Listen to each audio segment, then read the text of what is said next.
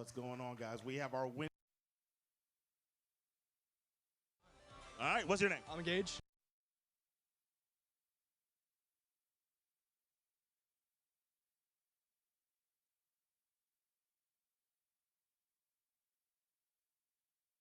Even the opponent. Hey.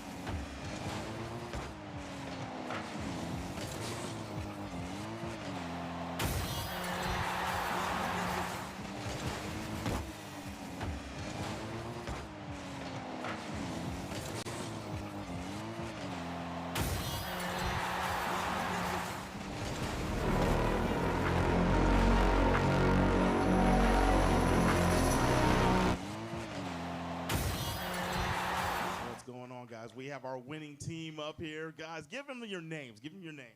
I'm Ethan. I'm Vinay. Ethan and Vinay over here with the dub for Clear Lake. That was beautiful gaming. I was talking to you just now about that Thor gameplay. Man, how did you feel getting pushed onto the Thor because they banned your Venom? I mean, it felt all right. I just started playing Thor, and I like how he can just push into the team just like Venom and push out pretty well, so I was fine with Venom being banned. What was your main focal point as Thor? Were you trying to take care of the back line? Were you just trying to put pressure on them? What'd you do? You want to make them scramble? Yeah, just put pressure like the back line, and whenever the tanks were pretty pushed up, I can just grab them and pull them further into our team like Bucky. I love it. I love it. So I don't remember. Which team was banning Bucky first? That was you guys? Okay, I'm curious. Why first ban Bucky? Well, it was just based off of, I guess Bucky's ult was a little bit overpowered towards our backline. It's not something we really wanted to deal with, and it was also just observation from past games. We haven't really enjoyed playing against a Bucky. It wasn't fun for us, Personal preference, understood. And so let's talk. We talked about his Thor. We're going to talk about your Punisher, right? I don't want to do this, but I'm going to say it. There was a pretty good Punisher diff going on that match, right? How did you feel going into that one, and what made you stay on that character and not try anything else? I think if, even if wasn't performing the best out of my entire team, it was the value that I was creating for my healers, for my tanks.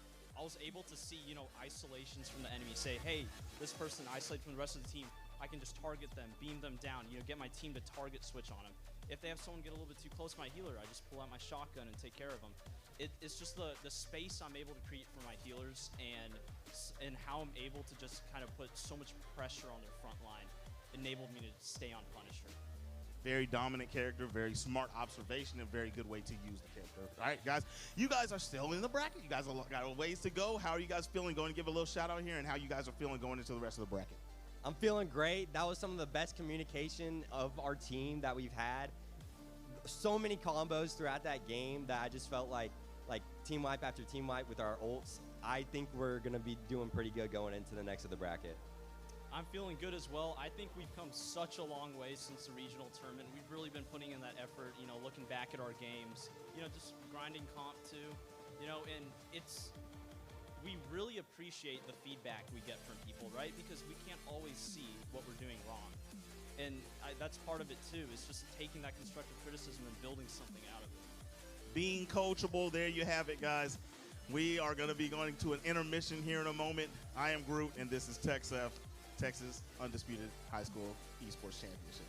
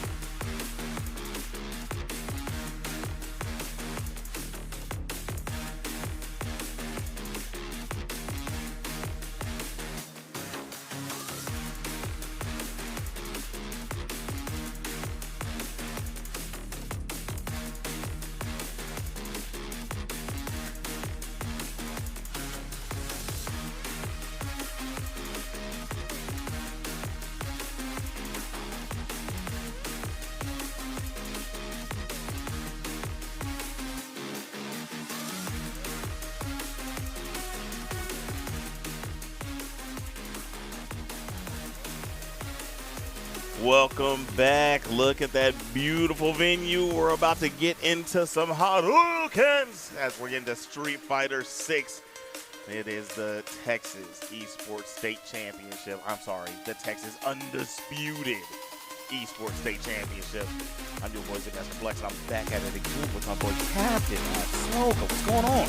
Well, I'll tell you what's going on is that we have some undisputed champions being crowned here today. That's what's going on. And that's why the undisputed part is so important, because when these young student athletes get up on here, they compete on the stage, they get the dub, it's because they fought, they earned it, they earned their way there, they had to get through the best of the best. So when we say that these are the champions, it is in fact undisputed that they are in fact champions.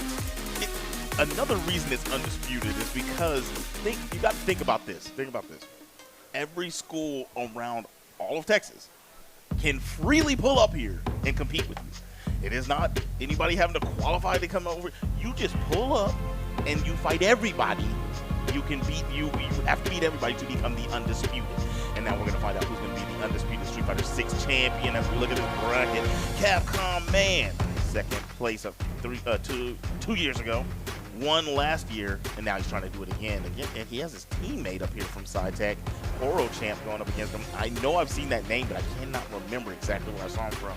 At the bottom, Top Gun for Hire just won Guilty Gear, pulling up on the loser side of the bracket down there with, how do I say that? Can you try to help me out with that?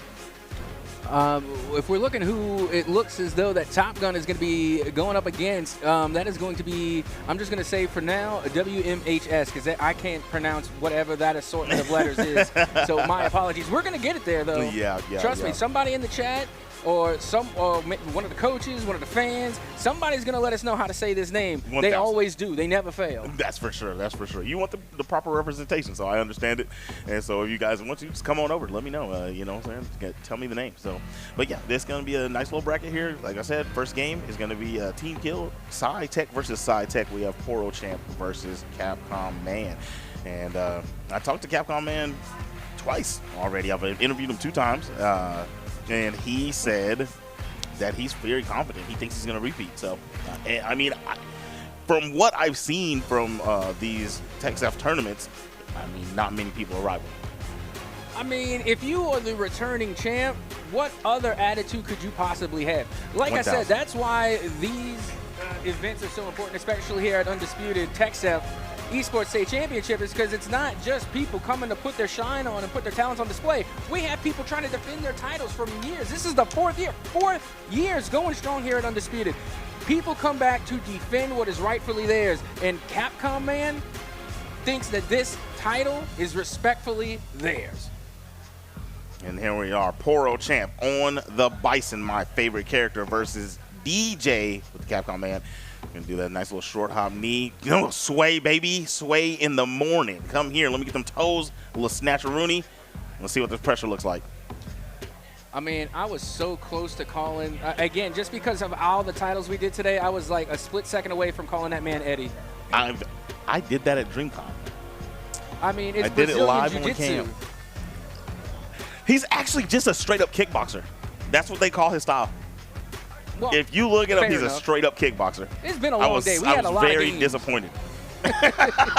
Well, here we go, already off to the races. And look at this. Look at Poro Champ, able to come away with the first round win. That was a very nice crouch medium poke straight into the OD scissor kick. Got a nice conversion with the overhead thing. And now we got starting round. Looked good for Capcom Man last time. Just ran back by the high damage of Poro Champ's Bison. Now in the middle of the screen, another grab. What we got? Nice pressure, patience. Nope, sit down. Be going. Perfect parry. Back throw is good. Yeah, I mean, I'm not going to lie. So far, the moves coming from Capcom Man has been nothing short of disrespectful, but hold the phone. It looks like Poro Champ has had enough here in round number 2. They are going, again, trying to forward them even further towards the edge, trying to go for that ledge lock. Not going to be able to get it because here comes the rebuttal from Capcom Man. Capcom Man could have burnt out and spent his level 3 there for the kill, but I think he just wants to keep that for a potential 3rd round. Goes for the DI, but drive reversal. Get up off me. He wanted Devil's reverse. He got a jump light kick. Yes, drive reverse jab. Nice little conversion. You can see it. Look, see, Poro Champ was not feeling that. He tried to do devil's reverse, flip into the air, but he ended up getting that jump light kick, which led to his demise. And again, you look at the expressions on the competitors. Again, you got to keep in mind it's a best of 5. You know, you get your 3 wins per round. You know, there's still plenty of opportunities, but you know when you're missing input, no matter what round it is, no matter how big your lead is, it's still gonna feel bad. Yes, definitely. I'll tell you what feels even worse. Getting duffed up by Bison like this, that was ridiculous. A lot of health loss. Nice little conversion coming out from Poro Champ. Capcom Man is now on the offensive. Very good crouch heavy for the ante. What we got here? Giving him an opportunity to fight back. Gonna spin the level 3 now. Rip off some of the drive gauge and health of Poro Champ as he builds some back for himself. Pretty much gonna even out the health bars. Dang, that scaled way more than I thought. But he can burn him out. Yes, he used the right. No, actually, that's the unsafe version. Oh my goodness. I feel like he didn't exactly. I don't. Maybe he was trying to, because if he did a button into it, and then he would have burned him out with the first button, and then the double kick would have been safe.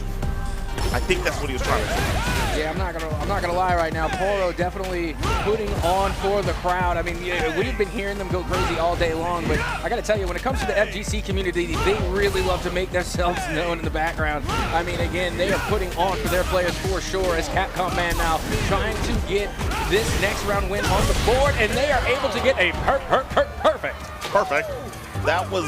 That was perfect. I mean, I love what he did there. That little setup he did at the end, the drop on that combo leading straight into the DI. It's so tricky, it's so cheeky. One of my first characters, he does that same setup, man. It's hard to deal with. Very good jab pokes to get out of the corner. Poro Champ.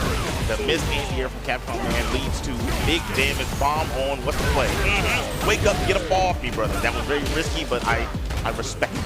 Sometimes you have to risk it for the proverbial biscuit, and I got to tell you, Capcom Man certainly has, and will continue to do so. That's why they were the defending champ, and currently the defending champ here for the Street Fighter 6 Undisputed Texas Esports Championship. As we continue on, Capcom Man looking to get their second dub here in Game 2, and they will get it with the forward throw.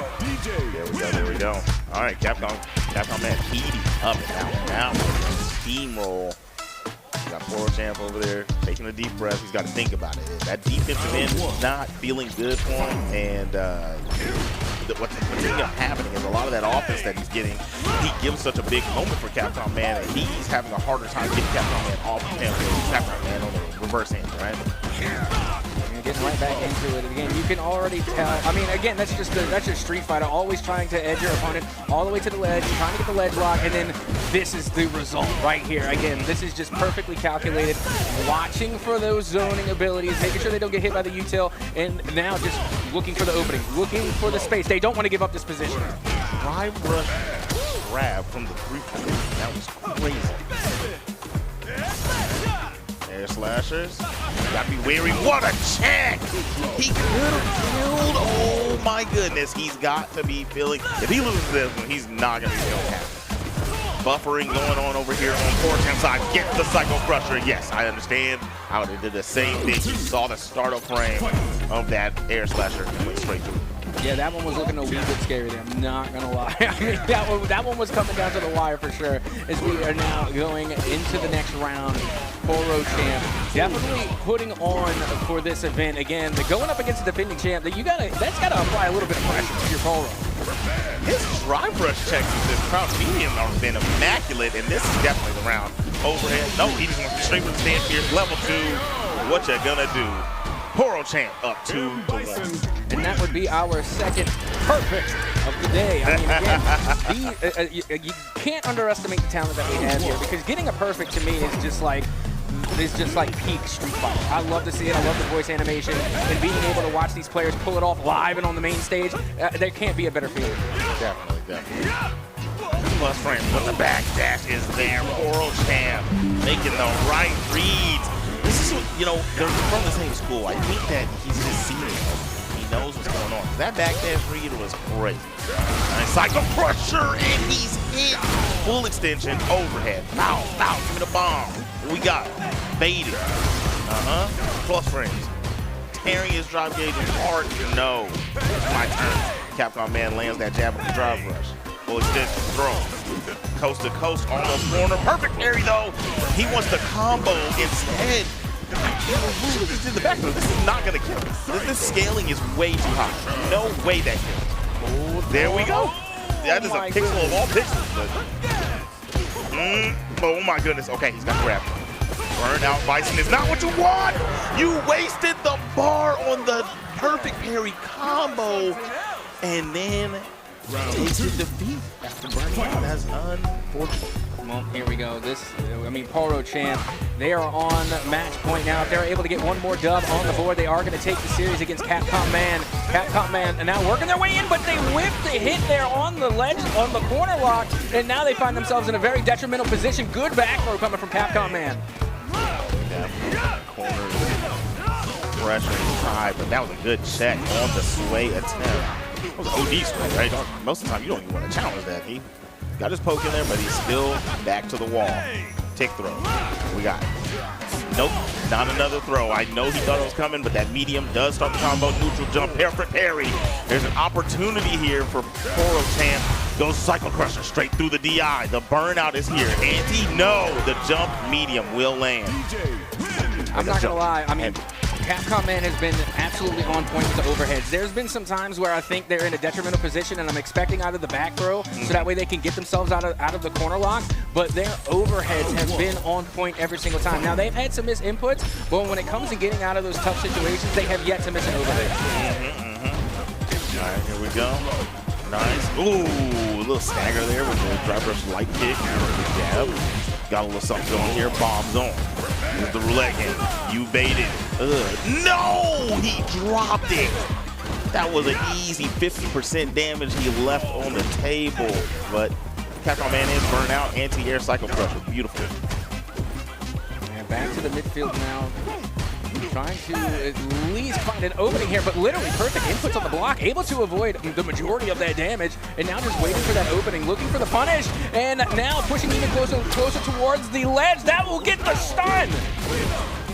Very good. Let's see if he can juggle alive. I actually think he could spin for that.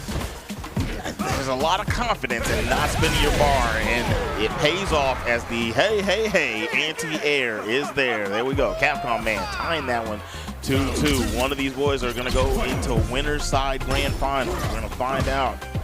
A little bit off there. That's a one. This is set point for Capcom. Oh, it wasn't grounded.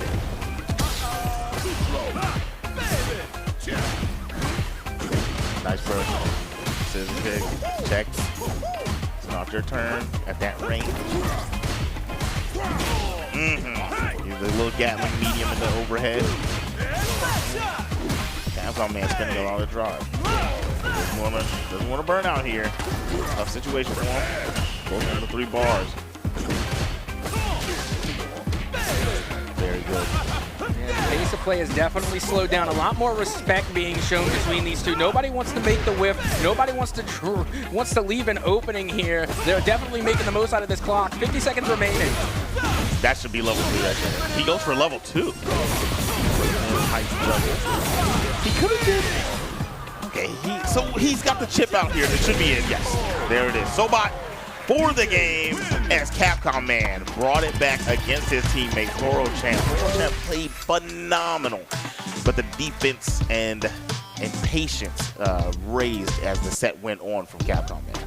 I mean, what more can you really ask in a best of 5? They took it all the way to 5. And again, the score doesn't necessarily do it justice because it was really, it was even closer than that 3-2 scoreline that we're seeing. Again, it was coming down to the wire so many times where both players had only a sliver of health remaining, and it came down to the chip damage. It came down to just barely eking in a little overhead here and there, or even like a down 4, you know, just being able to try and come through and just find that one last touch of health. Again, as far as I'm concerned, those two players are evenly matched. Oh yeah, that was beautiful. That was a perfect example of being of the same skill level, right? Same caliber. All right, and this was a early moment, nice little shimmy, boy, right there, dancing with the stars. That was a great throw, and then we get this situation here with throw, but we're gonna see the driver jab come through. It was good highlights. Like they had to really layer their offense and change the approaches that they had. Right, they couldn't They couldn't keep continuously going for the same grabs, continuously going for the same strings. That reaction was beautiful, by the way, for that level 3 on that one right there. Portal champ, I mean, dude, it was looking scary for Capcom Man at a certain point. It was. I feel like today for our FGC events, it's been a whole lot of comeback season today. I mean, we saw it earlier with 2XKO. They pulled off the reverse sweep. I mean, we were, and not only that, but Top Gun, who was playing earlier on in Guilty Gear, is now coming in to play Street Fighter again. Yeah. It has just been phenomenal players, phenomenal games, back to back to back for each title, and we are just continuing on here. Honestly, I can't wait to see Top Gun coming up next to participate after winning Guilty Gear to come now and compete in Street Fighter 6. I'm wondering, did Top Gun play in Street Fighter last year? Because when I saw him playing, in Guilty Gear, and I feel like I'd seen that name before. Did you ask when he was on the stage if he had, you know what I keep asking, like, do you compete in outside tournaments? Did you check with him on that? Well, Top Gun was telling me after the Guilty Gear Championship that they do, they have competed before. But okay. They were saying there's something about TechSef when you come to TechSef, because, again, you're competing with a lot of people that you know. These are competitive high school players. So there's that somewhat of like a school spirit rivalry that happens here. It means that much more because, again, these are people that you associate with very often. So, again, there's a lot of that bragging rights. Also, at the same time, there's a lot of that camaraderie. Again, it's the healthy rivalry that we love to see, especially when it comes to high school esports. 1,000%. 1,000%. All right, so we're going to get into our next one. It's Top Gun versus 08 is what I'm going to call it. 08, because I don't know what the name said. And then we're going to get our next game going. What was it? It's Top Gun. I feel like it said something like Arceus or something like that. Yeah, like I said, that was an assortment of letters that I would not dare try to pronounce. But that's the beautiful thing about gamer tags. Like, again, you can literally make it whatever you want. But eventually, we do figure it out. People are going to let us know. And once we get into the matchup and we actually see what the talent is, we're not going to need to know their name because the talent, the student, the player, their skills are going to speak for itself. Yeah, that's going to speak for itself. And that's what I like to see. You know what I'm saying? Let the fisticuffs talk for you. Oh yeah. the hands speak for themselves. You know what? That should be it would make let the hands speak for themselves. Sometimes I'll be dropping words of wisdom, but with that being said, as we are getting ready to get our next Street Fighter game underway, I think we're going to throw it to a very quick intermission, just so that way we can get our next players up on stage and ready to go and ready to compete as we head into the lower finals for Street Fighter 6. So do not go anywhere. We will be right back.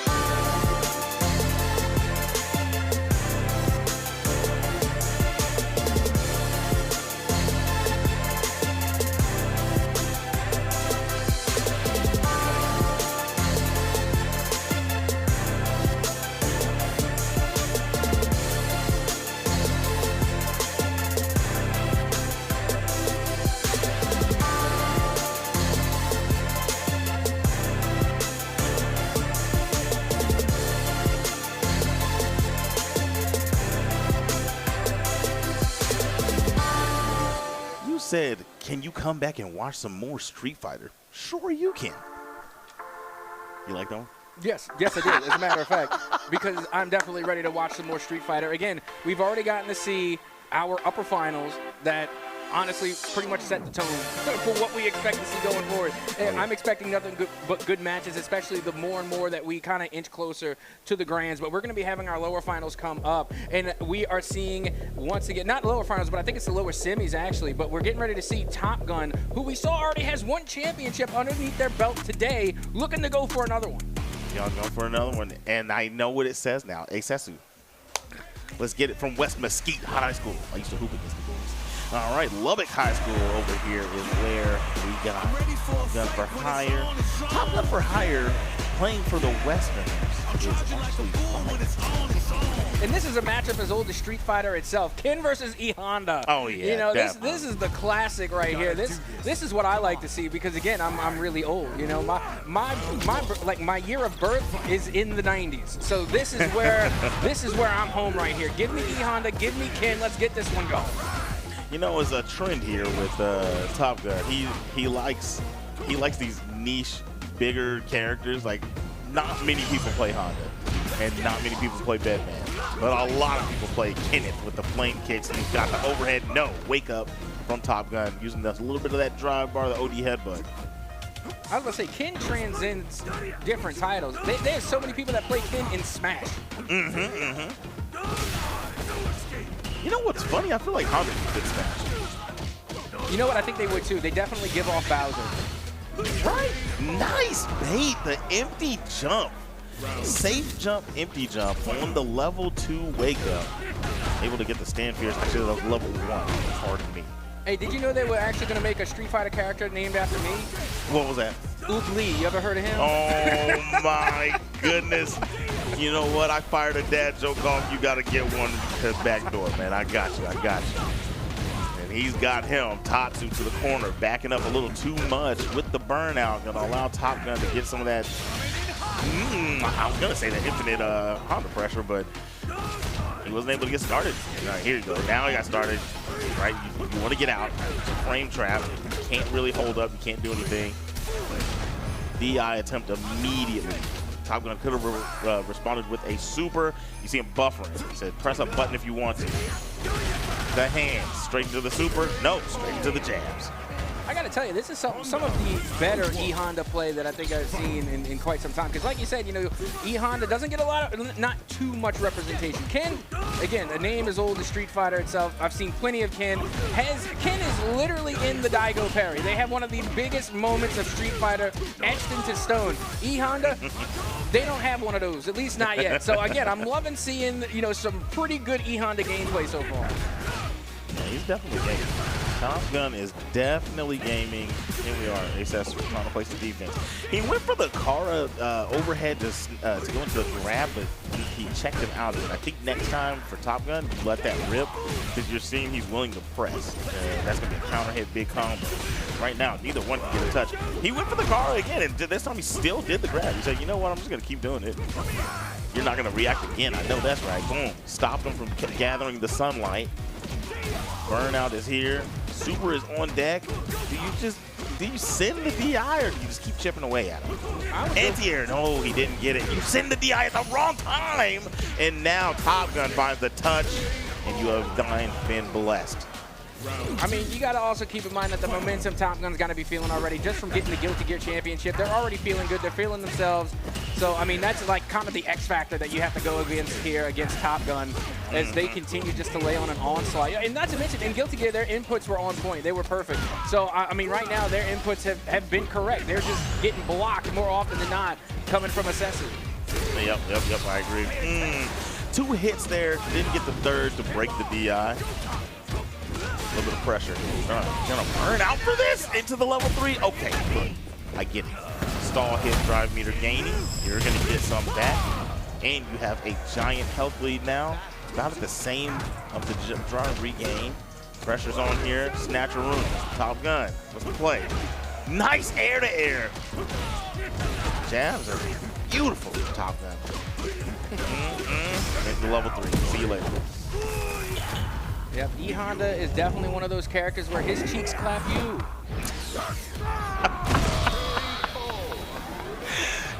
That's factual. I'm not even gonna say you're not right. Top Gun for Hire up 2-0. Asesu is assessing the situation, but I mean, the mathematics just aren't mathing for him. He's getting close. Cannot secure the dub. Coming through with the rebuttal now. Top Gun has the momentum on their side, and they're not giving up a lot of space either. Again, I gotta say, like, you know, just their field presence and you know, just being able to find the correct spacing. They've been really in control of the pace of play so far. Now we got a drive impact dizzy combo. What does he have? Oh, wow. Boom. No bar spin. Nice headbutt. That's a lot of damage. Empty jump command grab. Smack that ass. See you later. 1 round away from going into the next round against Horo Chain. 1 round away. Asesu has to kick it up a notch and kicking it up with the OD Shoryuken. Getting a little bit of gift from the sun there. Able to put in the punish counter. Now adding on to the damage. Praise the sun. As now they will take a quick little Hadouken. A little Hadouken never hurt anybody. Nah, man, you know, it hasn't hurt much in this match. Sure, it's hurt somebody. Did he full sent a regular Shoryuken after the super. That super is safe, so I get it, you know, but the regular Shoryuken could have gotten slapped. That's going to be level 3. What's it going to be? Doesn't get the cancel. Oh, no. And there's the headbutt, and that will seal the deal. Top Gun for Hire, hooking it up. And might as well just stay on the stage because the next opponent will be on the way soon.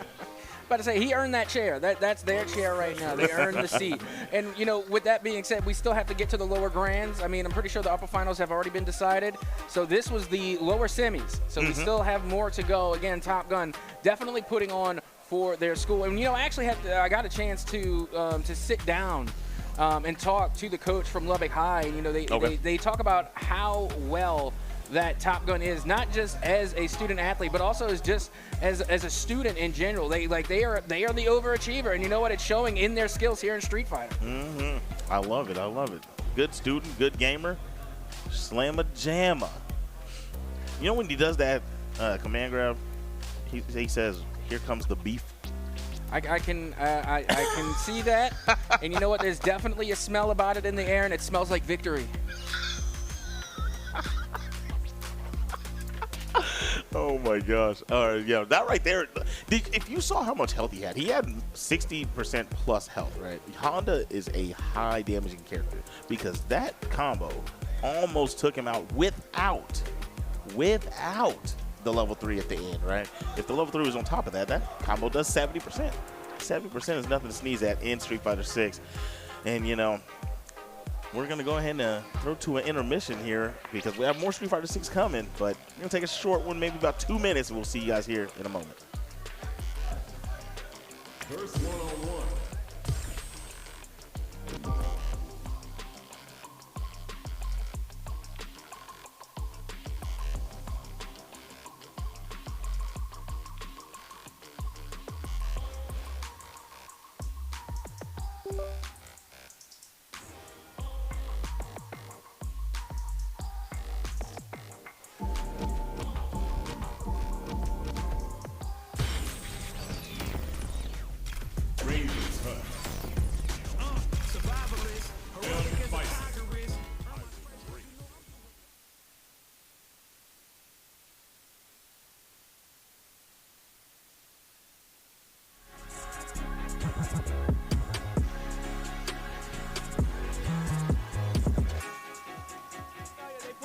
Of a series. I am here with Doc West. Doc, how are you feeling after that Grand Champ victory?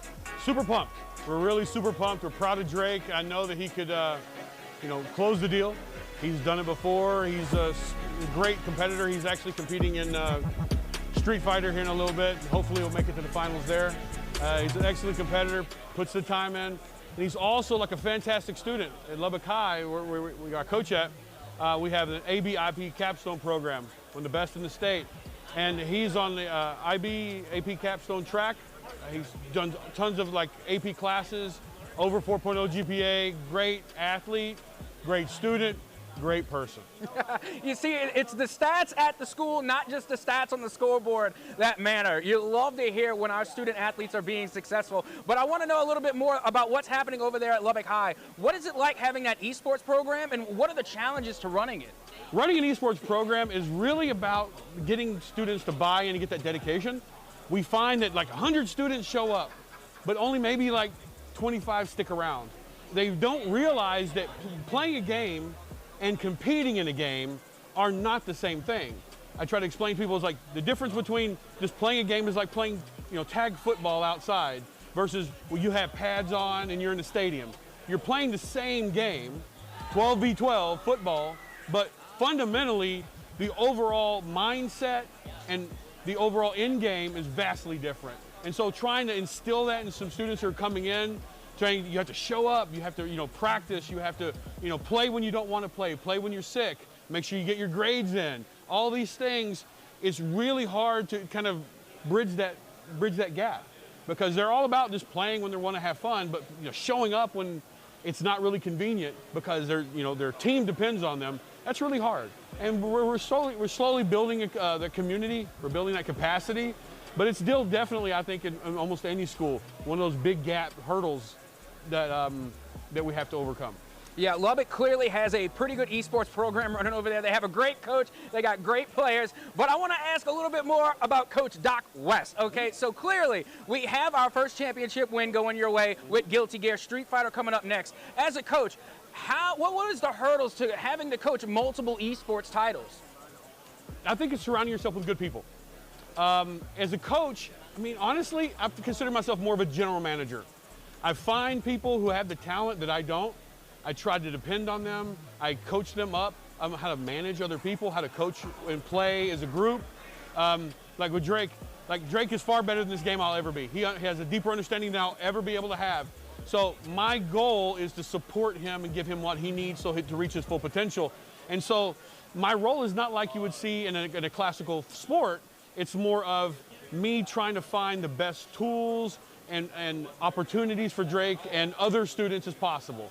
And it's kind of a different role, because I know that some people have different strengths in other areas. A lot of coaches play different sports. I play Marvel Rivals. I'm pretty decent at it. But it's really about trying to find community members, college students who can step in and help, just surrounding yourself with talented people who can really support your students and athletes the best they can.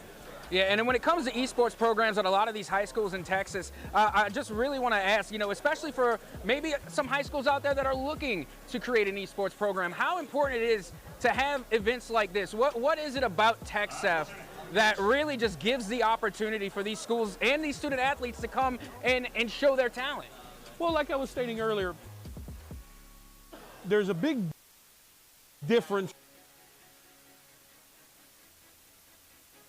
between playing a game and competing in a game. And one of the biggest mindset shifts you have in esports in general is that you can mess around, you're competing heavily, but it's all on the same platform. Mentally, logging in just to have a few minutes of fun and logging in to play in a state championship for some people may be the same process. So these in-person events really help that shift that mindset and make it real. It shifted off to I'm just sitting down where I normally sit in my same chair and just playing, or maybe at my school like I've done 100 times. Here it becomes very real. You're putting a name to a face to a name of all the people you've been playing against all season. You're sitting here. You can feel the tension in the room when people are competing. You hear people cheering. All those things you don't get a majority of the time and sort of a lab setting at a school, or when you're playing at home. You don't have that crowd, that fever from the crowd, the smell of all the bodies in the room, sort of. Yeah. Oh, it is what it is. But just, you get what I'm saying? Like that competition atmosphere is hard to kind of sell to people until they've experienced it. And once they're there, you've got that buy-in. It's just getting them here. Yes, absolutely. Now, before I let you go, one last thing. I'm going to give you a minute here. Is there anybody you want to give a shout out to? Any last parting words for those here at the event today, and of course, to the folks at home? I want to give a shout out to Doug Young. my principal who just retired, thank you for helping out and starting this program at Lubbock High. You will be missed greatly. And I think for everybody else, remember, we're here to have fun first. We're here to compete. Winning is second, in my opinion. Being a good person, treating your opponents with respect, treating your teammates with respect is always number one. And if you win, congratulations. But we're all about being good people.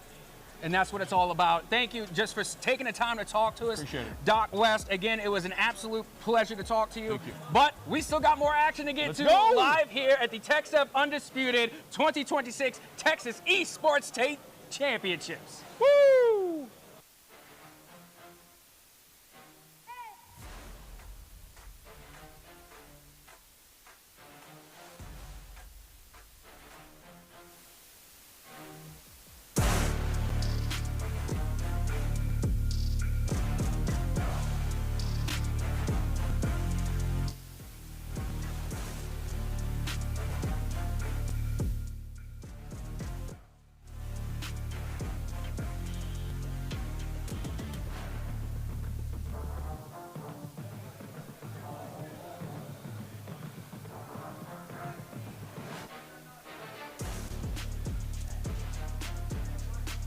Back in the building. Look at that belt. Somebody will raise it after this is over. The Street Fighter 6 champion, the Undisputed, will take that back to the glass case in their school. I cannot wait to see who it is. Next up, we have Top Gun for Hire going at it again versus Poro Champ. As that perfectly timed graphic slid up on the screen, letting you guys know what there is to come. We just had an interview with this gentleman right here, talking to Top Gun for Hire's coach. Oh, yeah, definitely. I enjoyed that. That was definitely a good-looking man that I saw on that camera right there. Got to give it up to Doc West. But in all seriousness, though, this is the one part of the broadcast where I can genuinely say that I am a hater because I love that championship belt. I just wish I could have it. I know, man. I'm hating, low-key, because I want that belt so bad and knowing that I can never get it. But it is what it is. You know why? Because I haven't earned it. These students come here, they earn it. They get to take the belt home. And that's just something we're going to have to live with because guess what? We are not them. That's right, that's right, that's right. They play the game, learn it, come here to earn it. The belt will go home with somebody. Stretch it out. We have Capcom Man in the winner side of Grand Finals, waiting for the winner of these two, Top Gun for Hire and Poro Champ. And we're gonna see what's going on. We saw them both play. We saw the Honda, we saw the Bison. I don't know what to think here. I mean, I believe that Bison wins this matchup. You know, if you're talking about on paper. But it's the player versus player perspective that we need to look at. Well, here we go. This is the punch their ticket into Grands, again, to take on Capcom Man. So, again, a lot on the line here, and we've already gotten to see both this E-Honda coming from Top Gun, and we got to see Bison coming from Poro Champ. Again, this one, I really can't make heads or tails. I have no prediction here. This could go either way. Yes, sir. Antes immediately the Psycho Crusher, the light one to be exact. Neutral jump, no punish, reaction on the DI, and we are heating up early in this one. Bomb, no, Psycho. Honda, retaliation. Top Gun tried the command grab. Poro not going. Bomb is on. What we got? Just run up grab. Yo, it was a punish counter. He parried, so it did ample damage, and that was a smooth round from Poro Champ. I'm not going to lie. I'm looking at the expression coming from Poro Champ, and they're honestly, their mind is in Grands. They're not even thinking about this fight right now. Their mind is in Grands. They're like, man, I shouldn't even be here right now. I've definitely had people do that to me. You know, they're looking past me, just trying to cook me up real quick so they can move forward in the bracket. And that should put a fire under Top Gun for Hire. Like, he's got to want to make sure that that does not happen. But right now, boom, overhead, bomb. What we got? Wake up a level trace, as we're going to get a lot of damage here. If I'm not mistaken, no, it's not going to burn him out. I think it's going to be right there. Yep, very close. Drive rush into what? Nothing. He baited it. I think he thought he was going to get woke up on. Gotta watch out for the power of the sun, as that's gonna do a little bit of extra damage. Now going in, and it's the headbutt. Again, Top Gun able to secure their last win off of that headbutt. So dangerous. Reminds me a lot of the Raiden forward dash cross screen. I love seeing that move so much. That's one of my favorite moves. You're talking about all right, nice parry there because that did cross up. Porochamp wasn't ready to block it. He just had to go and deal with it. He's gonna get a jab cycle crusher. He doesn't use the scissor kicks a lot on his conversions. I'm noticing he is a fan of ending with cycle crusher. And there's nothing wrong with such. It's the more damaging ender, but I think you get a lot from the restand of the scissor kick. He's only doing it in pressure strings. The reactions on the cycle crusher anti-airs on the slam is just ridiculous. Yeah, and if there's any One Piece fans out there, it looks like E Honda has hit second gear. They are steaming as they are trying to wake up and avoid some of this damage. Able to hit some of those low touches. Not going to be able to find the opening, though. They go for the headbutt, they whip, and now here comes the exchange. Big opening now for Top Gun as they are going to be able to secure the Game 1 win. Top Gun recreating the same situation he did earlier. The only difference is this time on the drive rush, we got burned out from Porochamp, so he wasn't able to reaction DI. It was the exact same situation we saw earlier where he got a reaction DI and stole the round. Now we're getting a throw loop situation. Porochamp, do it again. No, let me get the toes. Do it again. No, he lets him wake up. I think that would have beat the throw too, so either way, good wake up from Top Gun. Yeah, great opening sequence there for Porochamp, but as many wise people have said it before, job's not done. Top Gun now going to work here in the corner on Poro. He let it go, air to airs him. Meaty headbutt. That was an interesting choice, but the drive reversal is going to make it see where we don't get to see what would have happened anyway on block. That time, cross up. He wasn't able to block, didn't even want to attempt the parry. And we have 2-0. No, sorry, that was first round there. But it's still, it's game point here to see if he can go to 2-0. Porochamp has got to heat up and try to tie this up. How is he so ready for these command grabs? I mean, I would be too. You got to think about who you're going up against. You're going up against E Honda. You know, they have a very specific moveset, which I guess you could say for any character. But E Honda, so dangerous with the command grabs and so punishing. So yeah, I would be disappointed if Porochamp wasn't looking out for those. Definitely. They do a lot of damage. I mean, so you're definitely right. He tried the reaction headbutt him on the drive rush attempt. Drop combo, no punish though. A little too weary. I understand too, because if he would have drove rush, then he would have been an opportunity where he couldn't re-DI like he did a second ago. Juggle combo is good. Honda got those hands. Top Gun for higher, 2-0. Yeah, we saw Top Gun drop the first combo. They're not going to drop it twice.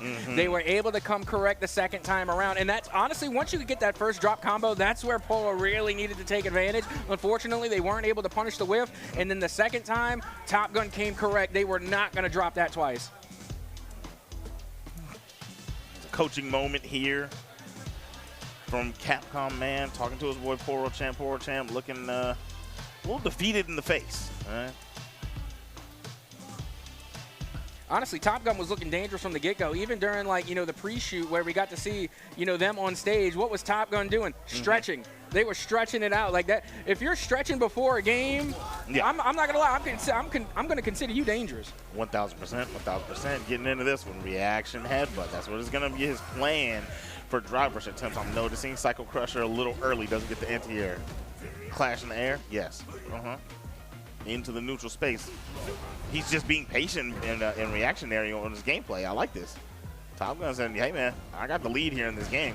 You're going to have to make plays. Here we go. This is what we needed to see from Porochamp. They're starting to take a little bit more time now. They're starting to assess a little bit. But if you take too much time, Top Gun, they're not going to waste any time. They're going to go right after your dome piece. They're going straight to your throat here. And again, able to come through with a massive overhead to come through and get the round 1 win here in Game 3. Man. Porochamp looking, like I said, defeated in the face. Top Gun, I think he's recognizing that he played a super patient round, and now look, almost burnt out from the pressure he's applying. He does burn out for it. Laying thine hands upon him, prophesying. But now, okay, this is a chance here. Turn the tables on him for being so aggressive. Wake up super baited. Bow, bow. I love the optimization. Another bomb. He shimmied. Oh, no. A jab. I think he tried the Psycho Crusher, but his inputs got crossed up, and it doesn't even matter, baby. It's going to be a 3-0 victory for Top Gun for Hire, as Capcom Man is going to have to come defend SciTech. And I got to tell you, this is one thing about Top Gun that I've noticed between Guilty Gear and now. When they're playing, there's not a single expression on their face, whether it be, you know, disappointment, excitement, happy, sad, nothing. Ice in the veins, stone cold, 100% logical, and 100% locked in. No, you're spitting. 1,000%, 1,000%. He's locked in. He's looking straight in the game. Game's over. Nice little stretch. And get it together. You know what I mean? He says, bring me my opponent. Show me my opponent. I mean, we got our again, highlights right here. now, Top Gun showing why they are in multiple titles here at TechSF. They have been able to put on in Guilty Gear, now here in Street Fighter, showing that they are just as capable of making their way to the Grands and just show the amount of talent that they have, and that it just transcends different titles. This is a player who has clearly done their homework. 1,000%. You know, it's going to be a tough hill to climb, right? You're Honda, and you have to come from loser side. You have to win a set, get your 3 games, then you have to do it again. You have to do it twice. And in a matchup versus DJ versus the returning champ, that's going to be a tall order, very tall order.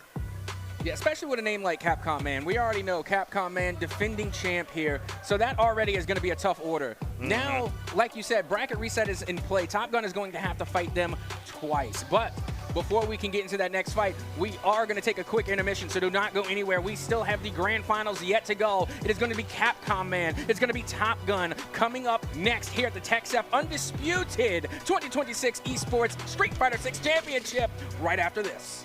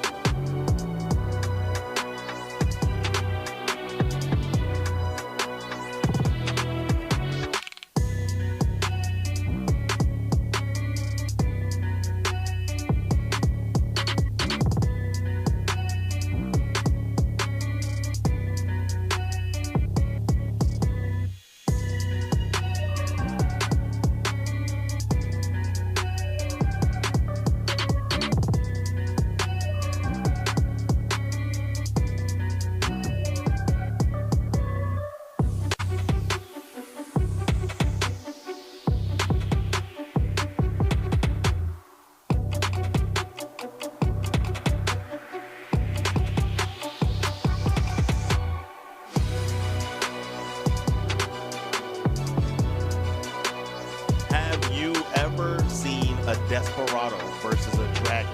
We've got Lubbock. We've got SciTech about to go head-to-head in the Clash of the Titans. Top Gun for Hire versus Capcom Man in Grand Finals.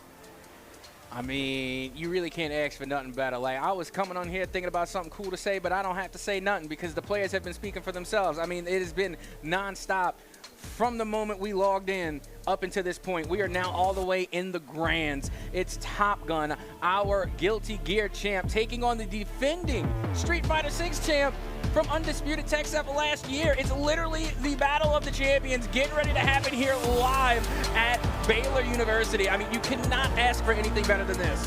I wish the game sound was blaring right there. That part when they're walking in, the yeah.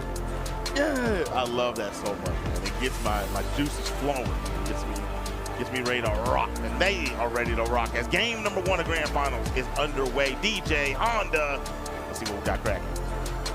Yeah, and then just a reminder, again, for everybody in attendance and those for the folks at home, bracket reset is in play. Top Gun, in order to take the Grand Champs, are going to have to win twice, whereas Capcom Man only needs to take 1 series, and they will be able to defend their title here. What a bait on the drive reversal. Burns out for it. Gets his little frame advantage. He wasn't super plus there off the hands and went straight for the command grab. Trade in the air with the DP, and Top Gun taking round number 1. I mean, look at that. Look at such a dominating performance so far coming out from Top Gun. They're able to take the first round. Now it's up for Capcom Man. But that's literally the way it goes in esports is like, yes, you have the bracket reset, but unfortunately, you were sitting on the side cooling off while Top Gun still hot from their last match. 1,000%. I'm noticing, as a beautiful round, he got what he wanted, right? I'm noticing, though, that Capcom Man decides to not spend his bar in the first round or second round a lot of the time. He wants that level 3 or whatever meter he wants to use in the final round. And sometimes that comes back to bite you. Luckily, it didn't that time, and now he's in a situation where he has level 3 on deck, double DP for the combo. Tried to go for a multi-hitter on the meaty, but Top Gun forcing him into mid-stage. Yeah, right now we're looking at Capcom Man, and it looks like they are warming up because, again, they were iced out for a little bit, having to sit around. But, you know, ever since round number 1, they started clicking again. They're counter-attacking a lot of Top Gun's moves. Again, they were able to counter the headbutt. Now they're finding their openings here. Great overhead, able to get the forward throw, pushing Top Gun into the corner, able to get them locked in, and that will do it. That is going to be another round in the favor of Capcom Man. There's a lot of confidence in the offense of Top Gun for Hire, but I noticed what everyone's issue is, and this is a DJ thing. This isn't even these students, right? DJ is overwhelming on offense. He makes you second-guess yourself so often that I feel like I want to say that he needs to be just way more he needs to be way more pressuring on his offense. But then you get a play like that out of Capcom, man. Stand medium kick anti-air on the slam? Are you kidding? Again, that's just heads-up awareness right there. And that's the benefit of also being able to sit on the side for a round. You get to study your opponent. And that's why we are seeing Capcom Man really come in clutch with the anti-airs, avoiding those big dives coming from E-Honda. And that's where a lot of their success came from in the lower finals. Oh, my goodness. He's spinning around, he's dancing, he's romancing. Capcom Man with the DJ, showing him he feels the rhythm, he's got the groove. Wind, air slashers galore to start this one off. Top Gun walking his way in. Nice patient approach. OD headbutt is not the play. That thing right there is super negative. What a sweep.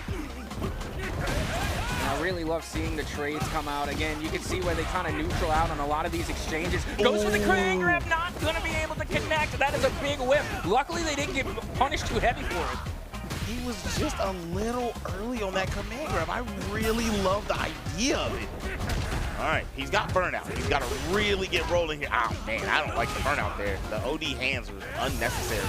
Regular hands would have kept him just plus enough. He would have been fine. The anti-air, what a DP. Charge character versus charge character. He's not having it. What a parry attempt. Oh, yeah. If he touches it one time, yep, there it is. And again, look at the expression, stone-faced. I talked about this with Top Gun last game. No expression, only ice in the veins. That is it, locked in. And that's what we're seeing from Capcom Man as well. You can see the amount of respect these two players have for one another. 1,000%. And Top Gun for Hire on that loser side has to win 3 straight now to reset the bracket. And I gotta tell you, I mean, one thing that I was worried about for Capcom Man coming into this was E-Honda's command grabs. But so far, they've been able to avoid the damage, and if anything, they've been able to counterplay it. All right. Nice throw. Parry attempt. That slam is not working, but I'll tell you what, that one is. Kara overhead. Baited. Drop combo. That was the round. He needed it. And it's going to be picked up by Capcom Man on set point with a swift 3-0 opportunity. The first time I saw emotion out of Top Gun. Took a deep breath right there because he knows that there's a lot on the line. This is it right here. I gotta tell you, this is tournament point. Baby. This is tournament point, Zip. Tournament point. There it is. Driver's grab? Yes. Driver's jab. No, another grab. Laying the hands upon him. Look at him spinning the finger. I ran it back. I'm him. Capcom Man is your champion once again, the 2-time. Back-to-back, like Jordan 96-97, Capcom Man able to come through yet again. The TechSef undisputed Street Fighter 6. Just grand champ, again, showing why they have the title, showing why they still hold it, coming back-to-back again. Right now, I gotta say, Capcom Man, you can already tell that they knew they were coming away with that win. They did not miss an input going into that last bout. How many perfects did Capcom Man come away in that series? Time and time again, Capcom Man, that whole exchange in that series can be described nothing short as perfect. He was cooking. That was absolutely ridiculous. And there it is. This is the first one, the first belt that we're giving out. We've been giving out those fight sticks for the other games. Street Fighter 6 holds a lot of weight in the FGC, and it's holding a lot of weight here at TechSef, undisputed. And he will be taking that one home for his schools. That was for the homie. You saw that sticker that he had on his phone. That's for the big dog. And I'm sure he'll speak about it in his interview coming up. But there it is. The champ is here. The champ is here.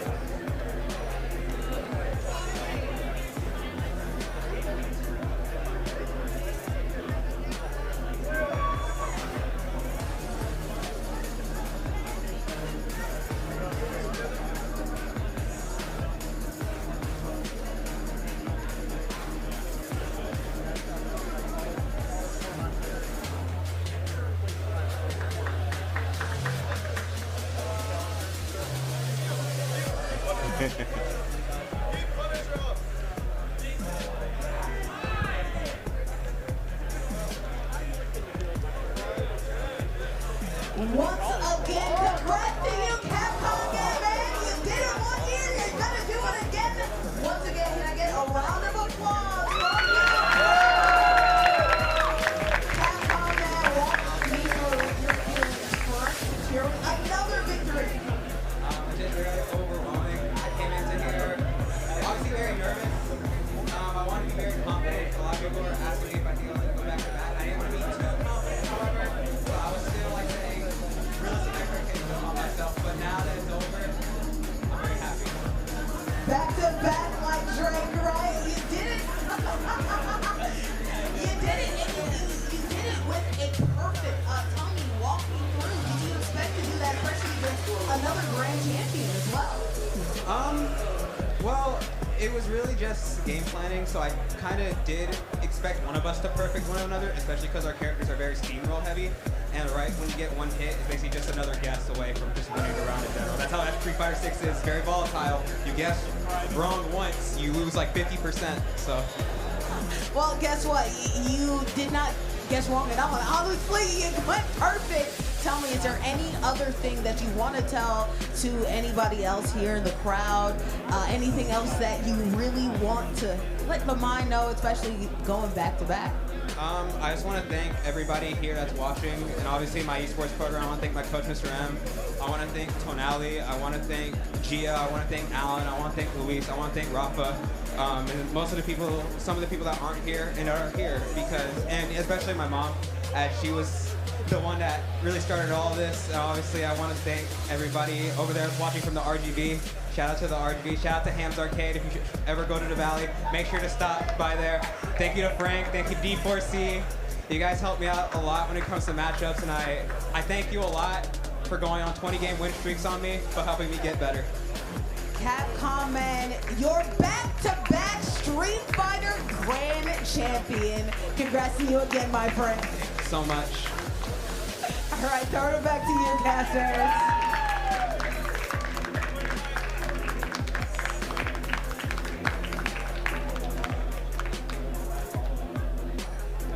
Capcom Man. Crowd, if you can hear me, y'all want to do a Capcom Man chant? Can y'all do that for me? I mean, that's up to the Sate? crowd. Come on, Try and Sate. get the Capcom Man chant. We'll try and get it in a little bit later, but I got to tell you, Capcom Man definitely came out to play today. Again, going through the entire upper bracket undefeated, and then not only that, pulling off a 3-0 sweep into Grands. Absolutely phenomenal performance coming out from Capcom Man. And not only that, but again, going up against a fellow Grand Champ. Granted, it was from a different title, but still, I mean, Top Gun, not a player to sleep on by any means. No, not at all. Not at all. He got him a nice in second place in Street Fighter, and he got first place for his school, right? You know, I mean, but no matter what, especially when it comes to FGC, you separate those games so much that it's like, it doesn't count as the same. Like, it's like, I won one, but I still lost. Absolutely. And you know what? We still got more to go through today. It is not done yet. Job's not done. We still have Splatoon 3 coming your way right after this, followed by Madden 26 a little bit later. And then, of course, to end things off, we're going to have the All-State Awards starting at around 7 p.m. Starting at around 7 p.m., and we have more proceedings to proceed to this evening. Here's your schedule, guys, and we will be back here shortly with some more action. We're going to go to an intermission. We'll see you soon.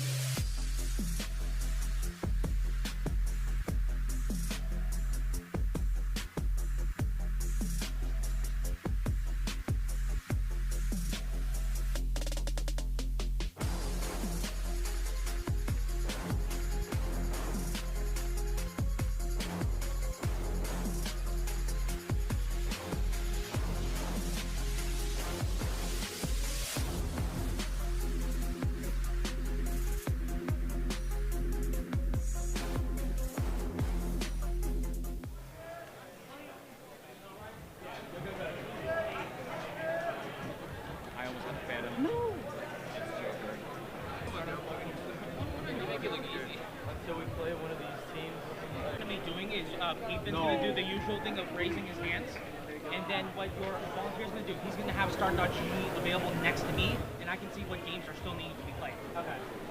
Hey, I'm already looking at it. I can just stand next to it. I want you to support your students as much as possible.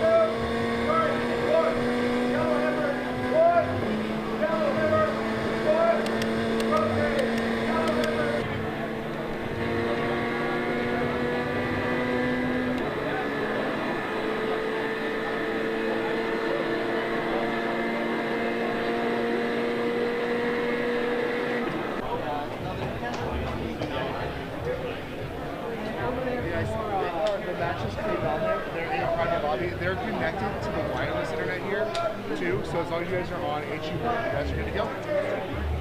You got it, bud?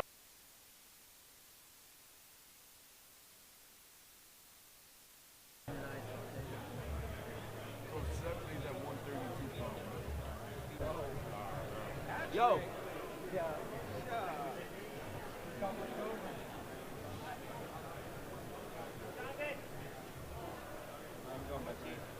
So I'm gonna have y'all play them. Okay. After this, I'm gonna It's gonna be around me. I'll play high. Okay. That's it.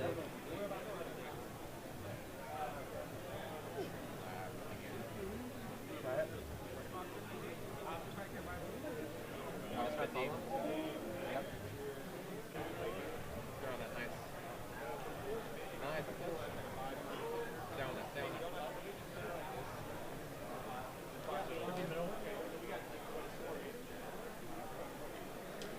Adam, go. It's off, it's wide.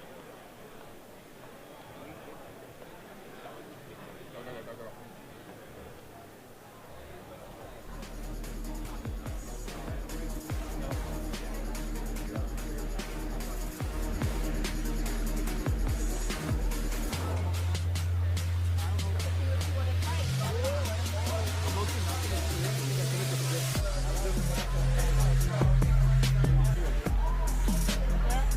Up there.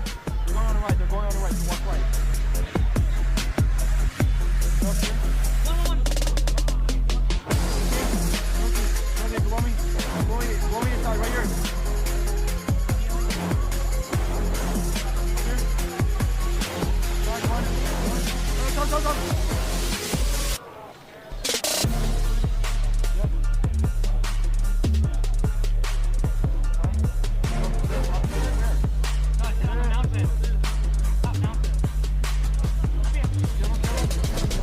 Careful.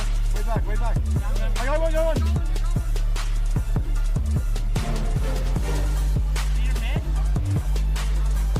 Queuing up. All top. All on me. I'm on top. Back. Help me. Yo, where are you? Mark Tristan.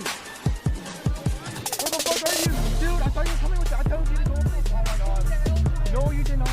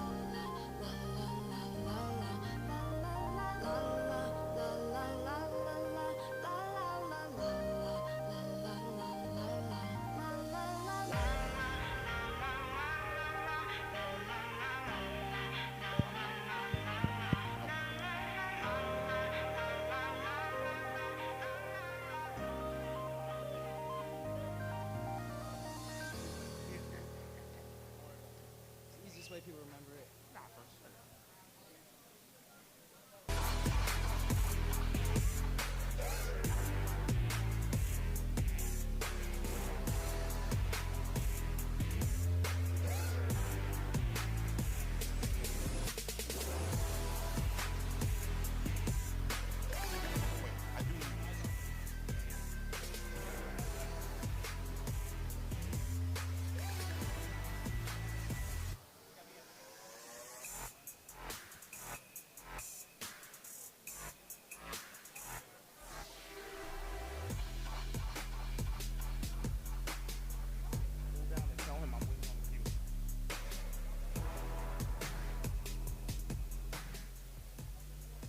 What's going on, everybody? It's your boy Zipmaster Flex, and I'm here with my main man, Squaffles. What's happening?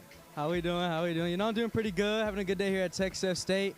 Just made an upset over Mr. Cheese, so, you know, feeling pretty good. And we made 2 upsets in crew so far. I took 8 stocks and 7 stocks. So I'm feeling pretty good about today right now. He's feeling good. He's feeling good. All right. How far are you guys along in your bracket? Like, how close are you to getting finished out to where you know if you're on the grand stage tomorrow? Right now we're playing for 4th. So I just played for 5th, beat them. We're playing for 4th. Winner of that will play Mr. C for 3rd. And the winner of that will go on to play against Greg Lake tomorrow in grands. Beautiful, beautiful stuff. So you were telling me earlier that you're a commentator, huh? Yeah, I'm an esports commentator mainly outside of competing. I'm also a coach for a lot of the students here. I host weekly online tournaments for them as well. I break down their VODs for them. But yeah, I've traveled everywhere. I've been to Virginia and Las Vegas for commentary stuff as well as OKC. So what was the Vegas event you did? Level Up Expo. You got Level Up, bro? Yeah, man. That is awesome. I respect that. That's so cool. Yeah, shout out to Combo, of course, for helping me out with all that. He used to go to UTD. He was a big, very big figure in my life for commentary stuff. So shout out to Combo if you're watching, man. That's dope. That's dope. So I have a question for you. So first off, how old are you? I'm 17. At 17, what makes you want to do so much? You said you're doing editing. You said you're doing coaching. You're doing commentary. You're competing. What makes you want to do so much? Honestly, it's also the fact that it provides for other people, right? So outside of competing, all this other stuff, I get to see other people enjoy a game that I want to keep alive, right? And so being part of the reason that a game stays alive, that keeps me motivated and stuff. As well as I feel like living as an outlet for other parents who may not believe like their kid can do esports or get scholarships through that. I want to be a living representation that you can do that, right? You can be a kid and do esports and stuff. I had so many dollars in my life, but to be able to tell them, oh, look at me now, you know, I have all these offers. We're here at Texas State. We're in the Baylor University arena. It serves as a message. It serves as proof. I love that. Okay, so I've asked a lot of the students whenever I talk to them, I ask them what are their plans for the future? Are they going to continue pursuing esports? Do you have other plans or what college you want to go to? So you're giving me the vibes that you want to keep staying in the esports lane. Absolutely. What exactly route are you looking for your future? So I do plan on getting like an HVAC certification stuff and then transferring to a 4-year, but through that, I'm going to continue doing like coaching, hosting my own events and stuff like that, and just basically the same stuff I'm doing now, but doing that through college, and I hope to get a sports journalism and communications degree as well. That's beautiful. So I've been doing this for a long time. I haven't even gotten my certifications or anything like that, and that's something that I'm going to start doing in my older age, right? Because I want to be a meteorologist. So that's where I'm going to go take my talents, right? So you're gonna do esports. Where are you going to go with it after that?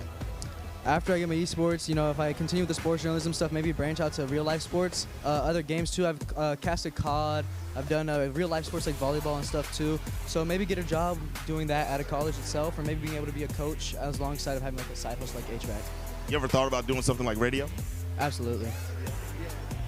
It looks really fun. It looks pretty cool. I got to be on a radio show once at TCU for the morning radio show, and that was a really good experience.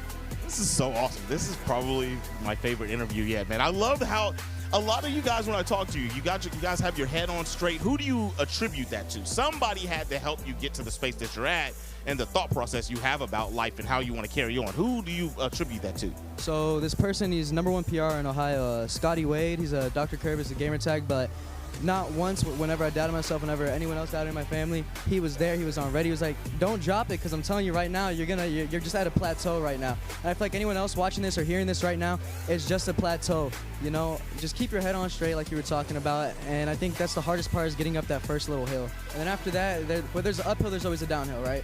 So I think you got to stay true to yourself. This guy's awesome, man.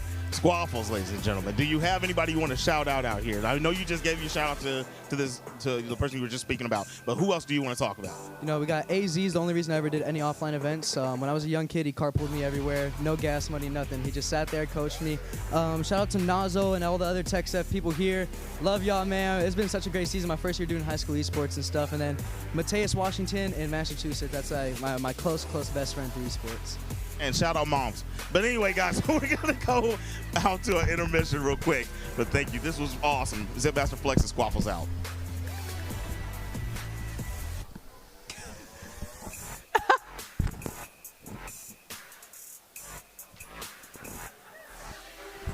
Haha. These. Hello?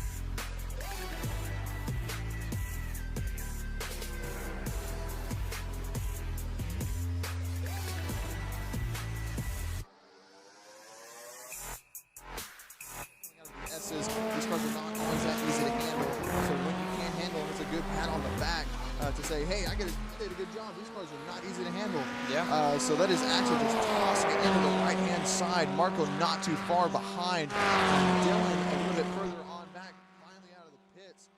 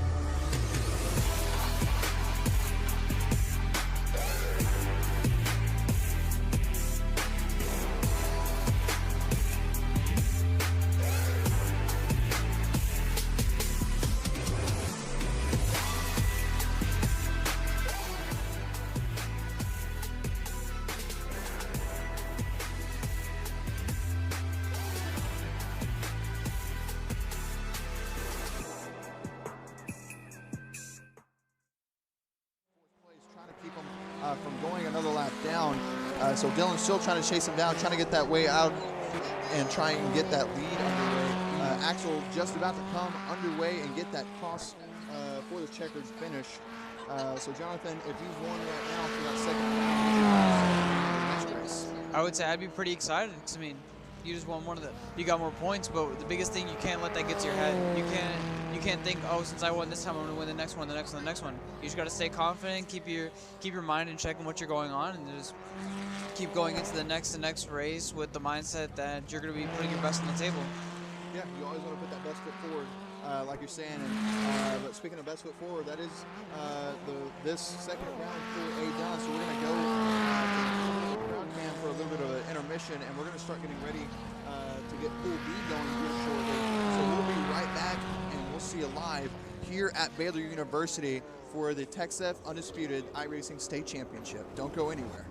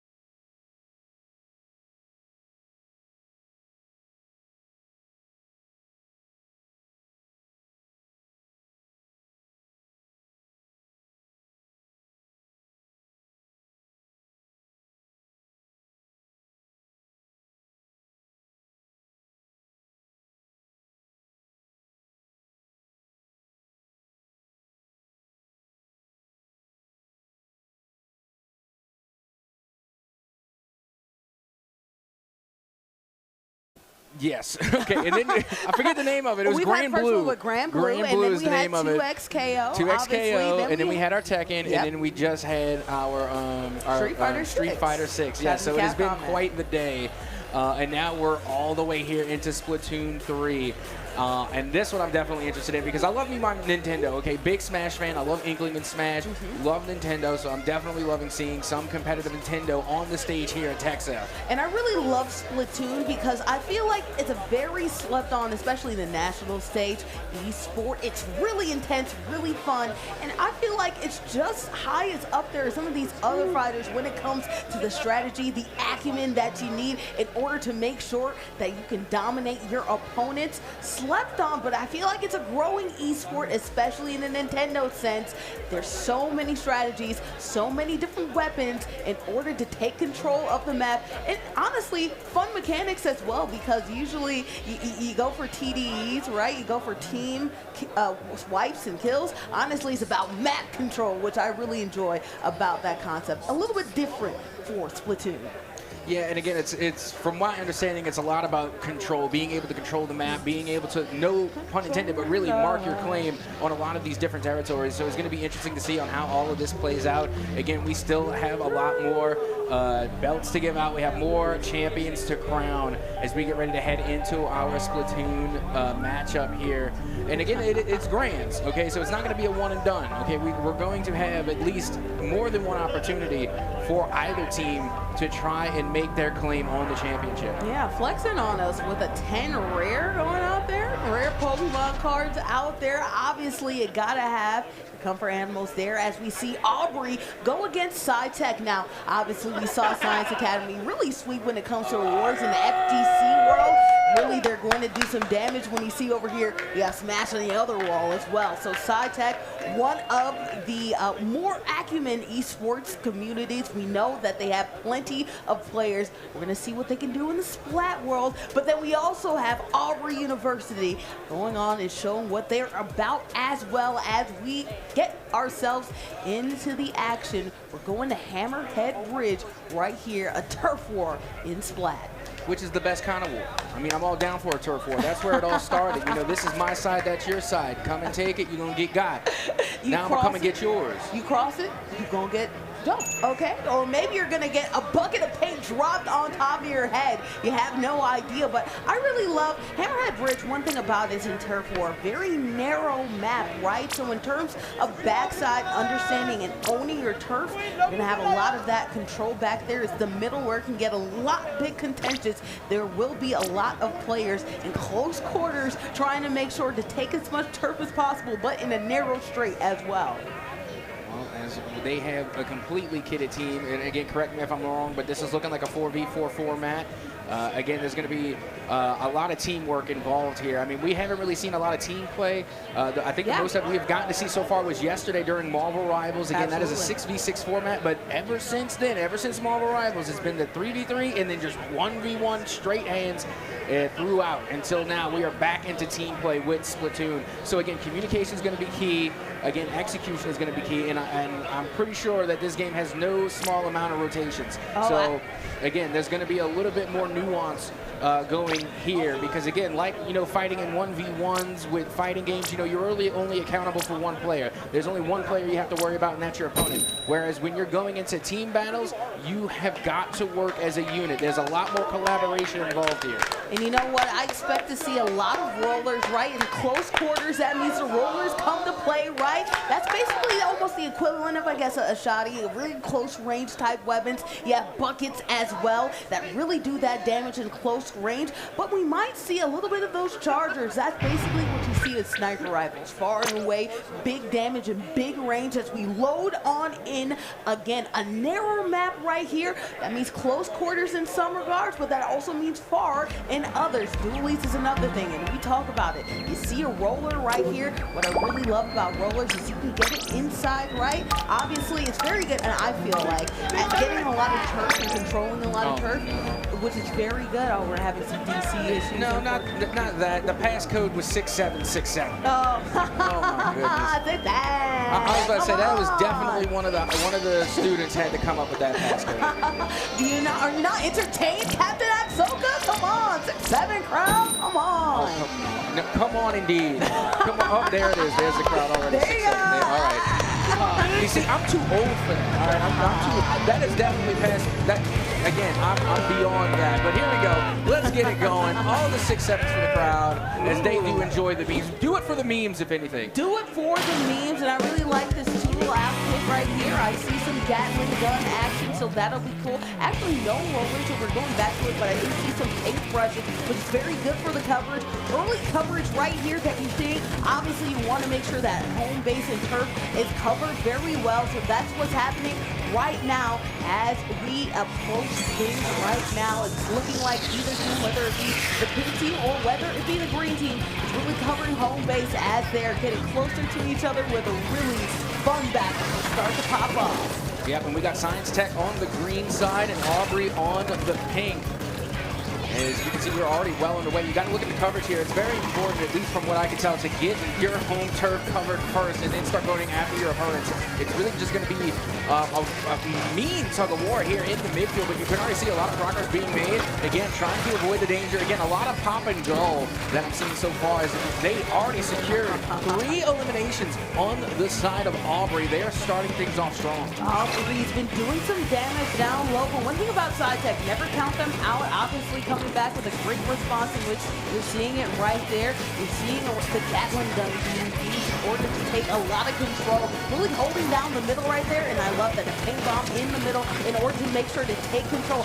Dueling control in the middle, the fight for middle is definitely live and thriving. The SciTech is in danger with the amount of paint that is coming the way of Auburn. Oh yeah, I'm seeing the paintbrush go out now. They're able to secure at least one elimination, but then get traded out in the process. As of now, it does look like it looks as though Aubrey getting a lot of work done early, but hold the phone. Out comes SciTech now, looking for the retake. Yeah, splatter shot doing some damage right there that you like to see. So far, so good for SciTech. Responding to the danger zone area that they are in. Good job right there, trying to get control. 1 more minute left. This is where things get quite contentious.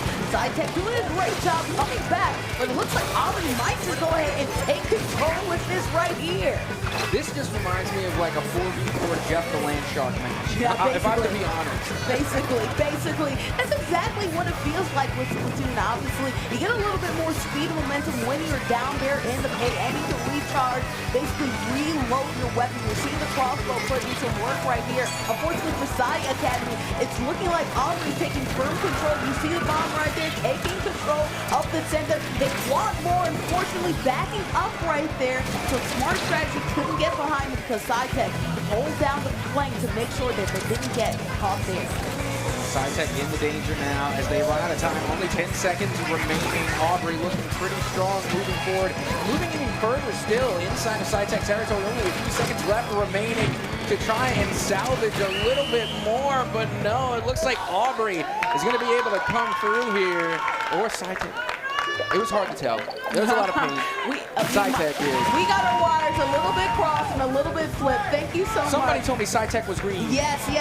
We got our wires a little bit crossed, but it's okay in the game production.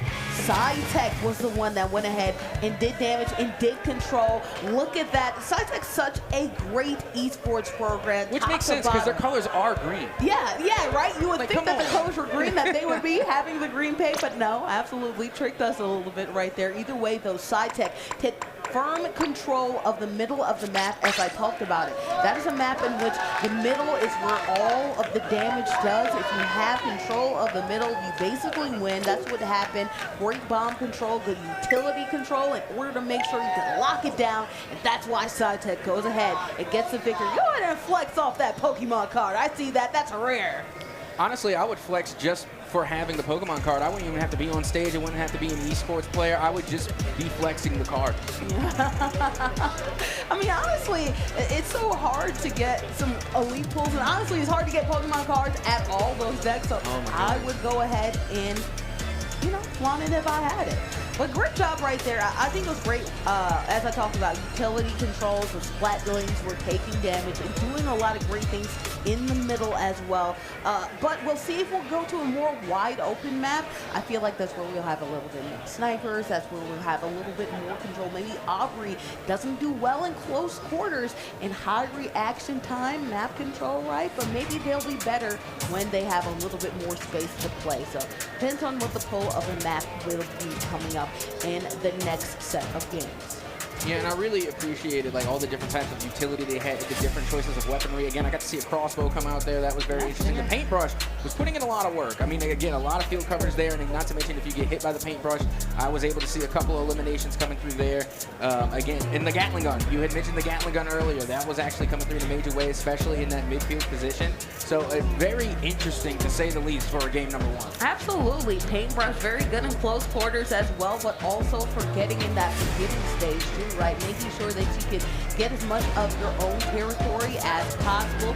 Great for utility. Then we also have the Splatlings. We talked about it, right? The Gatling gun is very good for controlling when you're talking about deterring other people from getting control of the map. We also saw a lot of these paint cannons as well. Try to get some one-shots across the way on these hills. There's a little bit of a dip down low, too, in which we saw a lot of those bombs and utilities. So very interesting strategy right there for SciTech, going ahead and dominating and being basically in control very early on in that game. Aubrey did a great job of coming back, surviving, but they only survived for a couple more seconds as SciTech goes ahead and clears out for our next set of action here. More Splatoon to come. I believe this is the best of 5, right? I think so. I mean, that first game went pretty quick, so yeah, I would imagine so. Again, SciTech putting on a masterclass there to start things off, and then not to mention they were very mobile. That was one thing I was noticing the entire time. Like it would seem like you could not hold them down. They were constantly moving in and out through the ink and through the paint. They call them inklings. So I think it's ink. So yes, they were moving very quickly throughout the map, and it seemed as though that, you know, applying the damage and being able to really hold them down in a singular place was really the main issue. But again, great heads-up awareness, great reaction time in order to get those rotations, especially off of eliminations. Yes, yes, yes. And as I said, I'll be interested to see, as we go to different maps here, there are maps in which there's plenty more area to control. Turf. One thing about that map that we went to, that bridge, unfortunately, very narrow. But wide area maps in which flanks are available can actually work to Aubrey's advantage. We saw that in which SciTech, it looks like they could have been backdoored a little bit. They made sure to keep their eyes abreast, but that's one thing. It's one thing to keep control or to look at your opponents when it is a small, single way territory, but when you have obviously like 3 points in order to look at, right, in the turf war, it can be really difficult to manage all of the different points in which an enemy might be able to attack, backdoor you, and then to take advantage. And honestly, because of the respawn points taking so long in Splatoon, you can get some really good boundary getting right there and ink up that territory very quickly. Yeah, and honestly, right now, I think the big contention, at least for me, you know, being new to Splatoon entirely, if you couldn't tell, spoiler alert, but honestly, like the decision-making going into the game, whether or not you're going to focus on your opponent, trying to go for eliminations, or just to focus on, you know, getting as much territory as possible, you know, in the turf war. So that, to me, would be a hard decision for me to try and balance between getting eliminations and getting territory. Yes, as we see, more paintbrushes to come, some stingers as well in the territory, but of course we're going with that good old Nintendo classic gun as well. So as we go in, Dualies personally were my favorite. No Dualies at least yet to the filter, but of course there's more to come. This is a wider territory map in which I talked about. Obviously more things can go your way if here, SciTech, if you're really good at controlling it. And right now, SciTech doing damage here early. The lead going their way, taking control. And now, right now, you can see a little big back and forth, but an early kick definitely going one way here. And that's going to leave a lot of territory unguarded, so that way they can take control.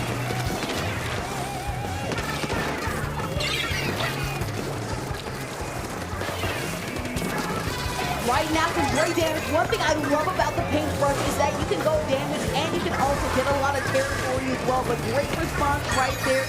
Hiding in the rafters. There's certain types that you can use in order to make sure opponents can't hear you. Great dodging and diving right there from King Cat to get away as a strong push is being made right now for Aubrey. Yeah, now you can see big ink going all over right now. But it looks like Aubrey making a little bit of a comeback here. Although SciTech does have the lead, trying to hold on to it for the longevity there. But I am seeing a little bit of a recuperation coming from the side of Aubrey. Yes, flatlining done doing some damage right here, but great job by SciTech to go ahead and try to get the point. That's what it looks like they're trying to get. They're out of dodge, but look at that, getting King Cat hiding in the rafters. That's one thing I love about the ability to hide in the paint, to just be there unsuspected, unwittingly there, then take damage. Great damage being done right there with the paintbrush. Unfortunately, though, SciTech is able to just take other control despite the trickery that's happening right here from Aubrey. Yeah, this is a real big commanding lead. This is rather close for the most part, but again, SciTech has just been so good at being able to really control the map there and control their presence and being able to kind of like divide and conquer their opposition. But now, here comes the big squid, as that is going to give them much needed coverage on the side of Aubrey. Yes, and then here you go. One of the leaders, Rainmaker, as they said, goes down. Big bomb going out. That's when the specials, that's when the ultimates pop off right there. Tons of chaos, and that's going the advantage of SciTech, really taking control with their abilities. And you're seeing right here pop off with bunches. Running out of time now. Just over 2 minutes for Auburn to try and make this comeback here, this cover war, as that Gatling gun is going to be laying down a good bit of coverage here. But and then this is what I was mentioning earlier, the contention. Do you try and play for the limbs, or do you try and be sneaky and go behind enemy lines and start capturing and laying down the aim on some enemy territory? And you know what? I like the switch here to go to the Gatling gun.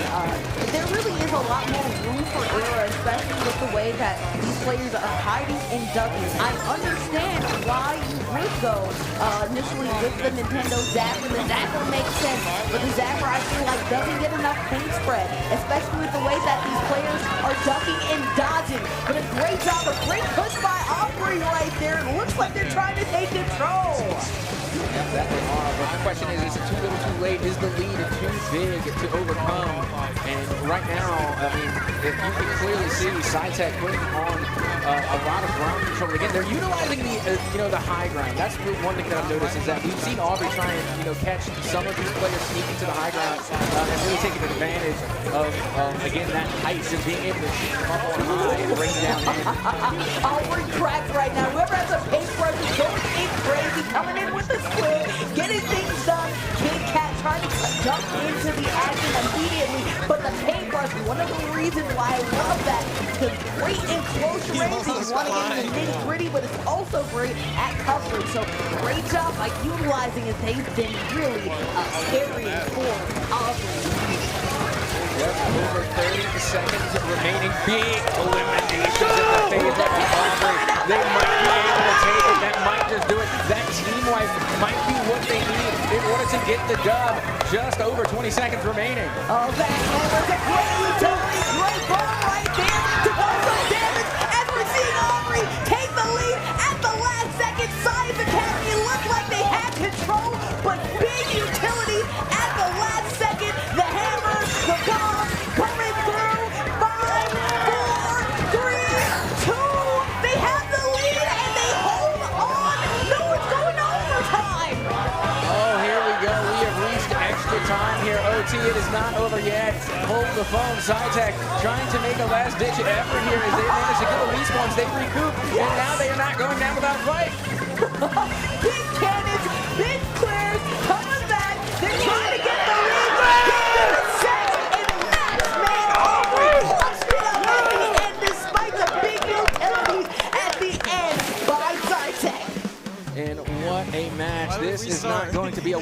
adventure. We are going to go back-to-back. Aubrey gets their first win on the board, and now we have ourselves a tie game. Tie game, and I really want to, it's the hammer that came through. They laid the People's Hammer right there at the end. It looked like SciTech was going to hold on, and they did a great job, but again, it's the well-timed utilities, right? Making sure that you have the paint bombs, making sure that you have the paint hammers as well. Came through clutch at the end, and it's great that they did that because it looked like they could have been in the danger zone. They went to overtime. SciTech had an ability of their own, squashed it. Great job holding on to make this a tie. And I got to tell you, my favorite weapons are the paintbrush and the paint roller because they're the only two that I recognize.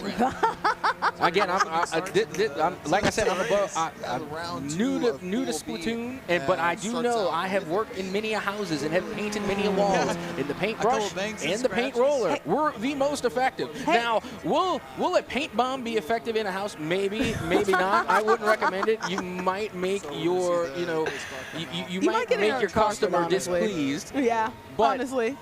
The paint bubble did work in SpongeBob. It did work in SpongeBob. That's what I was going to say. The paint bubble came through, did get one drop on the special $1 millionth, but it's okay. I'm sure you can look it off and it will be fine. Either way, though, there is another item that I know that you know for sure. They have the Retro Zapper. The Nintendo Retro Zapper. Oh, wait, Retro Zapper? From the NES? Oh, you're talking about like Duck Hunt? Yeah, with Duck Hunt. Yeah, yes, that's one of the classics. One of the best weapons that they have there so far, especially for sure shot. I was there when it came out. I was there 3,000 years ago. 3,000, many years before, honestly, before many of these students were alive. That Zapper came out. Now we're seeing it come full circle right here. Yeah, I had hair when it released. Oh, wow. So yeah, I do remember, and I remember my hair in both the Zapper quite fondly, as well as the NES, the SNES, and everything in between, putting on for their team. Gotta love the fans for Aubrey out here as well as for SciTech. Again, the crowd has been great all day. The crowd has been great all day. You know, SciTech is so blessed to have so many different teams, especially today, show up. One thing I love about SciTech is that they always have a big crowd and always support each other, but then you have Aubrey coming through as well. And I didn't forget about you, Aubrey. We have a whole collection of Aubrey players and Aubrey teammates repping as well. Go ahead, Aubrey, show them out. It ain't just SciTech, it's y'all too. Come on. Yeah, flex with the chain. Come on. I see you, gang. I see you. You win one. Still working here in set number one. All even, all fair, and all square. The next one to take the win will get the first win in this BO5. Still much Splatoon left to play. So my question is what is the strategy going forward? Again, we've seen a real back and forth. We've seen the give and go. Are we going to be focusing on the Olymps? Because so far the biggest advantages being taken have come from the team wipes. Well, I've seen it from special weapons. It's been the special weapons that have come through at the clutch moments. Is that a special weapon, the squid? The squid is a Kraken. Unleash the Kraken. The Kraken came through and really did some damage right there, but you also have the bombs to control the area in between as well. So well-timed bombs in order to control initially, but it's really at the end where you see things like the hammer, you see things like the Kraken come through in order to make sure that you don't just, own and take initial control, but then you keep control at the end, and you're seeing it right there, whether it be team wipes right there at the end with the hammer, or you're seeing things like that special cannon come through as well. There are plenty of different special weapons that you get, ultimates that you get towards the end of the game if you're really on a roll, and that's exactly what they did, held onto it in order to make sure that big things can come. I'm also a big fan of the bubbler as well. That's a great area control special ability, special weapon as well. Yeah, and I really got to give it to Aubrey for the mental fortitude in that last game because it seemed as though they were fighting an uphill battle for the longevity of that last match, and they were able to just come together and just get that team wipe, and then all of a sudden, within the last remaining 30 seconds, for what felt like an entirety of that last match, all of a sudden shifted in a short matter of seconds. But here we are now, going into game number 3, what could be the last round here in set number 1, as we have 5 minutes now counting down. We are underway. Yeah, this is a very interesting map, right? Not only is it narrow just like the bridge, but also there are a lot more pathways for you to be a little bit cheeky, right? And it seems like SciTech Science Academy was able to utilize the flank early on to take control of the first game. Maybe they're a little bit better at this map, not only because it's narrow, but also too, you can be a little bit more cheeky there as we're seeing some bombs and utilities establish some position early on in this matchup. Plenty more to come though, as we're only just getting started. I want you to pay attention to the paintbrush. Whoever's utilizing this paintbrush right here, booyah, they've been getting it done all this time around, and it looks like they want more. Is it Goliath? Well, guess what? They're a Goliath with the paintbrush. Yep, there they are. Now you can see the rebuttal coming underway from the green side of things as they are looking to try and get some picks and eliminations. And now they are in fact control. They're able to come through with the retake. Retaking, getting control right now, about even when it comes to it. Aubrey doing their thing, only a Zapper in that paintbrush. MPT Goliath coming through. The Kraken is almost ready to fire off, and there it is. Can they get that extra kill? And then they do. Green Octo out of damage. They're only able to get one, but one is good enough, at least for now. Yep, so far so good on the purple side of things. I mean, they at least have a 10-point lead at the bare minimum, and they are definitely locking in here, getting the majority of the elimination so far, and that's where I've seen a lot of success come through, is by getting these big team wipes and forcing those respawns, buying them more and more time to just take more and more ground. Yeah, we have Make It Rain on the docket, so we'll see if whether or not that comes through right. We have some big booyah bombs coming through as well in the center. Look at that, utilities popping off all over the place. They lost control. Let's see the fight for more. Science Academy, I believe, is the one in the green. They're doing some mean work down in the middle. Well, here we go. Coming down to the wire now. Only 31 points remaining on the purple side of things as they continue to lay down this cover fire. Again, keeping their distance, doing really good with spreading, not giving away free eliminations. They're definitely making the green side really work to try and get these picks. Yeah, the tactical cooler coming through well, making sure that they can get some momentum down there in the middle. Paintbrush trying to be a little bit sneaky. We've seen them go ahead and be sneaky in order to get these territories, trying to jump through, call some surprises. Doesn't come through right quite yet, but there you go, the surprise. But it's a big trade right there in the middle. Got splatted with the gas. Now take a look at this. The points are starting to even out here as it is getting down to the wire now. 38-31. It is getting closer and closer as time continues to tick away. We are past halftime and now only 2 minutes remaining. 2 minutes remaining. A lot of things happening. Look at that. Using the splitter very well in order to take territory and take control. As you're seeing Aubrey have another lead. Science Academy looked like they were doing well, but right now it's Aubrey that's doing a great job of holding down the middle. Still 140 left to go. Things can change quick fast and in a hurry, and just like that, it's looking like Science Academy is making a push. Well, here they go. They come in with the retake. They're able to take back control in their favor.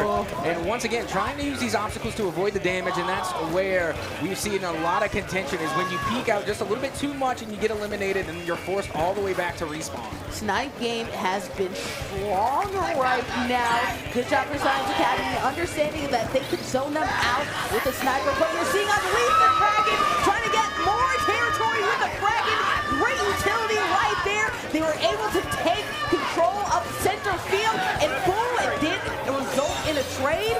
And honestly, it seems like every time there's a little bit of momentum going Aubrey's way, Science Academy is able to hold down the fort.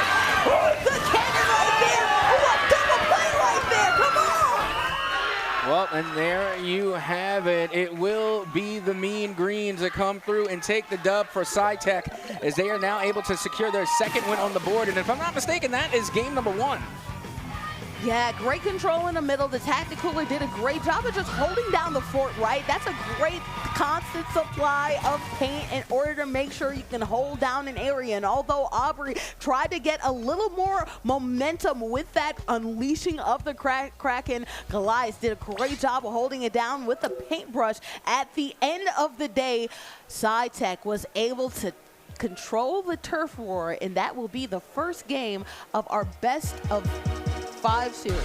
Best of 5 indeed. Still much more Splatoon to go, but I gotta tell you, if that was game number 1, this is gonna be a close match. I mean, we're gonna be in here going back and forth because, again, it looked for the longevity of that last match, it looked as though Aubrey was very much in control. Yeah. And then all of a sudden, SciTech was able to recoup. They were able to rally, and then they were able to take control. And the clock didn't even run out. They still had time on the clock, but they were just able to take more of that territory. Yeah, and as we approach and see these highlights, as you talked about, it looked like Aubrey was doing its damage. I really want to shout out Goliath. They did a great job sneaking and geeking when it came to the paintbrush. You also have this Gatling gun going ahead. Tuna, Big Tuna, doing their damage.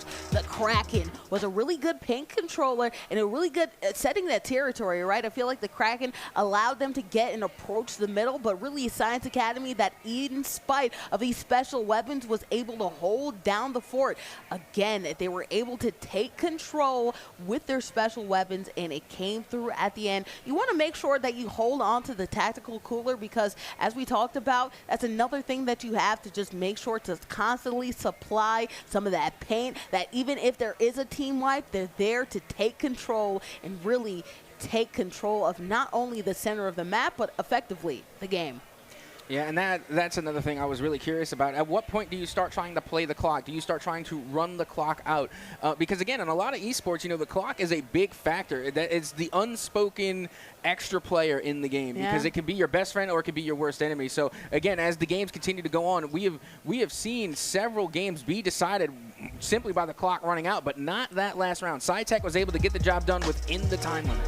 In the timing, but honestly, I think Aubrey did a great response, especially in that second game. So we'll see if Aubrey is able to make sure as we approach more games in our Splat series. We'll see if Aubrey is able to bounce back, right? It seems like they did a much better job with more wide open maps where they can take control more often versus the narrower maps went the way of SciTech. We also saw a bit of swap in strategy as well. They went ahead and they used the zone SciTech did. They zoned them out with the sniper game, right? Obviously, if you have those snipers, it's very good to go ahead and say, hey, you're not approaching our territory. We are holding down the middle. But will this help them? And more maps in which there are more cubby holes for Goliath to go ahead and hide in the paint and maybe get a cheeky hide in the corner, then boo bow, get them with a paintbrush. More questions to be asked as we load on in. And you see, that was another thing. I really did enjoy watching the paintbrush gameplay because, again, very sneaky, almost kind of like a stealth type of play style. They were able to lurk. They were going around the corners. They were trying to find one person by their lonesome to get the easy pick. The only thing is that whenever you're going with the paintbrush, more often than not, when you find that pick, you get eliminated like immediately afterwards. Absolutely, especially if you have attentive players in the middle. That's why for the paintbrush, you have to choose your spots, right? It's kind of like a tracer, right? Let's compare it to Overwatch as a tracer, right? Tracer, you want to make sure that when you are getting your picks, you're doing it in cubby holes, you're being destructive, you're being disruptive, and you're finishing the job versus getting the primary damage, right? As you're seeing, not too much of a swap off when it comes to the kits, right? We're going with the Zapper paintbrush. We're getting a little bit of these splitters, some gats as well. So very standard outlook, some blasters as well. As we approach some more paint roll territory, let's see who got the best of it. Again, SciTech up 1. And here we go, already trying to take control of the clock of the tower as this one is going over towards the side. And then now, you can see on the blue side of things, taking control rather early. As right now the rebuttal coming from the orange side, not going to be on time. It's going to be a little bit delayed here. As you can see, they already suffered 2 eliminations early. Yeah, Aubrey is in blue for the fans, and also, too, SciTech is with the orange, just in case any of you guys are confused. Holding it down, Goliath decided to go instead with the splitter instead of using this paintbrush. Why? A very big, wide open map. You want to make sure you get a lot of the territory going on these boundaries right here, right? But I see these bombs being used and being effective right there at throwing it at opponents to cover some damage. As you're seeing some good activity right here. Dizzy getting splatted out, and there you go, Green Octo as well. Yeah, big paintbrush elimination there for the side of the blue as they continue to push the payload forward. And look at the time remaining already. Well, not the time, my apologies. Look at the points remaining already. Only 51 there for the blue side of things as they continue to push this objective further and further still. Unfortunately, though, you do see for the blue, they did lose a tower, but now a chance for a small comeback or possibly even a bigger one coming from the side of orange. Yeah, Super Chump is loading on in for a lot of these players, right? And they're using it in the middle in order to make sure that they can get this territory. Good job by Aubrey taking control of the lead, but as we've seen in the other games, right? Aubrey can take control early, but SciTech, you want to look out for them, especially at the end. It seems like they like to special weapons hold until the end and pop off their ult to take control at the end. You don't want that to happen if you're Aubrey. Here we go, moving forward, still nearly approaching halftime. And right now on the blue side of things, they are still very much in the lead, taking control. And now really just kind of taking advantage of the clock because the tower has been at a standstill for what feels like at least a minute now as the half does approach. Yes, yes, yes. And you're seeing really some great control right here from Aubrey. Again, amazing control in the middle. Unfortunately for Science Academy, I don't feel like they've ever set a tone. Obviously, getting some bombs and getting some jump bombs going is going to be great for them, but it's the best of 5 to win a set. And so far, right now, in complete control is none other than Aubrey. But here's that push that I wanted to see from Science Academy. Looks like they're trying to make it right here. Continuing to push the issue.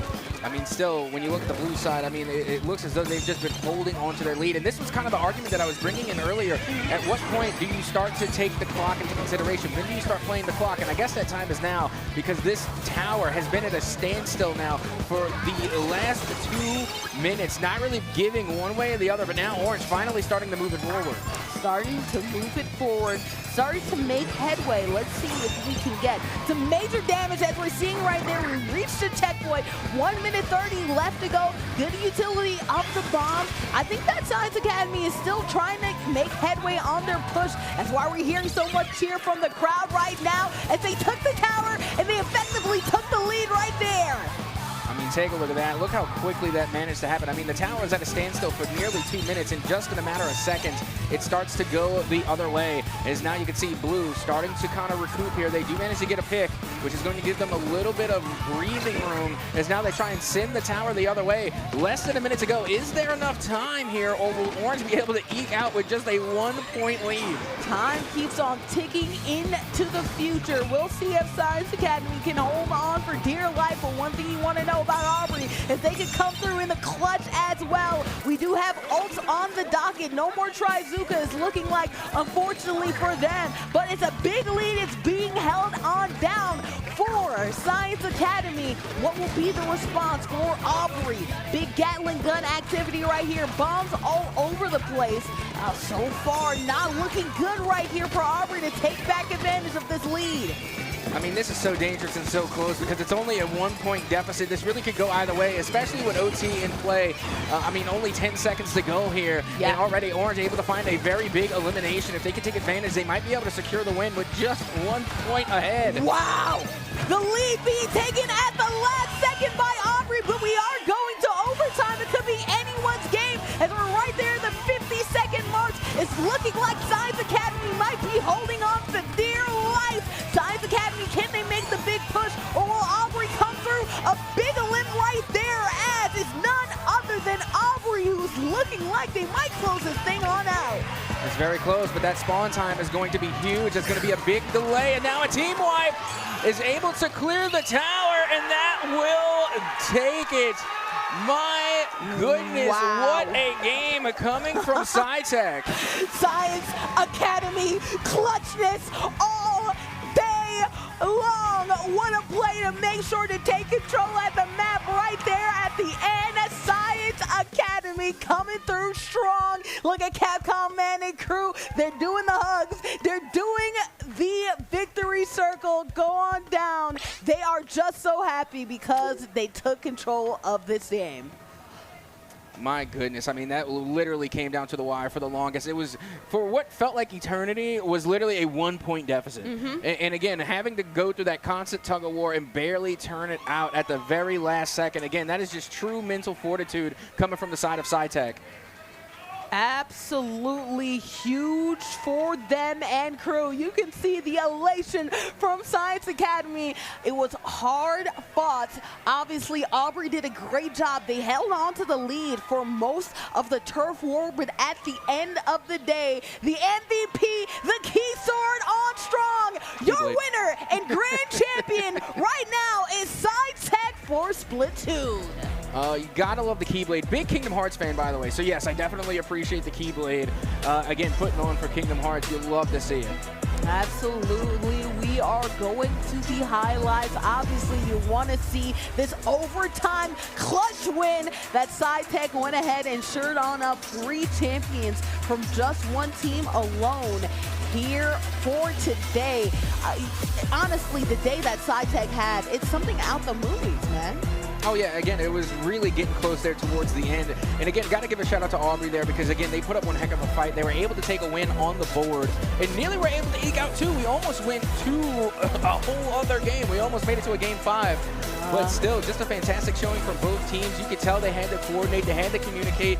I mean, they really came together as a squad here in order to get this dub. Yeah, man, and I just want to shout out Goliath. Did a great job, and really too, honestly, there are a lot of other players who Tuna did a great job. You're seeing this cracking game, really taking control of the middle, but it was Science Academy who's able to clutch this out on the end. Great job making sure they have their splatter cannons good. They came through with their utilities and their special abilities right there towards the end, and they were able to take game 1. But hey, this is a long series, okay? And Aubrey was able to come right back and win a game of their own.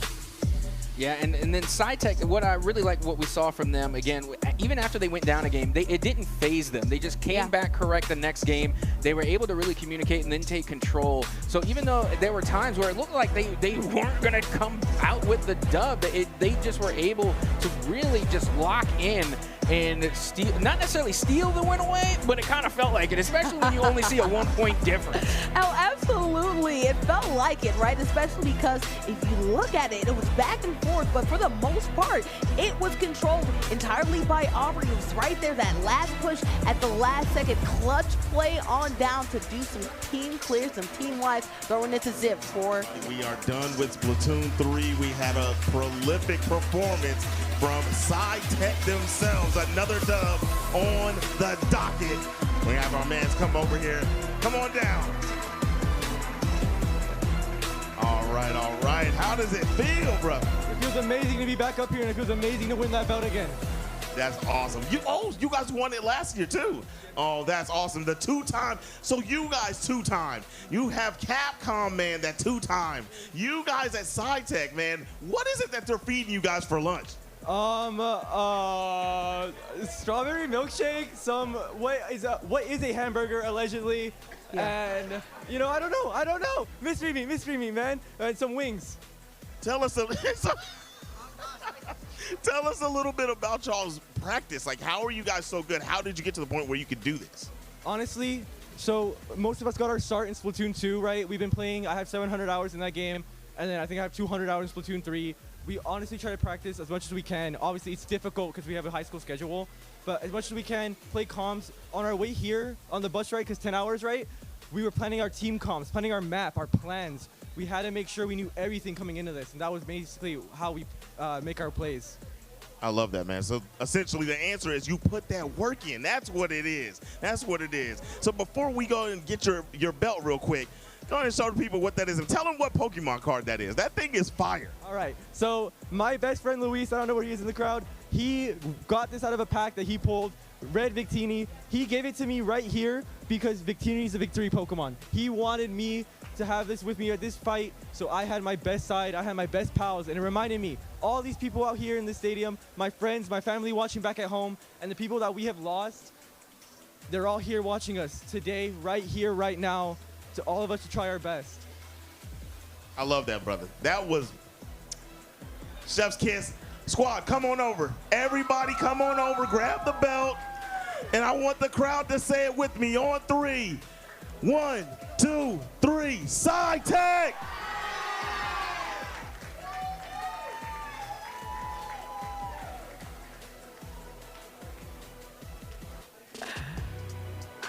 What in a...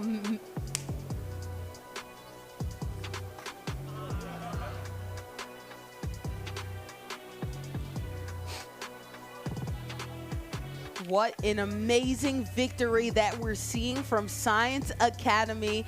An amazing job by them to go ahead and take control.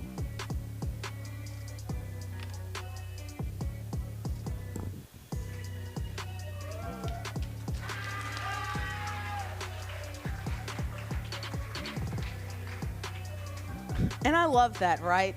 Victory that they got. I love the fact that during this tournament, you see the camaraderie, not only from teams, but also from entire programs. Everybody from Science Academy supports and loves on each other, and that's why they're hoisting so many victories here today for Splat. Yeah, they're going to have to keep real close watch on that belt because I might end up taking it. That thing is drippy. I love that belt so much. It is so cool looking. Also, I mean, they are just completely kitted out. They brought the gear. They got the plushies. They brought the Pokemon card, and now they're walking away with the belt. You can't get much more gear than that. I mean, my goodness. What a team. What a performance. And honestly, what a support group. I mean, the crowd was absolutely wonderful from start to finish. I mean, when you have a support system like that, you know, I mean, it's all you could do really is just show out and put on your best performance. Hey, we don't have to have a hero shooter on deck to talk about support, right? Because it's really the support that you have interpersonally that is the best support of them all. Science Academy, everybody cares about each other, and that care provides some amazing highlights and an amazing performance for your grand champions here for Splatoon 3. None other than Science Academy. I'm Boardman Board. That's Captain Atsoka. We'll be back for some more TechSep action. See you on the other side.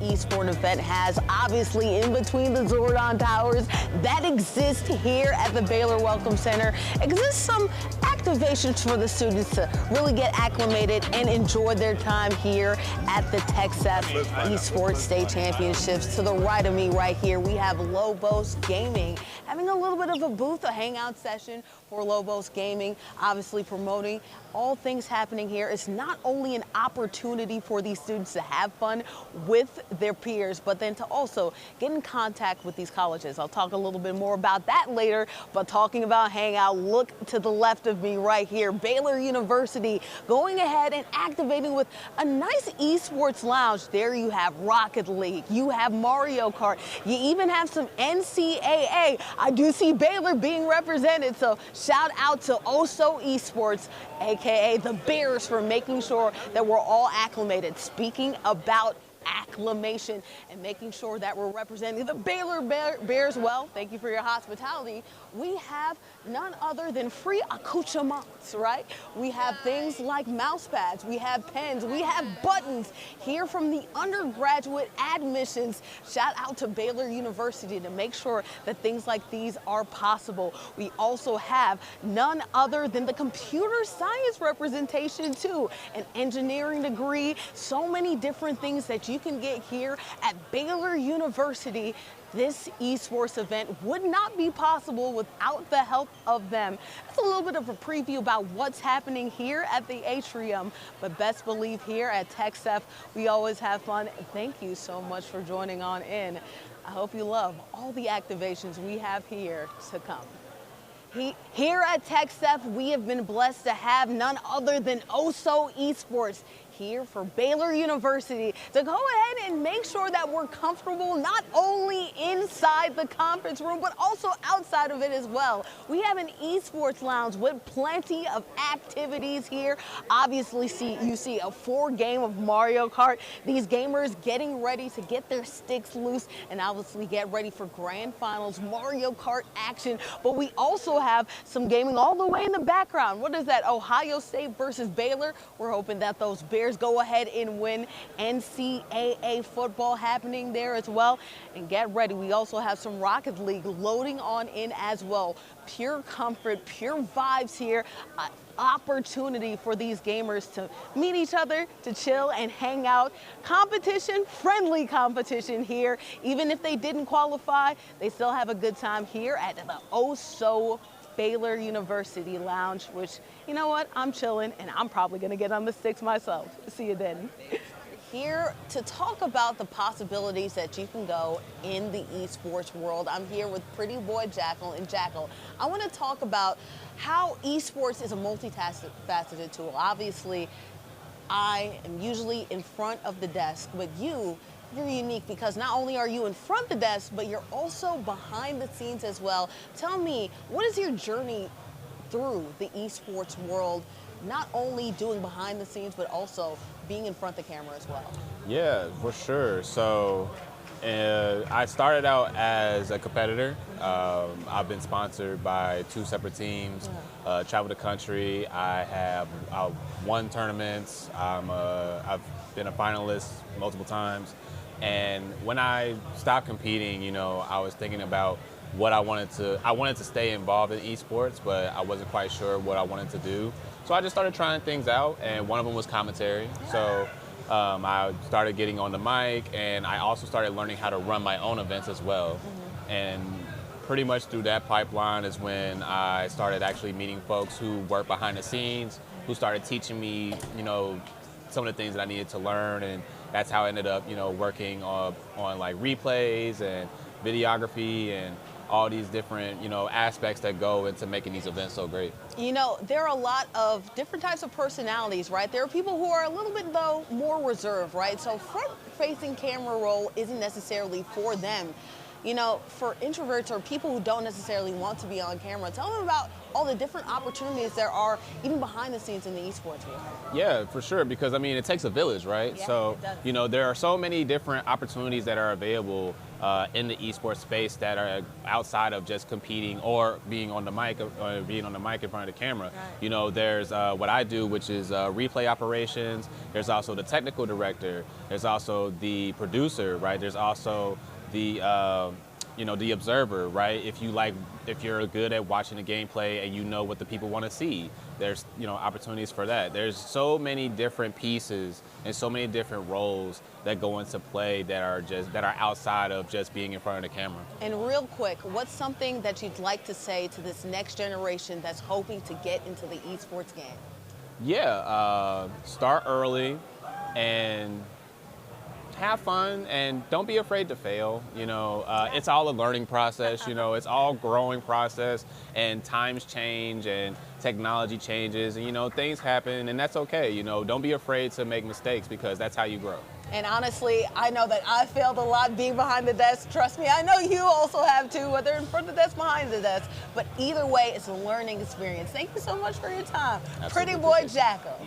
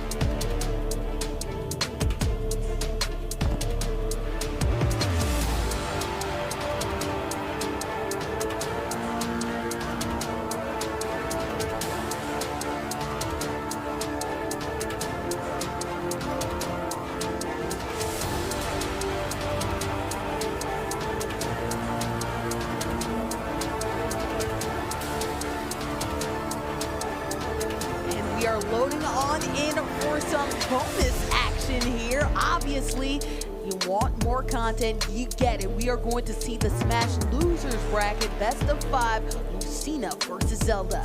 And now you see, here we go. Now we're back a little bit more into, you know, my area, not necessarily of expertise, because I'm not an expert, but at least my area, you know, I'm around this neighborhood. You know, I lived on that street before. Yeah, You know, you park there at least occasionally. Yeah, you know, I visit every now and again. So yes, definitely love me some Smash. Been waiting for this, and I love the Zelda pick. We're going to be seeing a little bit of zoning here. Lucina, Speedy Swordy. Love to see the Swordies. Again, Swordy is probably my favorite category. Even with that being said, Solid Snake, who is the classic zoner, probably the best zoner. Shout out to Apollo Kage. Definitely my favorite character, but my favorite type of Smash player, or my favorite type of Smash character are the Swordies. I have a soft spot for the Swordies, and I love to see Zelda, so I cannot wait to get into this one. Keep in mind, this is the lower finals, trying to compete their way into the grands. So let's see how this one plays out. Again, looking forward to see how this all goes down. We have the Speedy Swordy Lucina going up against the Zoner Zelda. Yeah, and this is a best of 3 matchup, so we will be seeing only 3 of these 3 stocks each. We'll see what battle map they decide to head on to. But as we see Zelda versus Lucina, I feel like I too am partial to the Fire Emblem crew, right? Roy used to be one of my mains, and March as well. So I love Lucina as well in these newer ultimates. Obviously, you have more speed than you did for a month. But then also too, you still have that power, but you do have to watch out for, you know, Peach is a very fast character, right? So you want to make sure to hit them in the sweet spots of your sword, because if you don't, you hit them in that sour spot, unfortunately you won't do as much damage as you would hope to. I think Peach with her mobility can do a lot of damage, especially when you get to that bump butt right there, you know what I mean? I'm a firm believer in power, and I'm a firm believer in Piranha Plant supremacy. All Super Smash is Piranha Plant. I want a Super Smash Brothers game where every single character is Piranha Plant. I love Piranha Plant. Give me more Piranha Plant. Chomp chomp. Easily right? S tier. Piranha Plant is even above S tier Smash character. The best character is Piranha Plant. Piranha Plant. I've never really gotten into the Piranha Plant, but we will be getting into this game already in progress, and boom, you're seeing it right here. Tahir, unfortunately, losing 1 stock so far early on, but there's more to come as we're seeing in the danger zone, or at least somewhere in the danger zone, is Lucina right here, 8 to AX. Yeah, and you see, this is what could be dangerous for Zelda here, because Zelda can be a bit floaty, and if you get caught by Lucina mid-air, you're going to be taking a good bit of damage. But already you can see Lucina forcing Zelda off stage, trying to already go after that second stock. Now with the recovery here, going for the exchange, able to get the forward tilt onto the Zelda, or rather the forward air, and now being able to follow this up back onto the main stage and off stage. There you have it, 2 stocks now gone off of Zelda. And I got to tell you, 4X. Sous-chef, let's just say that. Yeah, Sous-chef looking in great position here. Yeah, that back air can be quite vicious, especially at the edge. So, like to see that. We're seeing a little bit of that Din, that side B action come through when it comes to Zelda. Trying to do that as a finisher. Unfortunately, can't get that quite yet. Trying to get some smash to go as well. Unfortunately, hasn't timed it. Finally got that side B to go.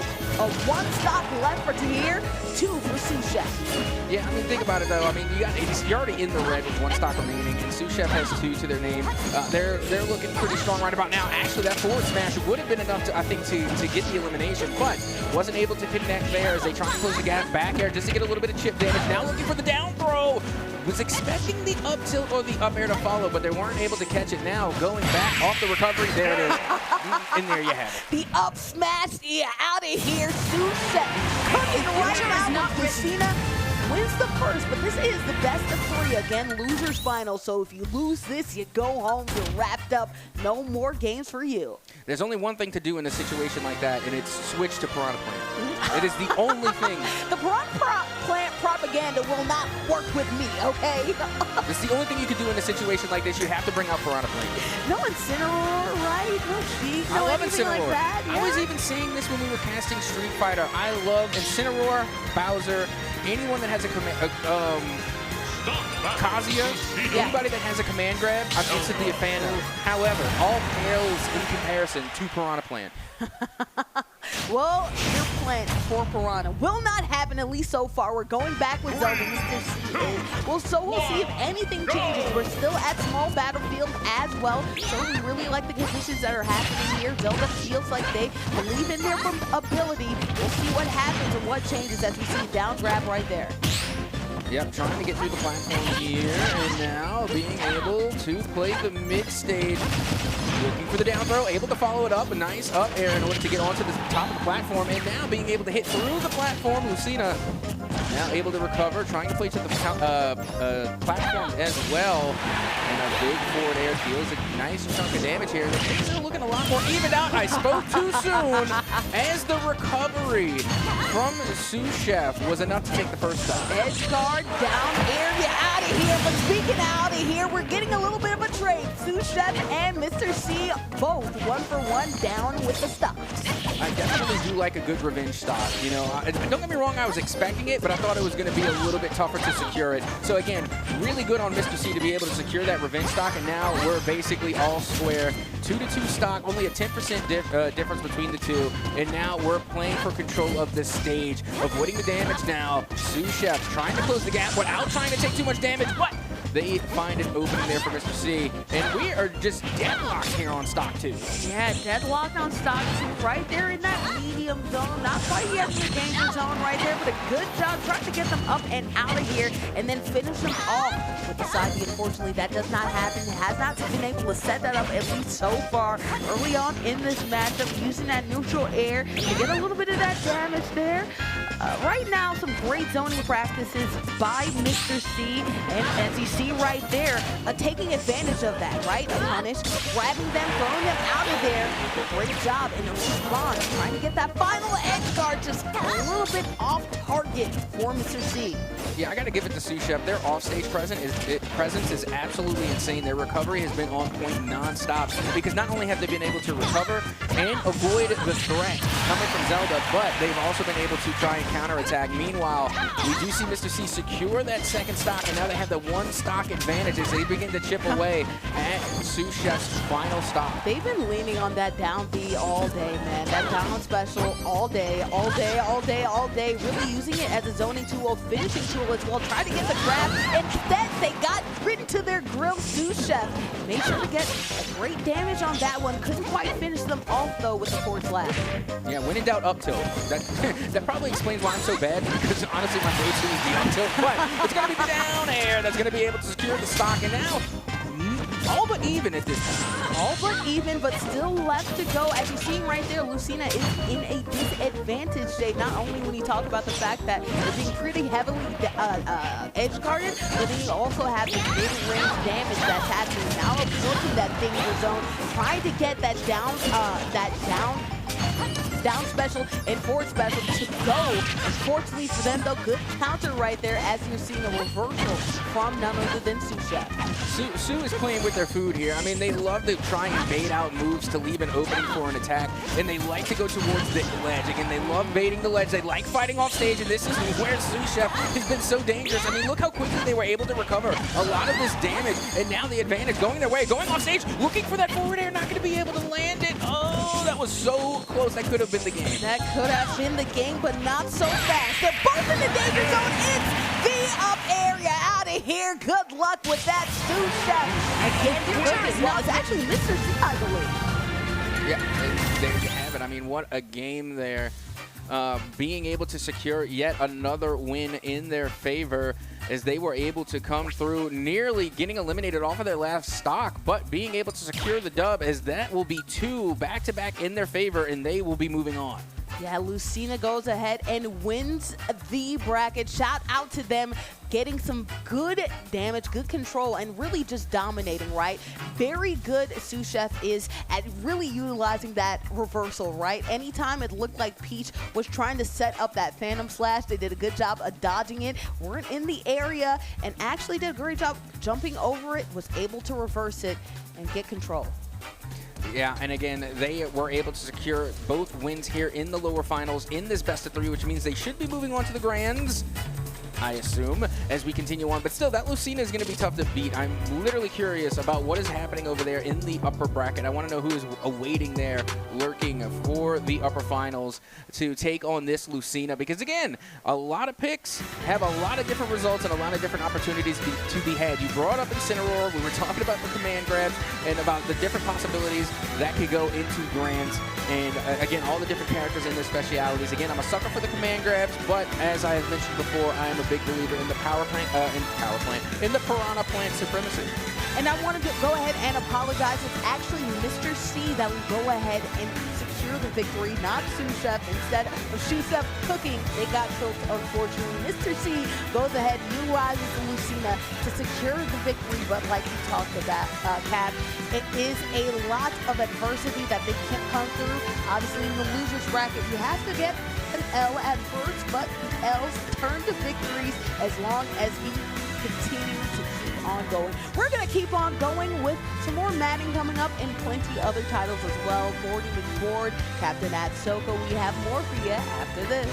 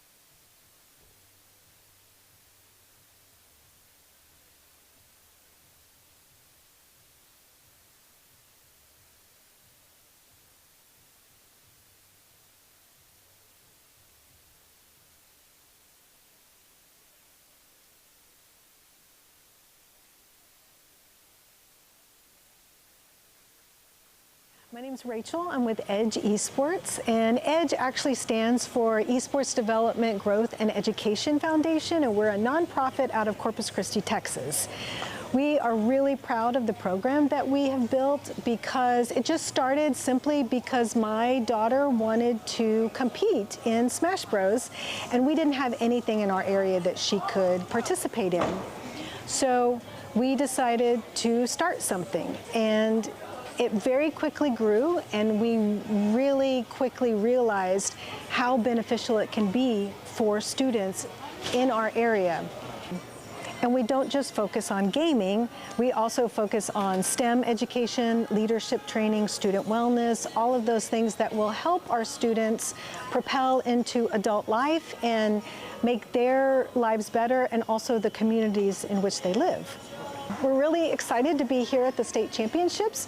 We actually have 12 students who qualified for the state championships to compete this year, so we're really excited about that.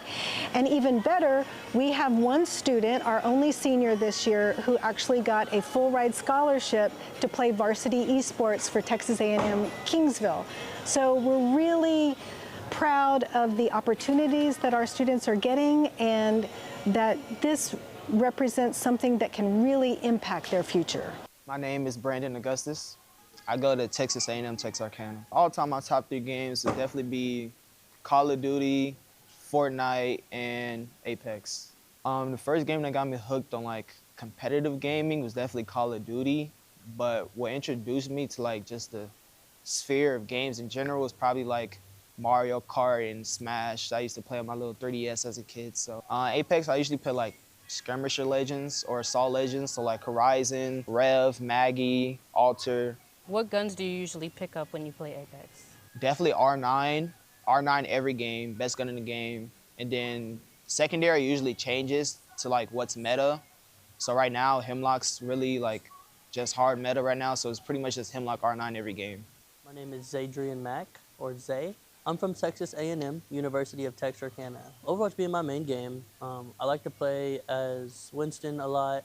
When I go support, probably Kiriko or Lucio or Ana, just to have fun. I've been playing collegiately for a year and competitively throughout high school for about 4. So I've been able to play all 3 roles, filling when I needed to, so I can play all of them. I would say currently, I don't know if I have a favorite between tank and support, but I know DPS is definitely my least favorite role. What are your gaming plans long term? If I have a chance, I would love to dabble in the pro scene, take it a little bit more competitively. But as far as long-term future, definitely want to make a career out of esports. I do take it very seriously. So my career plan is currently heading towards that direction. What's going on, everybody? It's Zipmaster Flex again, and I'm here with Muhammad. What's going on? What's up, man? What's going on? Tell everybody about yourself, your school, what do you play? I'm Muhammad. I go to Clemens High School. I play Fortnite, I play Valorant, and I play other games, which are like CS2, Rocket League. Or I don't play much of Rocket League, but I played it before when it was like good. Fortnite's my main. No, Valorant's my main one, right? I hit Radiant on it. I'm Immortal 2 right now, and then Fortnite I'm like really good at it too, but I just don't focus on it as much as I do on Valorant, so that's why. Okay. And you're going to be competing in both? Yes. Okay. The venues are overlapping too, so I'm going to have to hurry up over here and then go to Valorant. I've been there. Yes. I've been there. You know what I mean? You come from that competitive background, especially in esports, you're going to have to bounce around a bit. You're going to have to bounce around a bit. So now I got to say, how are you going to say that you don't take it as serious, but you're playing for the championship?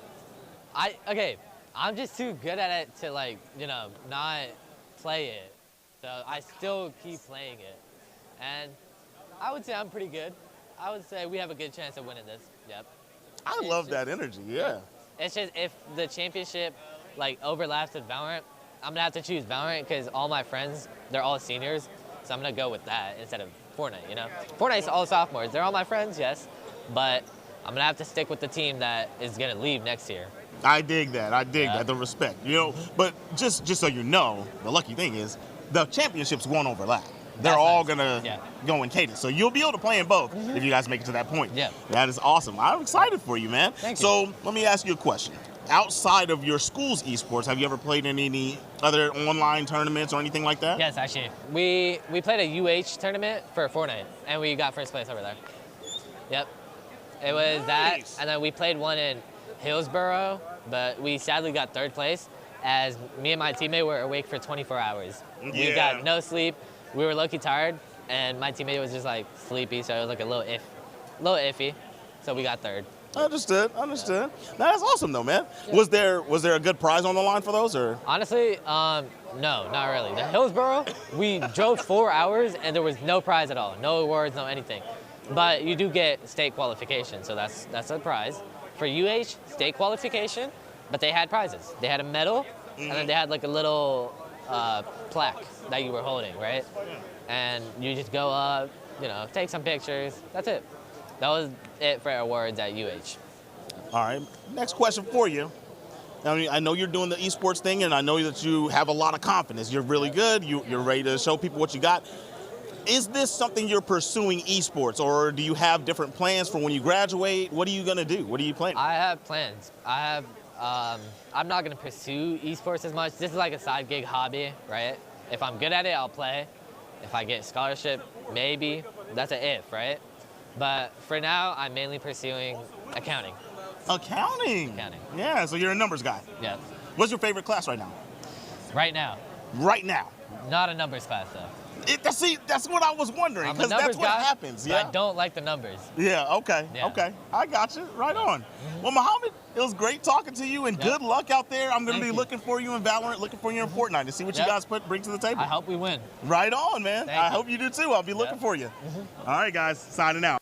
Yo, what's going on, y'all? I'm here with Marco this time around. How you doing, Marco? Doing pretty good. How about yourself? I'm doing wonderful, doing wonderful. So, Marco goes to Hebron High School. You guys, last year, you guys had a few different games that your team was top in, right? We did, yes. I believe Overwatch, Valorant, maybe League of Legends, I think. And then we also won iRacing last year, too. So. Okay, yes. And I love that you said that. We also won iRacing last year, but he's the one that won iRacing. How'd you feel about that championship?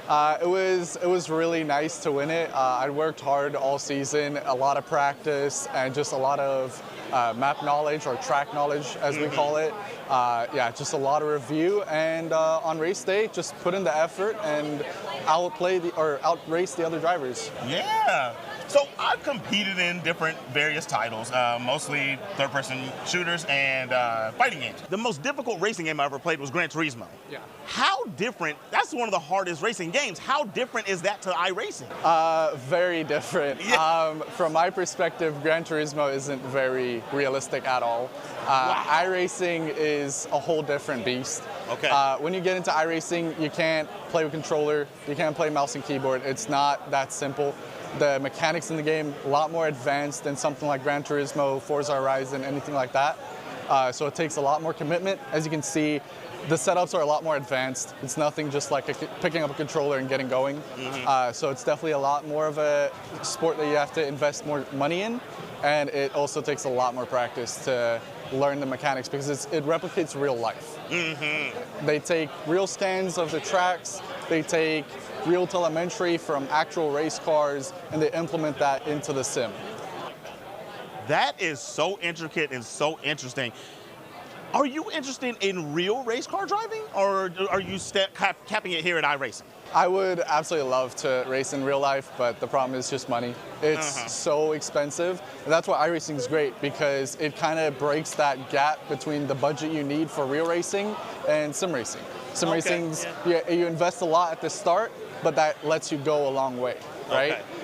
And so that's why I love sim racing that much. But yeah, I would love to race in real life. Unfortunately, it's just the reality, not really possible. Are there any avenues, have you ever looked into any avenues where they may transition you and help you with funds if you're performing high in this game, because they know that it's so close and adjacent? Yeah, and I mean, I have, but the skill gap in iRacing is also so big. Like in the high school leagues, we might be doing good here, but the college league, it's such a different league. They're so much more advanced and faster. It's incredible.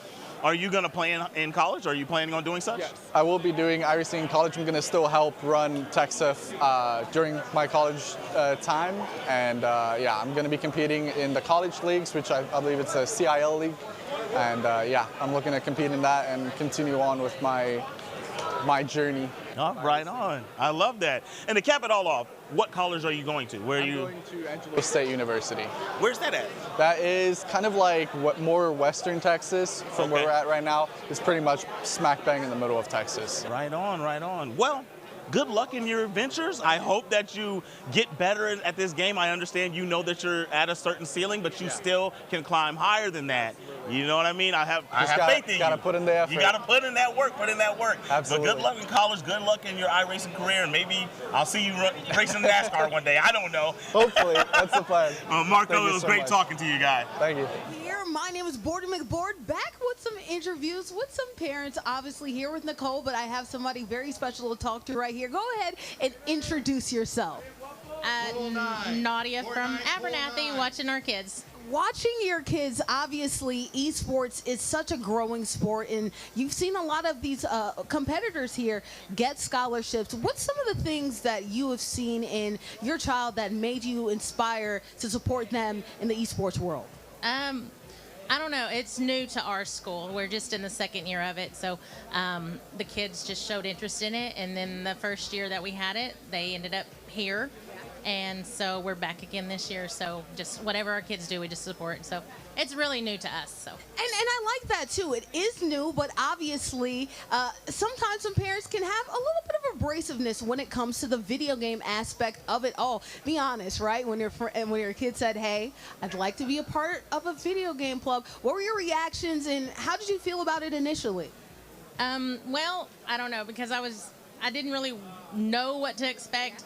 Like I said, it was new last year, but they, I mean, whatever they want to do, we supported them. So I didn't know it was like this though, but yeah, it's amazing. Oh, you didn't know it would be like this at all. What are your expectations? And now that you're seeing how big and vast it is, what are your expectations going forward in the future?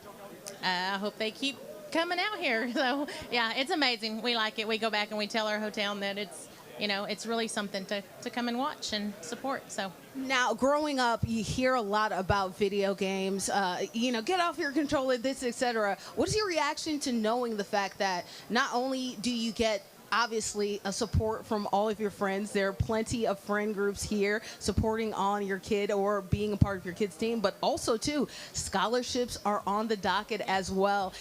Did your reaction change when it came to supporting esports when you heard about all the opportunities that come with it? Oh yeah, it did. I was like, keep playing, just go practice, keep playing. Those student loans can really get to you, can't they? Right, yeah, we're excited. I mean, if it happens, it happens. If it doesn't, I mean, at least, they tried. But yeah, I used to be like, get off, that's enough. But now I'm just keep playing. And what are those things that changed, not only, of course, knowing about the scholarship, but also what are things that you noticed in your kid yourself when they joined this esports club that changed in their character, the way that they addressed sports, the way that they addressed themselves, the way that they got support in your team? What are some changes you saw from your kid? Well, I mean, I think, they're competitive anyway, and they do a lot of different sports. But, I mean, when it came to this one, we just kept supporting them. I mean, they just try in everything they do, so we're here to support both of them. So, all four. So there's 4 of them here. Oh, so shout out to all 4 of them, obviously, as well. Nicole, I'm sorry, try to get you in as well.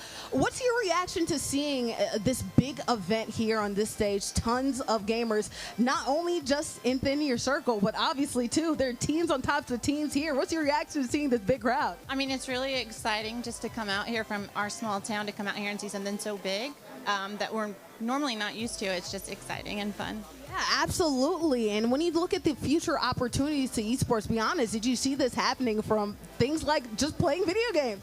No, not at all. But now that it is, we're just like, yes, keep playing. We support them in everything that they do. What's one thing, and I want to ask both of you guys this, what's one thing that you hope, or one bit of advice you'd like to give to parents later on in ways that they can support their kid through their esports journey, things that you've learned and want to share and impart on the next generation of parents? Just letting them do it. Normally it was like, get off the game, but now that we've learned so much more, it's like, yes, go practice, go play. You want to have a Fortnite party, let's do it. So just really supporting them, yeah. And what's one bit of advice that you would like to give to the next generation of parents here? Some words of advice or wisdom you'd like to impart? Just let them do it. Just let them do it. Come support them and be here. That's it. Well, guess what? It's been a very supportive interview. I love the love, and I know you guys were a little nervous, but you knocked it out the park. My name is Bordy McBoard. We'll get ready to talk a little bit with some more parents or other students later on in the future. Thank you guys both for supporting. More to come. Hello, I am Captain Etsoka, joined by the coach of our Guilty Gear champion winner. And I got to tell you, they put on one heck of a series. I am here with Doc West. Doc, how are you feeling after that Grand Champ victory? Super pumped. We're really super pumped. We're proud of Drake. I know that he could, close the deal. He's done it before. He's a great competitor. He's actually competing in Street Fighter here in a little bit. Hopefully he'll make it to the finals there.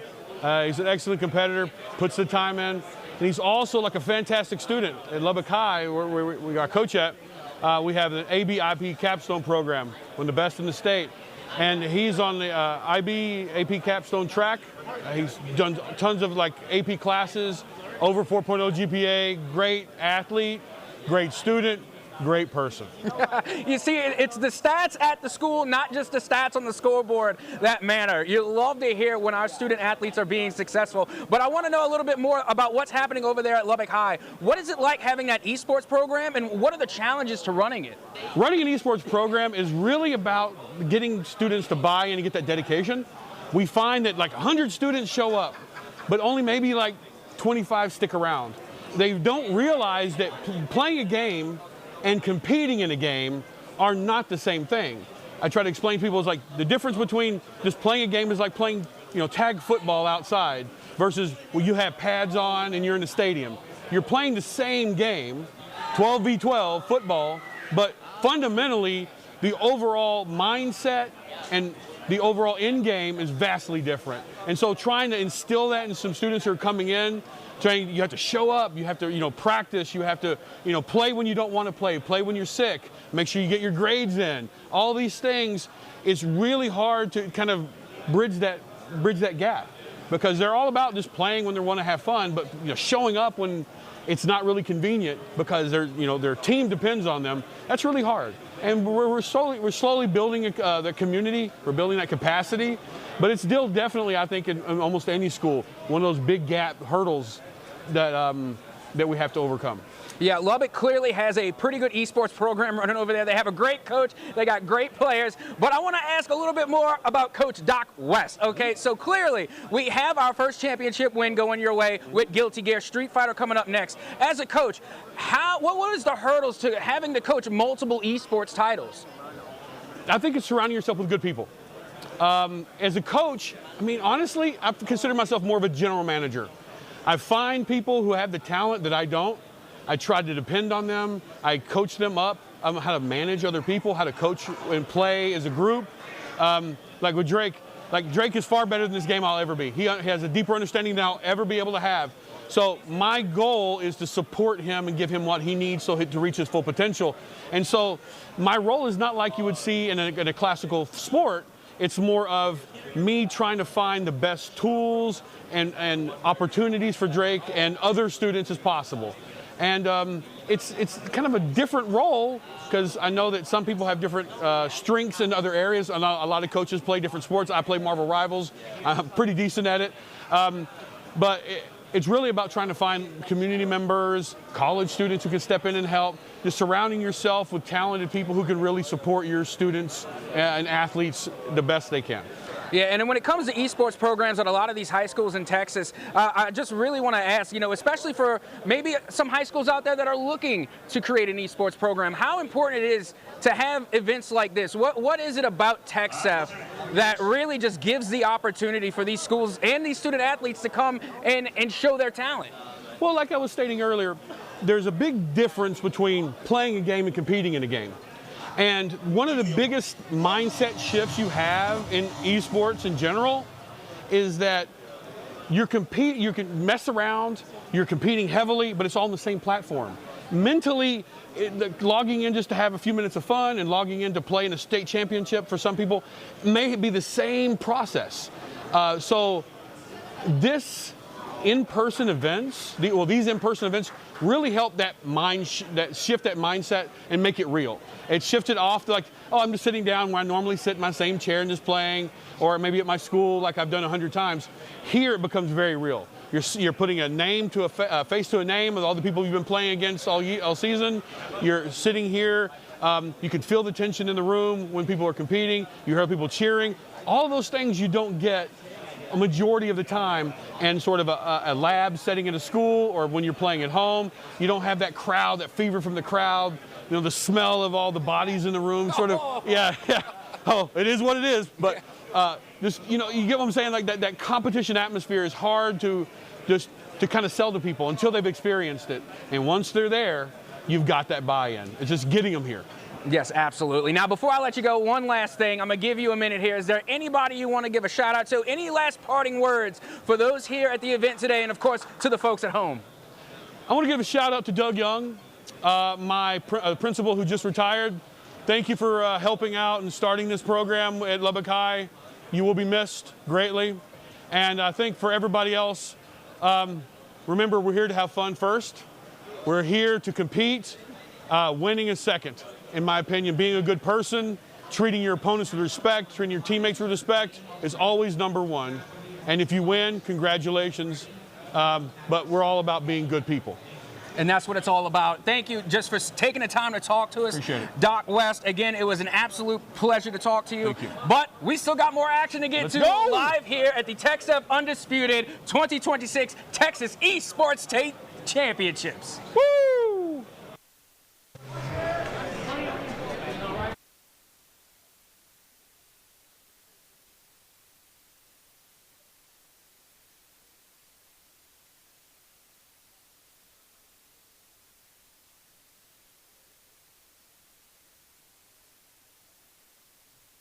What's going on? What's your name? My name's Andy Hope. Andy? Yes. All right, and you are for Abilene. Yes, sir. Abilene Adams. What do you do for Abilene? I'm a technology teacher, drones, robotics, and then I also coach esports. Did you help pioneer the esports program at your school? I did. We founded it in 2022, started getting competitive in 2023, and been playing ever since. That is awesome, man. That is awesome. So obviously you're a gamer yourself? Yes. I played a long time ago, 20 years ago. So you don't play anything right now? I play enough to keep up and have fun with the kids, but my glory days are long behind me.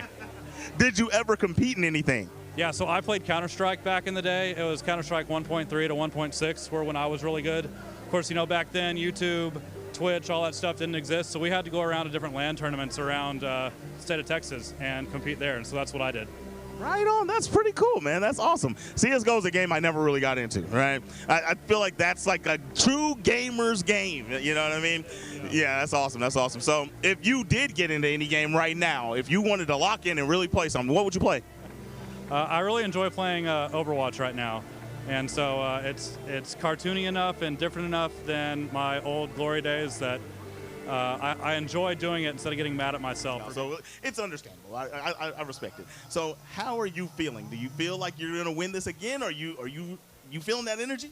Yeah, I am. I just don't want to be too overconfident to seem like I'm being cocky, but I do feel like my chances are pretty good this year. So for those that don't know, the first time you came around, you got second place. Yeah. He got second place. Then he came back the next year. He won it, and now we're looking to see if he can repeat. And I love that you said you're confident. Now, what's your character pool? Do you want to share that? Do you want to spoil that? He's confident. I don't mind. Well, I mostly play DJ. I've been playing DJ since the game first came out. I don't really have any other pocket picks. I play Elena and Alex on the side. Right now, I'm full-on committed to DJ. I just hit Ultimate Master with him like a month ago. How do you feel about Alex competitively? Do you think that he really fits the mold, or do you think people just don't know what he's doing yet?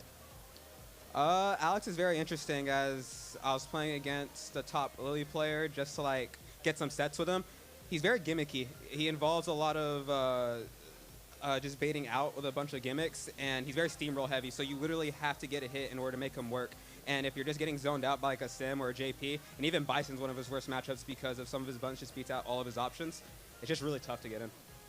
Understandable, understandable. Now, we were talking earlier, and you said that you've already chosen a college. You're already set, ready to go. Where are you going? I'm going to Washington University in St. Louis. As a Questbridge scholar, I was able to get a full-ride scholarship, so all of my 4 years are being paid for. That is absolutely wonderful. Same thing I said to you last year. Same thing I said to you earlier when we talked. I need you to come talk to my kids, man. We got to get them straightened out like you are, man. You are so awesome. And, guys, that was Capcom, man. I'm Zipmaster Flex, and we'll see you in a bit. Experience just exactly what is happening here on the floor. Obviously, you see the action that's happening up on the stage. Plenty of games happening on the main stage, but off the main stage, there's still plenty of events and plenty of action here. So let's walk through and see just exactly what else we're missing here, or what else is happening here that you at home won't be able to see, at least immediately, but maybe if you come in the future, you could see. Let's walk through and see. Obviously, as we walk through, our first thing that we see are Fortnite cameras, right? Obviously, some of these gamers practicing their dance moves, their emo reels. Obviously, you have to flex. But also, too, cranking 90s, getting and making sure that they're getting everything that they need in order to make sure that they crush it in Fortnite. That's coming up a little bit later in action. Right here, you're seeing live gameplay, right? Spectators happening. I believe this is practice that's happening. Look at this right here. Formation of walls going crazy. As you see right there, live match. About to see where that enemy is. Can't quite get to it. Let's see if they're able to get to it. Close damage, not quite. Walls being built all over the place. A battle of the wall building right now. Bullseye. We'll see what happens. Victory is secure. Let's shout out Fortnite action. We're going to be seeing that on the main stage a little bit later on, but great job to those gamers. They're going ahead, cranking those 90s and making sure that they're building the walls, finding those cubby holes, and getting to their opponents. We're seeing some more Fortnite action to the right.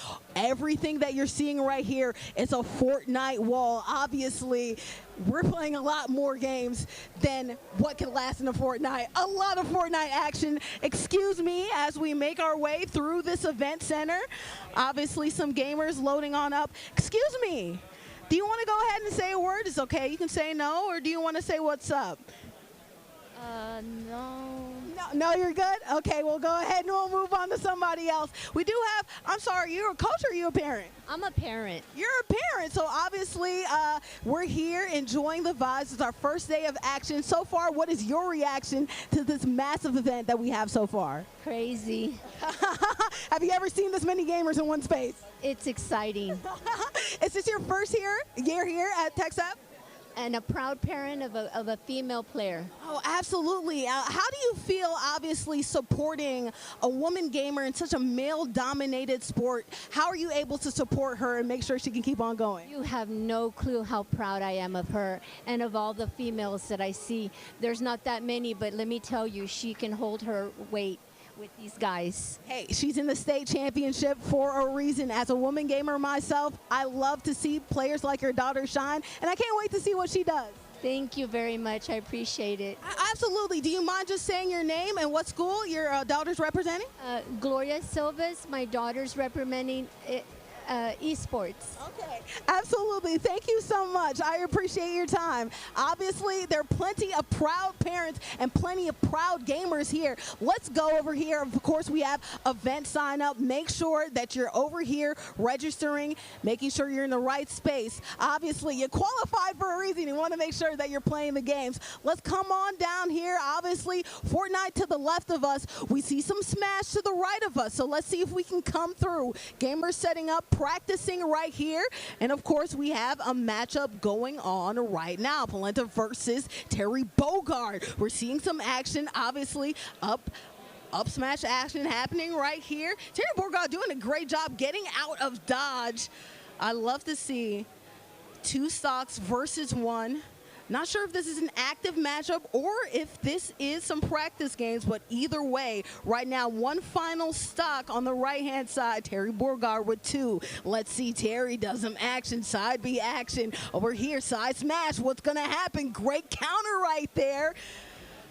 Unfortunately, can't get anything done right there. Terry, can he get a good edge guard to wrap this thing on away in the danger zone right here? Great counter, edge guard reversal, side B not happening. Terry's up and out of here, so 1 single stock left to go. Will Polina be able to clutch it up? No, they're not. That's game. Good job. Great sportsmanship right here. Hey, we're not just teaching gamers how to win, but also how to be great sports, and that's exactly what we saw right there. Have to dap up your friend after a great matchup like this. Let's continue on. We have Sonic, we have Jigglypuff right here for some action. Obviously, if you see all the way to the right of us, it's just smash, smash, smash, and more smash. Look at this. I want you, Brock, over here, this angle. Look at all these gamers. Everything that you see before us is smash, smash, and more smash. I can't wait to see what these gamers might do. Excuse me, do you mind if I pull you for an interview real quick? Absolutely. What's your name? Gio. Gio. And Gio, obviously you have your controller in your hand. Are you getting ready for some smash action? I already finished my matches. I didn't qualify, so I'm just watching my friends play. Oh, absolutely. Do you have any of your friends who have qualified? My friend John and I know some, Alex, my friend, Mr. Cheese. Hey, Alex back there. Obviously, there are tons of gamers here for TechSef, for Smash Brothers. What's your opinion on the level of competition that you've seen so far in this tournament? It's pretty cool, actually. Like, the dedication that people put in the game is really fun. And it's really nice that our whole community of people get together. Like, it's really nice that a lot of people come together to just play a game that puts a lot of people together. And it's fun to see that people actually like a game that everyone likes. A lot of times people talk about, the competition and the wins, but honestly, the camaraderie, hanging out is part of the big fun experience that happens at these LAN parties, right? Literally, yes. Yes, it is. It is really fun to see everyone play, especially when they have combos and a lot of things to do. Yeah. The most part that I like is that the concentration you gotta put in the game, because not a lot of people get the part of you putting in the effort or just playing however you want to play, and it's really nice seeing people get together just for a game. Yeah, everybody has their own strategies, but at the end of the day, it's still whatever way wins, and even if you don't win, you still have a great time. Your name was Gio, right? Yes. Can you say what school you are? I'm from Cigarroa High School. All right. Well, shout out to Gio. Thank you so much for going ahead with a great interview, and I can't wait to see what else you might do here at this tournament. Thank you so much. All right. Obviously, plenty of Smash here, but there's one more corner that I'd like to hit up. Obviously, you see all these gamers here for Smash Ultimate. That's going to be a big view that we're going to see on our final day of action. You will be seeing some of that Smash final action happen on our last day. That's going to be on Saturday, which happens to be my birthday. So make sure that you're in tune for that. We'll see over here. We have some Guilty Gear being emulated right here. I'm assuming this ma'am right here isn't getting her Guilty Gear on, but she's over here getting her rest on. Can't blame me. We also have some Madden. We'll be seeing that, I believe, a little bit later today action. We have the Broncos. Shout out to my producer playing with Bo Nix right there. We also have LA Rams going ahead and doing some damage. Hey, do you mind if I talk to you, right friend, about Madden? Hey, how you doing? My name is Andrew. What is your name? My name is Kevin. Your name is who? Kevin. Hey, Kevin, how are you? Obviously, you're playing Madden, so what team are you playing with Madden? I usually use the Eagles or the Chiefs. The Eagles and the Chiefs. Why the Eagles and the Chiefs? They have a great quarterback and running system, and I learned to use their defense a lot more. Yeah, one thing about Madden, you can rely on the quarterback, you can rely on the running game, you can rely on the defense. What do you feel like is the most important thing for this year Madden? Defense wins games. And defense wins championships, does it not? How are you so far in the qualifying? I stick to my strategy, and I believe in myself. And belief is how you end up winning these games. Are there any strategies or anything that you've picked up playing against some of these gamers so far in this tournament? Adjustment and figuring out your opponent's strategy before it's too late. Okay, all right, cool. So is this defensive adjustment, offensive adjustment, all of the above? All of the above. Okay, cool. What's one team that you feel like you have to look out for? One team, none. None because you're that good, right? Well, either way, thank you so much. What was your name again? Kevin. Thank you so much, Kevin, for doing a great job, great interview. As you see, a lot of good gamers, a lot of good games here for every single bit of this esports tournament. One more time, look at the floor. So much action, so much event space. My friend next to me said, it's hard. Guess what? It is. So fun to see this many gamers. I'll see you guys after the break. Thank you so much. Mademoiselle Gray turning up the heat. Double KO. Got it good. Gambit never falls! I am supreme!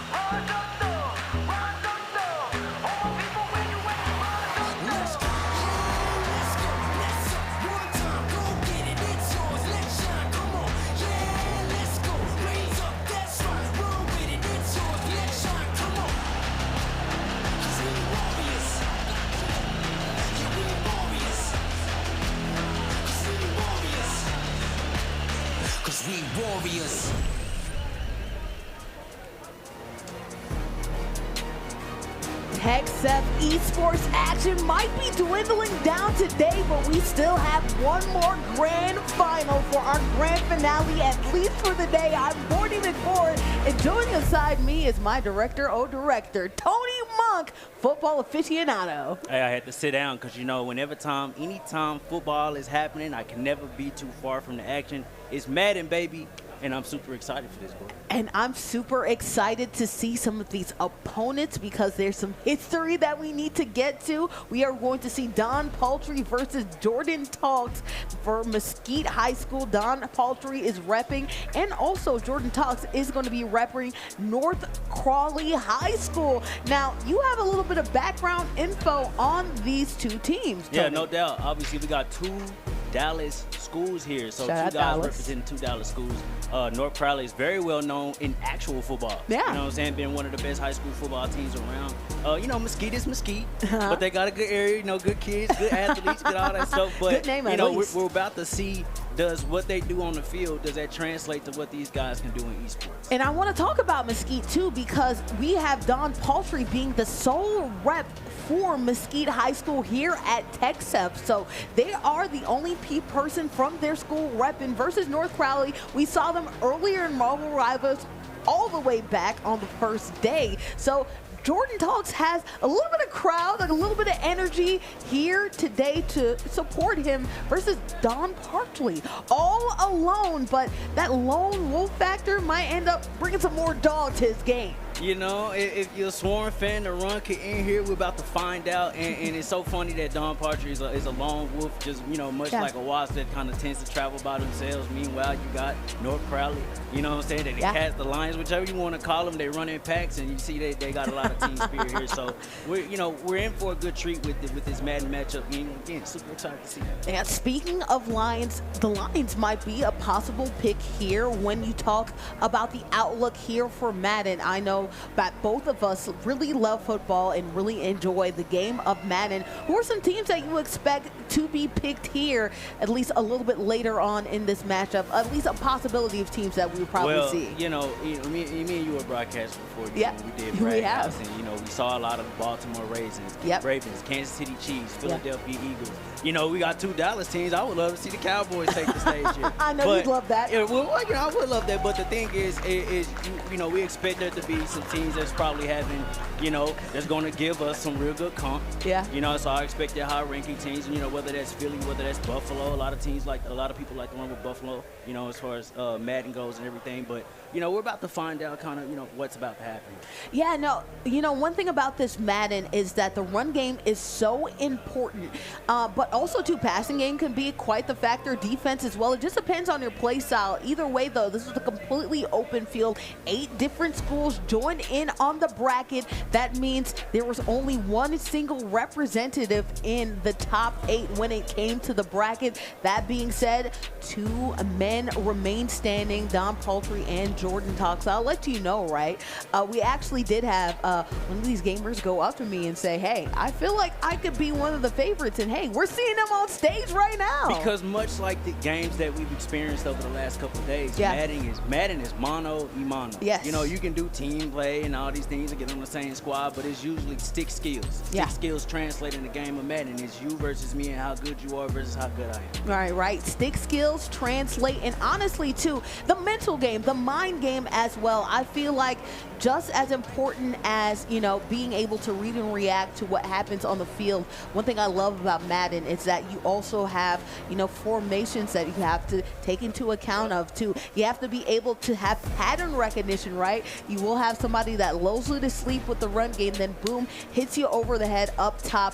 Be honest, are you the type that really likes to play balls to the wall? You like to go all the way, go for it, or do you like to stay safe? You like to play close to your chest, and you like to get chunk plays and hope that those small plays end up being big plays or end up leading to big drives? Well, I think we're about to find out, Bordy, when they get to choosing their offenses and defensive playbooks. That's going to let you know who's going to be doing what. Again, when we sat down before and we kind of did a couple of games, we kind of saw some guys just prefer to do a lot of running. Yeah. There's a lot of deep passing. Yeah. Broken plays are Broken plays are definitely a thing. Some people may kind of make use of the AI, kind of get out to the sides and do that thing. But regardless, I think you'll find out who's kind of more of a strategist Yeah. versus who's just kind of come at you. Yeah, That's what we yeah. wanna find out. What about you specifically? What type of gamer are you? Are you like the one that likes to test the deep ball a lot, or? Well, I've grown up, Gordy, to learn 3 yards in a cloud of dust is the saying. You hand it to the running back, get you 3 or 4 yards. Yeah, yep. We moving up the field. Come on. But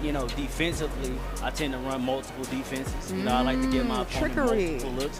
These guys may be a little different with that. Yeah, yeah. But one thing that's going to happen is when they choose those playbooks, you're going to learn a lot about who we got to. And in some Maddens, you can have a lot more defense than others. We will see who decides to lean onto who. Don Paltry going against Jordan Talks. I'm going to be honest, Don came up to me. That's the player I was talking about that said, I feel like I'm pretty in control. And honestly, that's a great mentality for somebody that, as we talked about, unfortunately does not have the same support behind him like Jordan Talks does, just because North Crawley has a lot more representation versus Mesquite, not a lot.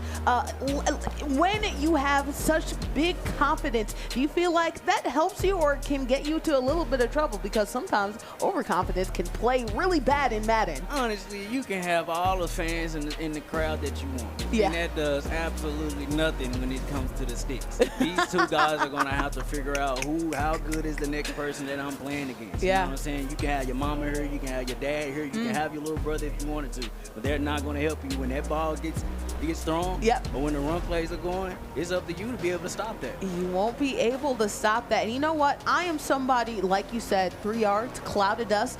I like to play it safe, but we're going to have two teams that could play safe or could go for the big plays, right? Buffalo and Philadelphia, good running games, good passing games. What do you expect to see from either Philly or Buffalo throughout this matchup? Well, obviously, like I said, who's going to be the competitive teams here? You got Philadelphia and you got Buffalo Bills.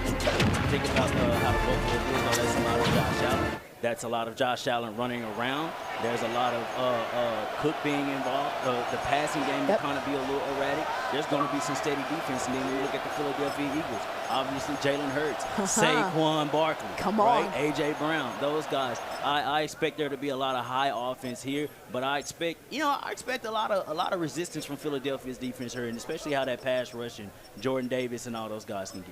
Yeah, just so the crowd knows, Don Paltry going to go ahead and represent the Buffalo Bills. We also have Jordan playing for the Philadelphia Eagles. So we'll make sure to go ahead and inform you about that just so you know, but you talked about it. Josh Allen, one thing that I really love about Madden is that the deep plays can really make a difference. When you have somebody who has mobility like a Josh Allen, like a Jalen Hurts, you can get out of dodge, especially considering the fact that both of these defenses have some premier pass rushers that can be stars and make some big plays. Well, like I said, we're about to see here, and we can obviously see 4 wide tends to be the thing. We got our tight end slided off to the left. We got a little motion going on, so he might have saw something we didn't like. Probably could be a run play here, but let's find out. Hurts in I formation right here, I should say, in the pistol, right? Deep pass, deep shot. A.J. Brown going ahead and getting a big chunk play. Well, when you do a lot of motion there, you never know what's actually happening. And a lot of times, I think a lot of Madden players especially hate the spread offenses because it can kind of catch you slipping just like that. You don't want a guy like A.J. Brown to get behind your defense. A.J. Brown getting behind your defense can cause trouble. Luckily, that wasn't a huge play for a touchdown, but that is 2 plays in a cloud of dust. Again, he knew. Let's get A.J. Brown going deep, and especially if you get A.J. Brown going early. And let's not forget, people, the superstar abilities play a lot of the factor here. The faster we get A.J. Brown's superstar ability going, get Jalen Hurts' superstar ability going, it could be a really long day for both of us. Superstar ability in Madden kind of ends up being the name of the game here, but if you're Don Paltry, how do you respond, especially when on the other end, Jordan scored so quickly? You respond the same way Josh Allen does in real life. You put the team on your back and you get down the field. I don't know if you've ever seen it, but he puts the team on his back. We'll see if he's able to put the team on his back, though, and live it to the path with Greg Jennings right now trying to figure out what the play style will be with Buffalo. You have a lot of options. You talked about a running game, deep passing game. You have to play patient, though, and not put too much dip on your chip. It looks like we might play the patient game. I formation, heavy formation right here as we're seeing Play 2 personnel, get after it. Cook going ahead, getting about a good 8 to 9 yards on that play.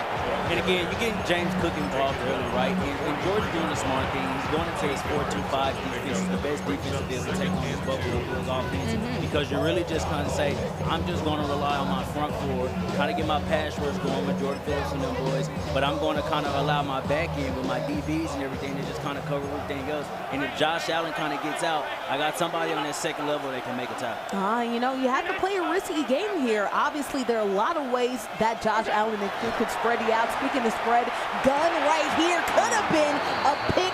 Lucky that didn't get picked off by Bates. And again, the 4-2-5 defense, it allows me to kind of play a mixture of some man zone blitz, right? You never know who's really going to be coming out that second level to this blitz, and that's why we're going to see some tight defense from Jordan on this drive. 3rd and 2 right here as we're seeing a rollout by Josh Allen rolling straight to the defense. Luckily, nobody in the area. It's looking like a great stop by Jordan Talk, at least early on. Again, we got to do quarterback contain. It's just like in real life. Keep the quarterback from rolling out of the pocket so that he doesn't hit us for a big play. And especially in Madden, you can get caught holding that ball a little bit too long, and next thing you know, it's 4th and long instead of a 4th and 2. Be honest. 4th and 2, early on here, do you go for it or do you play it safe? Well, you know, it depends on what side of the hash you're on. If you're not in your own territory, but if you feel good, like, you know, if there was a high percentage play that could have happened there, then you could have went for it. But in this case, it's still very early. Go ahead and punt the ball.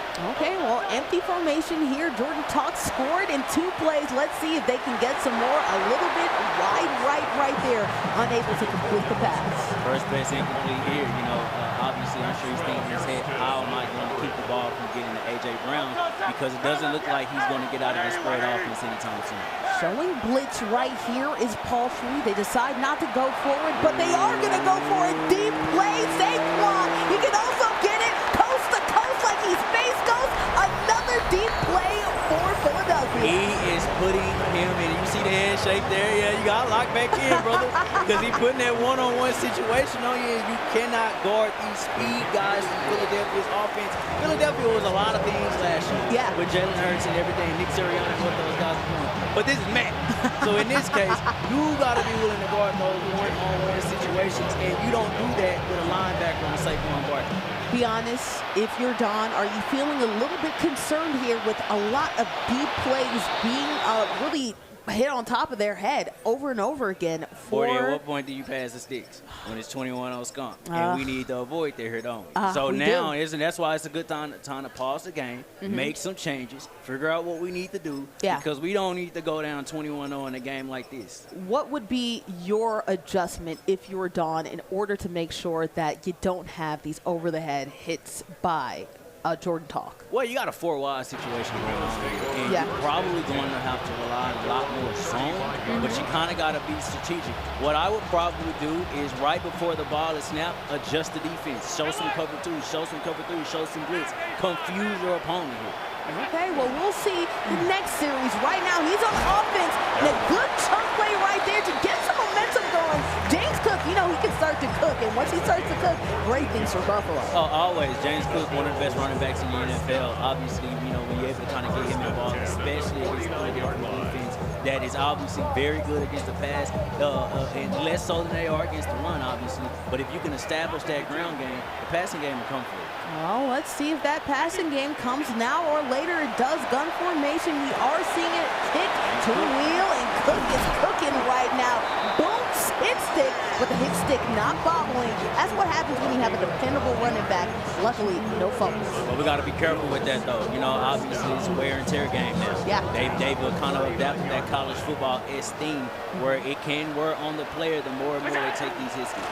Cook, we're going to it again. Feed the hot hand. And so far, it's been chunk plays, the ground game. You know what? I like this response. Obviously, Jordan working quickly. I like the fact, calm down, give your defense a little bit of a breather, and yourself a mental breather, You got to establish a run game. Like, it is okay to lean on the run. I think too many times a lot of players get so absorbed in the pass that they forget, oh, there's a whole other facet to the game that works. And you see what happens because he's able to get upfield with his tight end. I feel like Dalton Kincaid is so underrated when it comes to this game in real life as well. Breaking a tackle and another first down. 4 consecutive first downs right now on this drive alone from Don. Well, he's starting to find that offensive stride. You know, we're going to kind of pick up the pace offensively now, put our opponent in that bad pressure as well. All right, as you're seeing it, passing it, and dumping it to the flat. James Cook, good defense from Jordan, finally stopping that first down tear. Yeah, no doubt. Obviously, like I said, we got to hit outside the hash. Sometimes it's just not straight up and down. Let's kind of get our best guys in the space, like James Cook, make a couple of moves, get Kincaid in space, make a couple of moves, and we're up the field. 2nd and goal here. The field is tighter. The throws have to be tighter through, and that's a tight one right there. Luckily, no interference, no batting down, no pick sixes. Only a couple yards gained right here. 3rd and goal coming up. Tony, how do we address this? You know, we want to do a lot to avoid the pick sixes. We want to do a lot to avoid the interceptions in the red zone, but sometimes we need to let these routes develop. There are longer developing routes on this game. If you would have waited, I think you could have had a guy in the back end zone. Let the play develop, and also, too, escaping the pocket a little bit early there. I think that limits the amount of plays, and unfortunately, Josh Allen had to throw it away there. Well, we're a little antsy right now. There was no pressure coming on that drive. Yeah. You know what I'm saying? And so when we're rolling all the way out to our right, you got to ask yourself, was our play even designed to do that in the first place? Did I even have receivers coming across the field to cross my face? If that's not the case, this is a broken play when we roll out to the right. And you know what? That's unfortunate seduction that comes with mobile quarterbacks, right? Obviously, you know the fact that they have out-of-pocket ability, so you want to utilize that, but you also, unfortunately, shorten the field. So you definitely don't want that to happen. Touchback coming. Jordan, not really big chunk plays, went coast to coast several times. We'll see if another deep play leads him to the end zone, or if Don is able to finally slow them down. Well, I think Don, he should have kind of stayed with that run game offensively, but defense, I think he should have an idea of what's happening here. You know, Jordan wants to hit him deep, but he got to find a way to shut that down. Hit him deep. They did not this play, but still is the skinny Batman going through and still getting some good yards. We're going to a little bit more methodical play here from Jordan. And you know, that's the trick. You throw so many deep plays. You throw so many deep plays that you cause your opponent to have to drop back, or he doesn't come up and play closer. And so now it leaves these underneath slant routes, 10, 15-yard intermediates. They're all open now. All open right now, empty for Jalen Hurts and crew. Has been passing a lot and found one right there. We're going right back at it. Well, we love a good double move route. You know what I'm saying? And again, one-on-one man coverage situation. You have to be careful when you're dealing with this offense. You have to be careful. Philadelphia and man-to-man coverage is so tricky because you have so much speed, and you know what? Speed kills in Madden. Every time. And we'll see if it happens this time as Jalen Hurts, again, has been aggressive when it comes to the passing game. Going vertical. And Jordan hasn't even ran with Jalen Hurts yet. That's another thing that hasn't happened. He hasn't decided to run with him. Almost gets home on that one, though. Send the blitz. Make your opponent have to work for it offensively. Just don't, like, sit back and play zone and just man coverage with nothing all day. Where are the stunts? Where are the stunts? Especially, too, if you're sitting back, you have to wait for those plays to develop. So we'll see if we continue to see some deep passes. Either way, it's a 2nd and 10 loading on up. 42 seconds left to go in the first in the gun. Jalen Hurts moving to his left, going for the deep home run. A.J. Brown, head top. Let's go. That'll do it. And that'll do it. Again, user skills also play a facet in this. Sometimes it's not just the route I'm throwing. I'm actually controlling my receiver, and I'm going to go get it myself. One-on-one coverage. You said it time and time again, Tony. I don't think that's the path to victory right there. You can't leave your receivers alone on the island, especially with a man like A.J. Brown. Well, the good thing about it is it don't seem like we have an accelerated clock to a great degree on this game. So there's still a lot of time to be able to catch up. Yeah. You don't want to rest on your laurels offensively, but you want to be able to keep the pressure on defensively as well. Yeah. Obviously, some more audibles coming right here for Don. Only got 3 points so far. Be honest, are we starting to approach that territory, especially if this game starts to snowball away? Are we getting to the territory where we see Don try to go for it on 4th down? Well, I think that might still remain to be seen because we have so much ball left to play. I don't think it's one of them things where, hey, if you got a game plan, you don't want to get away from it, and it's just the end of the first quarter. Right. You still got a whole half of another quarter to go. Right. And so, like, kind of see how it plays out. If it gets to the back half of this first half, then you kind of have some issues saying, oh, what are we going to do? How are we going to kind of get back into this game? It's 20-3. That's what? 2-3 scores already. Yeah. You know, you got to start kind of figuring out a play here, but you don't want to get so far off your game where he's like, all right, I'm just out here just throwing the ball out everywhere. I think one of the lucky things that's in Don's favor is he knows that Jordan is really trying to talk about. We talked about it too. That aggressive play style, going down the field constantly. If you know your player or your opponent is trying to be aggressive and hit down the field, I think there's ways to take advantage of that, Tony. Yeah, use your skills. Yeah. Get like a lot of times in myself, right? I'm a pass rush guy. Yeah. Right. I love to use the defensive line because if I'm on the end, I can choose my pass rush move, set alignment up, and get to the quarterback, force him out of the pocket to run, make Jalen Hurts run, and figure out the rest from there if you can't stop him from throwing the ball. Because Jalen Hurts at his core, he's a runner, if nothing else. So, I mean, yeah, we're in a game of Madden, right? Yes. But you still want to kind of say, again, if we're running a 3-down lineman, that's probably not going to help us a lot if we're trying to say how we're going to cover this spread offense from Philadelphia. Yeah. We might need to switch to some things where we're sending a blitz. Yeah. Sending a blitz, going to dime, maybe playing some more coverage down that field, getting some receivers to help out. I'll tell you what, though, Jordan's locking down, clamping down, making sure to get at that run-day game. You know what? You're starting to see the tendencies of these plays a little bit more. But one thing we don't want to do is get behind the sticks, right? Yes. 2nd and 12, that's all right. We can kind of figure out a way out of there. But we want that running game. We want to do high-precision run plays. Yeah. Something in between the tackles, somewhere where we know, if nothing else, I'm guaranteed my 3 yards. Are we going to see Josh Allen's rocket arm soon? Not quite yet. We're seeing James Cook, though, 1 yard short of the first down mark. Make a couple of moves, stick with it, keep James Cook involved, we'll get up the field. Any play that's giving me yards is a positive. And we are done with the first quarter. So far, we have a 20-3 lead. Right now, Don down. Jordan talking as they have an early lead, but we've seen, unfortunately, I'm from Atlanta, we've seen 20-3 deficits turn around quite quickly, so you never know. I'm sorry, I heard some offense in the crowd. I don't know if there's any Atlanta fans. Well, listen, we don't want to say the 23 to 28 to 3. We don't want to bring up the ghost of football's past. Right. But that could very much happen here. Again, what are your guns here now on offense? Do we need to kind of stretch the ball downfield? We know Eagles got some DBs, right?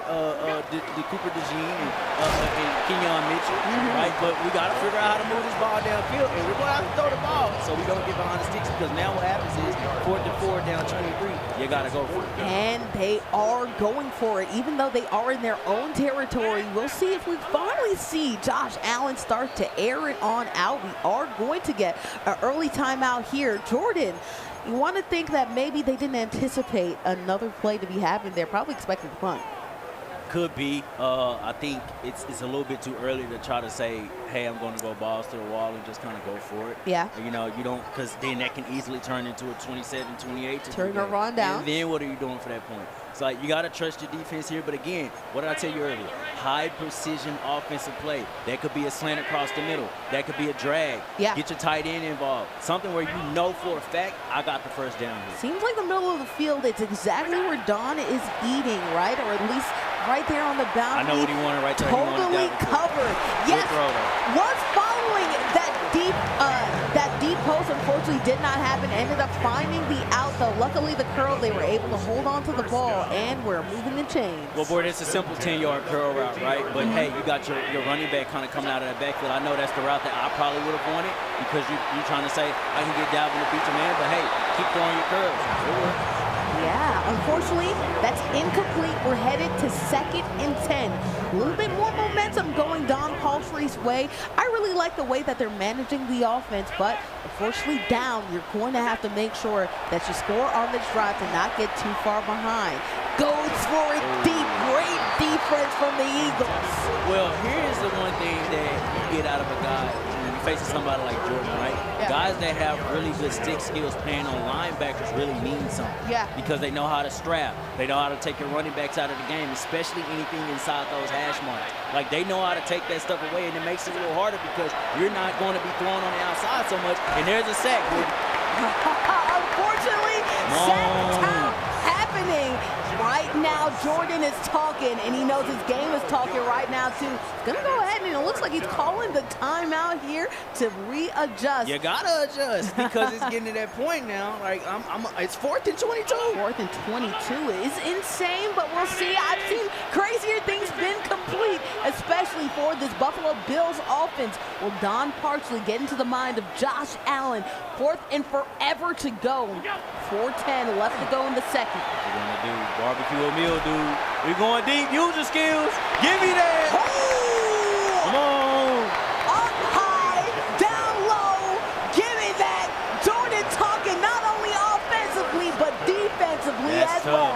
Again, you got to control that receiver. I was expecting a little user skills or jumping that receiver. And hey, if it's going to be an interception, at least try to swat the ball. Man, gives you the ability to do that.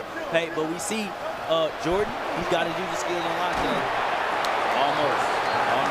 Do buy into the arm punt propaganda, because that's kind of effectively what happened there. Oh, yeah, definitely. Obviously, get that pressure on Jalen Hurts. That's the second time we've seen pressure on Jalen Hurts today. And we're going to need a little more of that for the rest of this quarter, especially going into the second half. Okay, as we see Jordan talks, they have been testing I down the knew it. field, That's him. one-on-one He burned. coverage. It's easy. We're going. We're skiing. A.J. Brown, one-on-one situations. You cannot leave your cornerback in one-on-one situations for A.J. Brown. You will lose every single time.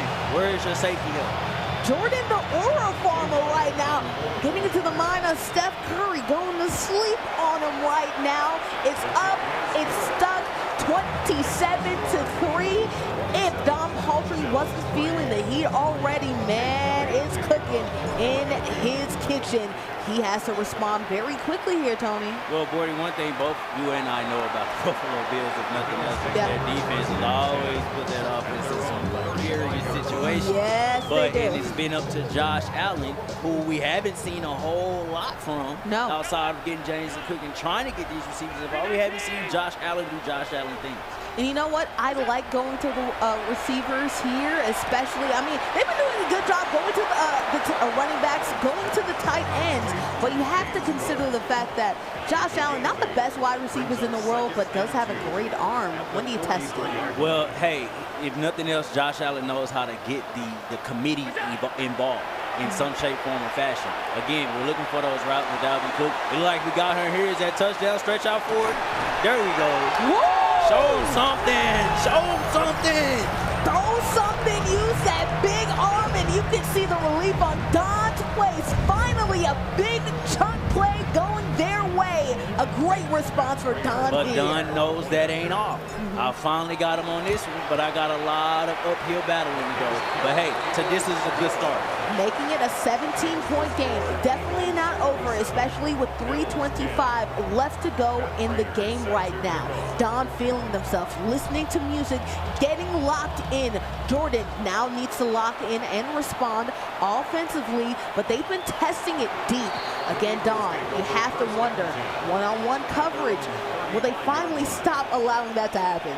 Well, hey, if nothing else, it's been a highlight reel so far. It's been a little highlight reel so far. When they cut this up in the back and they begin to play it, we're going to see a whole lot of Philly on this. But again, we got to tighten up in this last 3.5 minutes of this game, and we got to keep A.J. Brown, who's already, 2-3 touchdowns in, out of the end zone. And when that doesn't happen, you also have none other than the skinny bad man coming, but you also have the seam. Goddard going ahead and trying to do his A.J. Brown impression too. Right now, if you look at Jalen Hurts' stat line, almost 400 yards, and we barely got to the 2-minute warning in this first half. Gordy, I'm about to throw up all over this desk of the lack of pressure that I'm seeing right now. Yes. Because it's insane. Here's the problem with running zone. Now, running zone is great because it keeps you out of those man cover situations. Running zone is terrible when you have no pressure. You allow the routes to develop because eventually you will run out of real estate to cover it, and then your receivers are open. And especially down the seam, too, you don't want those tight ends getting in between that zone as you're seeing it. Easy like Sunday morning for Saquon Barkley. Jordan gets another touchdown. Look at him. He's in control here. Don can't stop him. He's in control. And like I said, when Philly, much like they do in actual NFL, when they kind of get into that controlled football, I bet y'all know what you're going to see in the second half. There's going to be a whole lot more Saquon Barkley running the ball now that he knows that he has Don fully on his back feet. Absolutely. You know, it helps to have a good running game when you have such a frenetic passing game. You can go ahead and milk this clock away and really take the air out the ball. But right now, you hope, if you're Don, that Josh Allen can air it out. Got a big touchdown last drive. Let's see if he could do it again here. Well, I tell you, why air it out when you have the ability to run? This is a good out route here and get out of bounds. Try to stay some time on that clock. Maybe you can score quickly, get it back again from the defensive side of the ball. But why air it out? You got Josh Allen's legs. Use him to run. Well, no airing it out right there. Getting some good out route plays. Able to get to the sticks and able to get some more downs. We're going for it all. Go right here. Unfortunately, Cooper DeJean is here lurking. Well, that's Cooper DeJean, right? You know, one of the best nickelbacks in the league. And this is like a house call. It is going all the way. That is a touchdown, people. It's nasty out here. Cooper DeJean not only got the interception from deep, was lurking, but also took it for a house call as well. The pick six. Unfortunately, Don, you thought that this could be the start of momentum, but you just get a Jordan shrug from Jordan. Well, Don knows, hey, you know, worst thing that can happen is that the second half comes around and puts up another. Yeah. But Don, you know, he you know, for Jordan, it's understanding like, all right, you got a lot of real estate to cover. But if 41 points can be put up at this stage of the game, how come you can't manage those same 41 points in the second half? Down 31 here. We'll see if they can manage it. Obviously, Don didn't like the results of the last drive, a pick six, but we'll see. You know, we did say Josh Allen, you want to see him tested, but Tony, you did say you'd like to see him not only test with his arm, but also his legs. Because where is your ball control coming in at? At this point, you're trying to take so many deep shots that Jordan, all he had to do is drop all the DBs, right? He was already kind of playing in that 4-2-5 defense. Let's contain everybody underneath. You can have, at this point of 41-10, you can have all these little 10-yard routes that you want, because it's sitting on everything else. And the minute you throw it deep, the same thing's going to happen like it did last time. It's going to be an interception. You already thrown two of them. Where's your third one? Well, let's see what happens. We are seeing trips to the right. We are seeing in the gun situation. Get out of there. Cook trying to go coast to coast. Jackson right there. I'm not sure he can catch up. You finally get something going if you're Don. Pick six, but at least you're able to get those six back on the next drive. And Don, you know, this is where Don got to slowly build his confidence up. You're finding ways to say, okay, I know I can score here. I know I can score there. But that ain't where your issue is. We got to find out how can we cover on the defensive side of the ball, and that has to start right now. That's to start right now. Obviously, you know, Jordan Talks has a bit of a cushion, so can't be too mad about the fact that Don was able to get back into this. But as we approach 2 minutes, 21 left to go here, are you still trying to get as many points as possible, or do you start the slowdown process just a little bit? I'm looking for 49 on the board. Immediately. I'm looking for 49 on the board. I'm trying to bury my opponent. Watch this. You see that one-on-one on the outside? Oh, yeah. Watch this. He's going to go for it again. Boom. He's going to throw it. I'll throw it. He gave him a break on that one, but that's all right. He gave him a real break. Gave him a break. I would have threw that. 408 yards. He would have threw that out. Instead, went with Devontae Smith, you know. One wasn't built in a day, Tony, but we are 8 seconds away from the 2-minute warning, so we will see if they decide to go ahead and test it. In fact, we're going to that 2-minute warning right here. Rome wasn't built in a day, Bordy, but Philadelphia's offense was. Thank you. And again, we're allowing these one-on-one man coverage situations. Hopefully our safeties are dropping back in the zone. Smart man, let's get some coverage help up over there. Some coverage helping right here. 2 minutes left to go in the first half. Right now, down big is none other than Don Paltry. It looks like Jordan Talks is going for a more conservative play here after seeing some hit. And you can do that, and you can totally do that. Obviously, we're moving up the field. We're not getting a lot of defensive resistance right now. Like I said, there's a lack of a pass rush happening from Don's side. Like, just get the ball out. Let's just get down for it. We ain't trying to do too much. We don't want to fumble. We don't want to do any random injuries before we get into the second half. We're just going to run some simplified offense. Do you feel like that's lulling your opponent to sleep or just taking what the defense gives you? He's just taking what he gives you at this point. He's already given everything else. Second and inches, knowing Jordan Talks, he could probably go ahead and convert this. Hey, we haven't even seen a lot of running plays from Jalen Hurts, or really a lot of running plays at all, as we see A.J. Brown. We're going right back to it.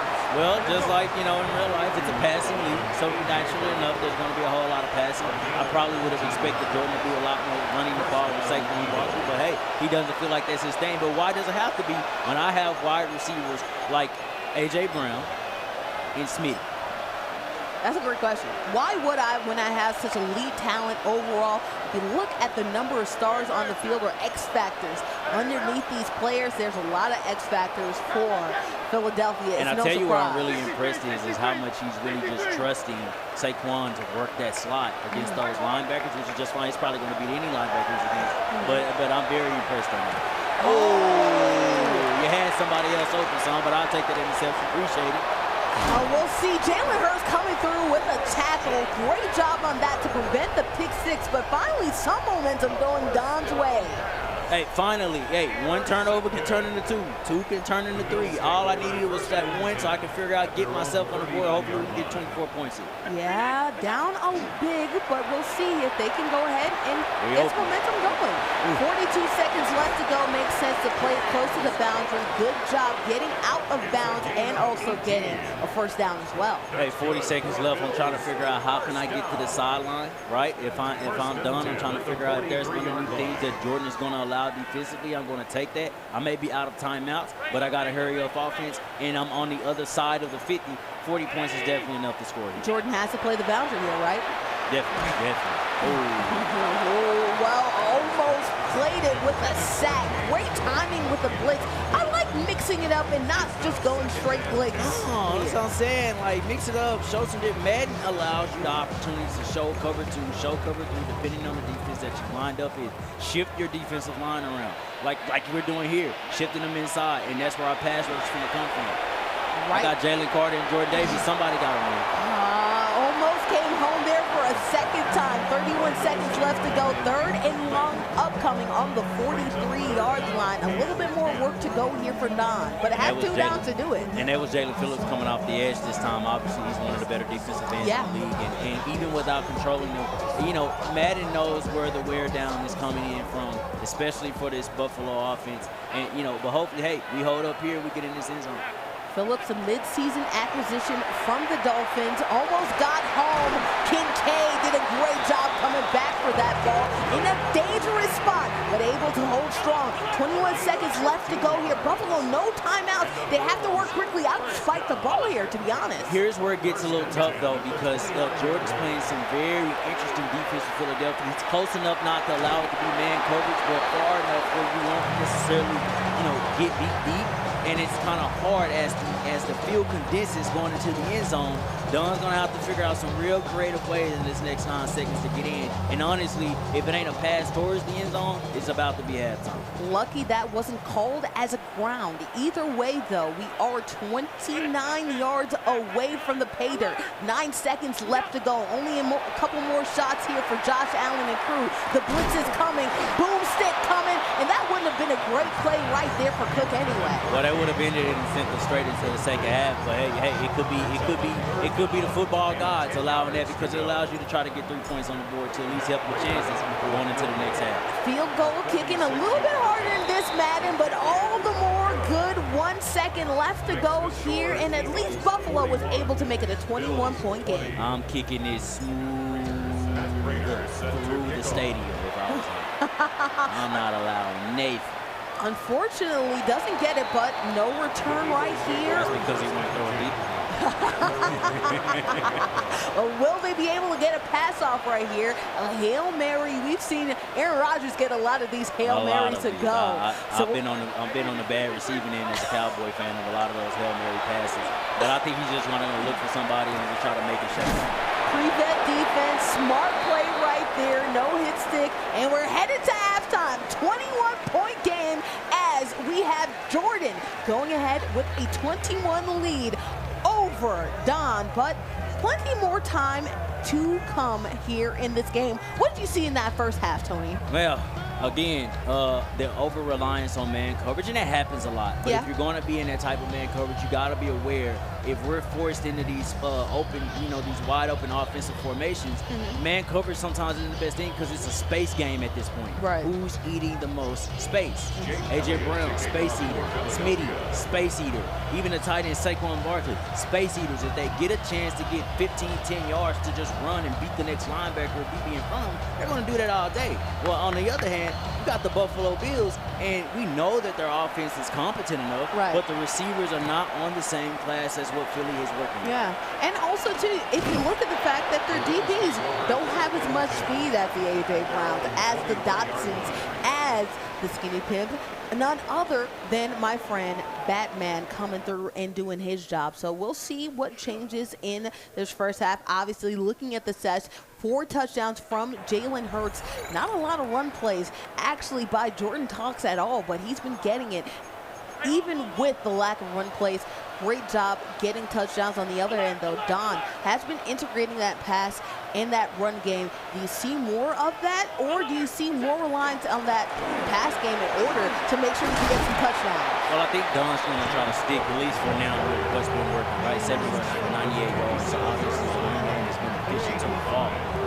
I think it's still a little bit more ball control from Don's side, but again, a lot of the issues haven't too much been offensively. We can score, but can we hold them when we get on the defensive side of the ball? But here, maybe we just need to try to keep them off the field, and that helps. Well, we'll see what happens. Gun right here, 3 receivers to the left side. That's been the bread and butter move right there. Just going ahead, a safe play, so you don't have to worry about it too much.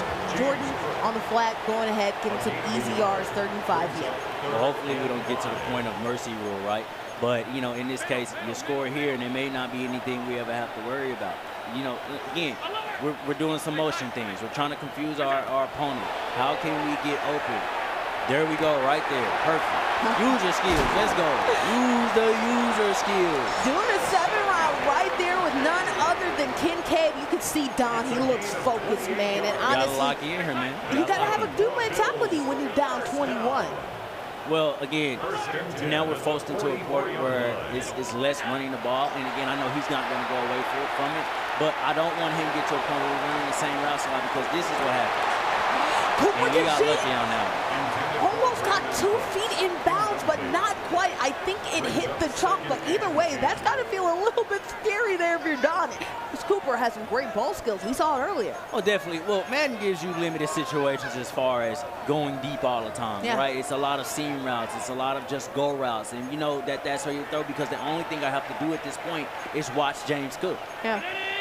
We'll see if James Cook will be utilized here. 2nd and 10 as And you see here as Jordan is moving around his linebackers, it makes you have to get strikes, because now you're trying to fix the defense where that happens, because you want to get away from him utilizing so many guys as he has great user skills to this point. I'm surprised we're not seeing a lot more Khalil Shakir possessions here. Shakir's a shifty guy, right? And I can see a lot of underneath routes that could have happened to him, and maybe you get him into space, right? Shakir's a good space eater. Get him in the slot. I like the option there to be able to throw it, but chose to run it instead. RPO, I feel like, is a great option here for the Bills, especially as we talked about. You not only have Shakir's shiftiness, but you also have Cook's shiftiness too. Getting some yards, 9 yards on that play. Well, we're doing a lot of flipping our plays over now. A whole lot of flipping our plays over, which is the smart thing to do. Get James Cook out in the open. Let's get upfield. Out of bounds. Let's be careful with the hurdle, though, because that ball will come out. 1st and goal, 7 left to go. In order to score the touchdown, could absolutely stop the bleeding here and get a daily double when it comes It to was scoring at the very, end very and getting subtle this. from Jordan's side right now, Gordy, and I didn't even mean to cut you off No, you're because good. what he told his linebackers when to do was to drop how many yards back in his zone. Yeah. It's 5 to 10, and now we sit on that stuff and we keep everything in front of us. So let's see if he's going to sit on it again, right? Obviously in the red zone, much tighter. Left to go here, 7 yards. Allen, nice pocket, out of bounds. That blitz game, we're not seeing it a lot here from Jordan, at least so far in the red zone. You expect to see it on a 3rd and goal.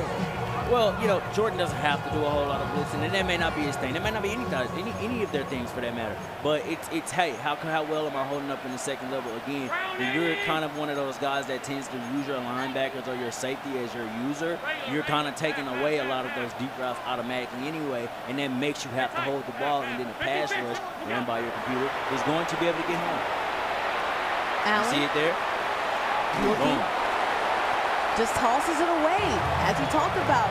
Didn't have to do that, but that's because Josh Allen rolled out. Got it. And again, maybe there are some plays there option-wise where you're using James Cook and Josh Allen. Again, Josh Allen is a runner. Use him. He is a really big focal point in the offense and then throwing the ball downfield. Jordan is the type of guy who's just going to sit on a lot of the routes that you're doing. That gives you a lot of chances. All right. Well, if Philly scores another touchdown, then mercy rule is in place. So we will see. Buffalo has an opportunity to make this close and avoid the mercy rule. We will see here, 4th and goal. You don't want the time to go out using a precious timeout here. I don't like that while you're down, Tony. Board here putting some bread on the table. Don not going to allow the mercy rule to happen. Let's go. You want to go Come down on, there? he ain't going to allow the mercy rule to happen. I got 5 on it. Got 5 on it right here. Well, we'll see if he doesn't allow it to happen. 4th and goal, 7 to go. I think that he's benefited from a great pocket and should trust his linemen to do a good job and hold it down. Well, here we go. We want to see what this defense looks like. Here we're using Josh Allen, trying to see what's out there. And there we go. That works because we got our receivers shifting to the way that we're going. All they got to do is sit there as all the other players crash downfield. And I like that because that looked like a real-life Josh Allen play, not only rolling out when he had to, which is the difference in some of those other plays, but also to rolling out to the heavy wide receiver side of the field. There wasn't only one receiver there. There was that tight end that was sitting in the backfield that really drew away those DBs. Well, you know, I actually like Don's offensive package. You know, I'm not mad at him, and I really feel like this is one of the better offensive plays that he's ran as far as this series goes, because he really kind of utilized a lot of his shorter passing game. And then, hey, if I am going to roll out with Josh Allen, I'm at least having my receivers going in the direction that I plan on going out, which is to my right a lot. Well, mercy rule not on the docket because Don responded. Will Jordan respond and put him in the danger zone again? We'll see as we're seeing Philly go for it another time. What do you like about this formation for Jordan? Well, it hasn't changed much for Jordan, right? We're going to go 4 to 5 wide every time. We're going to use A.J. Brown to get out of there. And when he's gone, he's a hard man to catch. And use your skills, right? Use your skills. Come on. Right. Hey, every day. Guess what? Stick, skills, kill. And right now, Jordan, it looks like that wasn't going to go for many yards, but able to manipulate, twist and maneuver his way out those tackles. Tony is on a tear. Again, it's open. You know what I'm saying? But the problem is, Gordon, is running the dime defense can be tough on you because it forces you in a lot of those one-on-one situations. And it works for a lot of reasons, so long as your zone is right. But, you know, it's Philadelphia, and it get really hard to guard these receivers. Isn't that a weird situation? Damn if you do, if you don't, because unfortunately we talked about the fact that he probably did need to go to dime in order to prevent the over-the-top play. But as soon as he does that, then A.J. Brown is able to squirrel his way down the field. Well, again, how you positioning your safeties? He did one of the better things that we saw him do in the last half. He's kind of spaced his safeties out just a little bit to take that zone away. And when they are going deep, at least your cornerbacks have some help. Now that does leave the seam of the middle open. But again, where Don has to figure out is how do I just really try to make this defense work? But unfortunately, really haven't done much of that all game. Again, mercy rule back on the docket. If there is a pick six somehow, some way, there is an opportunity for Jordan Talks to close this game on down. But good job by Campbell. Strong hit right there. A tackle for a loss. And even worse, if not a pick six, it could be a fumble, and I'm sure that's never what you want. Oh, absolutely not. Hit stick is in order. And now on the docket. We've seen it. Done right here. Back defense here with Green. He played a little zone on that one, but he brought it down. Yeah.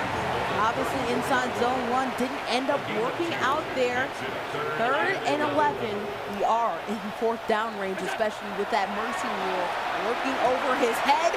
But speaking of alert, I mean, honestly, Kincaid has been there, been dependable for Josh Allen all day. Well, the one thing he's realizing is my tight end routes, especially coming out that's open, and who's your challenger? Challenger's one of the best cornerbacks on the team to do that, but that's kind of been something that's been there for him all game as well. 7 routes have been a bread and butter. Also, too, these outs, as we're seeing James Cooks again. It's been those plays that I've been seeing time and time again. In fact, there were 2 linebackers understanding the fact that that play was probably going to get used. James Cook is just that good, though. Well, Jordan's a high-risk, high-reward guy on defense, and I can tell that by the way he's just kind of been using his linebackers. Hey, if I missed the tackle, sure, but if I'm there, I'm there. Well, will that risky play end up biting him, or will it end up saving him? We'll see. Either way, though, 1st down for Don. Well, power versus finesse is the name of the game here, right? I'm using James Cook a lot. I'm doing a lot of jukes, I'm doing a lot of spins, all those different things. Obviously, he's testing those usual skills when he's coming at him instead of just trying to throw at him and allowing him to adjust in the air. But be honest, that time is ticking. Do you start to feel like you need to switch up your strategy with the amount of time left? Well, offensively, you don't really have to switch up your strategy. You're moving the ball. Moving the ball, they are going to continue to do. Let's see if they can get one more play off before the 4th quarter begins. 2 seconds left, able to get it off in time. Josh Allen, will we see him run? We see him twist around. James Cook a little bit off kilter, and now we are headed to the 4th.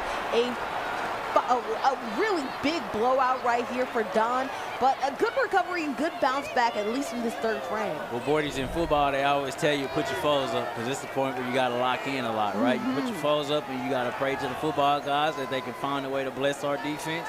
Maybe we get 2 or 3 interceptions in this quarter, and maybe we can get back in the board. We aren't out. We down, but we not out. We did see an interception from Jordan, so we'll see if we see another one again. There you go, rolling. It's Josh Allen time, man. And look at that, man coverage all across the field. That's a great safety valve to have Josh Allen running down the middle. And that's when Josh Allen is at his best, right?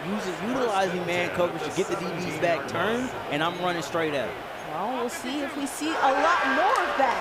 Josh Allen, RPO, interception. Who else but Phillips? Big reward right here. If I'm there, I'm there every time. And that's a 3rd interception of the game right there, and utilizing the defensive end no matter at this point. And you see that cheeky smile right there from Jordan Talks? He knows that he just needs one more touchdown to wrap this game on up. And well, judging on how things have been for Don, defensively, Jordan may not have to work too hard. That's a good stop right there, though. Jordan may not have to work too hard to get downfield. We know who he's going to look for, A.J. Brown. And Don should know that, too. And to be honest, do you play super soft here if you're Don, knowing the fact that you are in that danger zone? Well, you have to.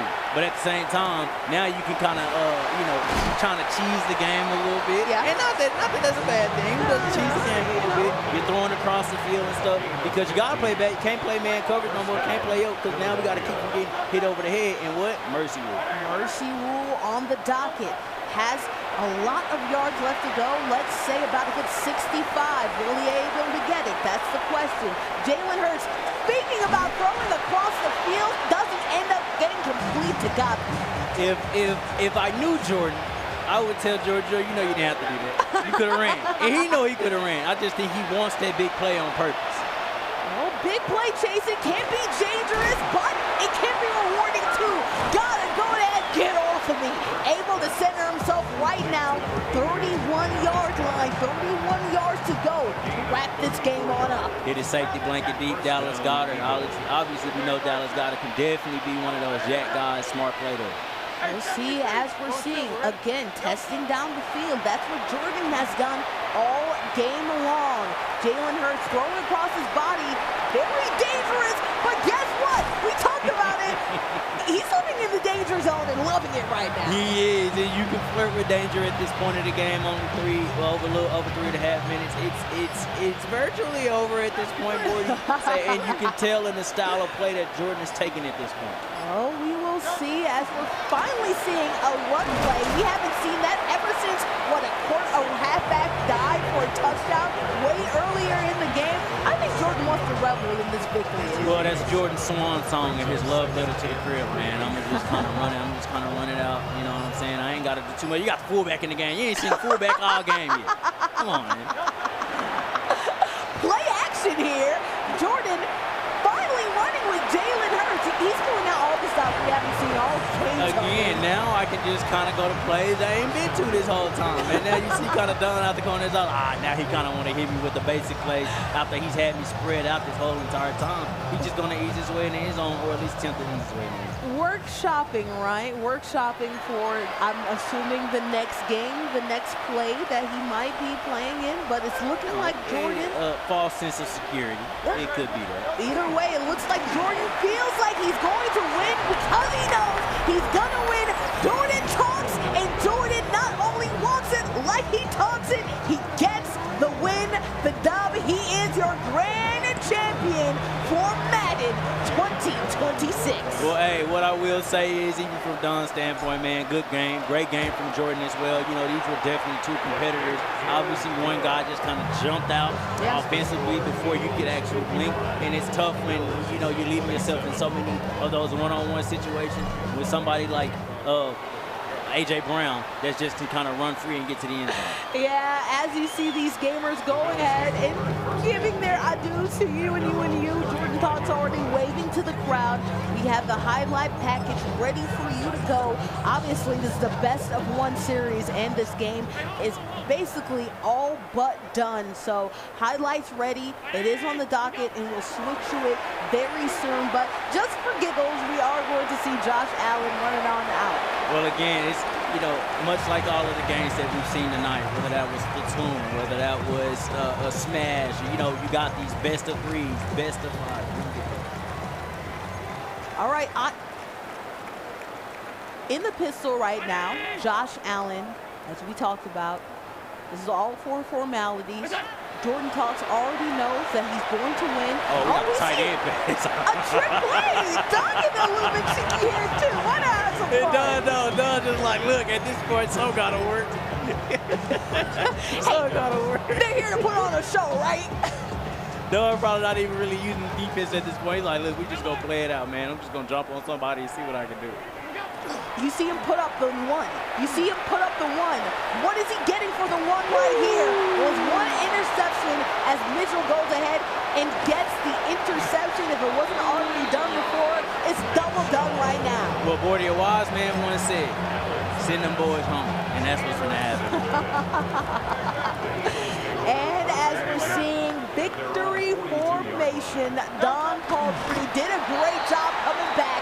But Jordan Talks goes ahead, is in the best formation in football. Well, hey, man, somebody needs to make sure they buy this man's food tonight. You feel me? Because he done put on the show here. 55 points of offense.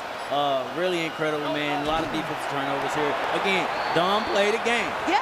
Don did play a game. You just had, you can't let your opponent get out of it so early where you can't get back into it. And you know what? Shout out to Don for going ahead, doing this alone, the only representation for his school. But you see it in the corner because it's reality. Jordan Talks will now anoint him as the winner for the Madden series for TechSep. Our your grand champion for Madden 2026. Well, it's all love at the end of the day, man. You know what I'm saying? They might even run it back later on, you know, Yeah. just on the friendly, you know what I'm saying? He Yeah. understands what the game is at this point. He understands how tough he can be. But these were two competitors at the end of the day, and they both deserve to be here at this point. And you know what? I like the fact that you could tell it wasn't hard feelings, obviously, with that trick play we saw at the end, but we saw a lot of tricks early on here. A.J. Brown, head top, really getting past the defense time and time again. Well, you know how A.J. Brown is. As soon as he gets open, he gets gone, and that's an easy walk-in touchdown right there. Yeah, coast to coast, post to post right there. Double post in order to get that score. You did see some running game, something I respect from Don, and I think will carry him forward well. Is the running game was great, but it's the passing game that really shined throughout this whole entire game, honestly. Well, both guys got their running backs involved. You saw James Cook, but here goes Saquon Barkley hitting the deep end with beating a linebacker all day, every day. Hey, man, he can jump backwards over players. Of course, he can go ahead and beat a tight end on one-on-one coverage. Cook also cooking throughout the game. Lucky the hit stick never got to him, but the hit stick didn't have to come to him because A.J. Brown was hitting them time and again down low. Easy little wiggle room right there, but you know what I'm saying? We're going to manage to kind of get in there. And Jordan knew what time it was. It's just too easy, man. It's too easy. Scuba. Diving for plays, diving for action. Go ahead, hit them with the scuba now. Scuba, scuba. It was an excellent play by Jordan. We are going to go ahead and throw it to Zipmaster Flex to go ahead and see Jordan flex on them with the win. What's going on, everybody? That was Madden 26. We have our two competitors up here. They put on one heck of a show. The score spread was a little wild. I'm sorry, brother. You talked a lot of jazz. You talked a lot of jazz, man. No. Hey, with all respect, though, you got second place, man. You did your thing. Tell me how you felt going up against my man. You know, look, you started to rally back in, and no, I'm not trying to be funny. You were rallying back in, and it started to feel like a game at a certain point. You started to tick-tack every time, get your first down. You started to make your way. How'd you start to feel about halfway through the game? I'm not gonna lie. I was kind of like, when I played him play versus, he was not like this. I swear, I beat this dude in play versus. He wasn't like this. I don't know what happened, but like halfway, I just said, man, why not try this stuff? Actually, try my real offense. Why not, try to hit my tight end? So it was working. It's out doing it. It was working though. It was. I'm not gonna lie. I understand it. So you guys have played before, and he won before.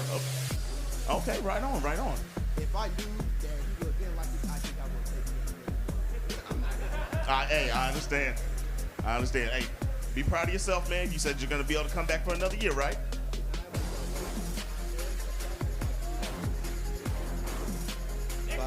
I'm telling you, hey, young OG, come on, that's me, come on.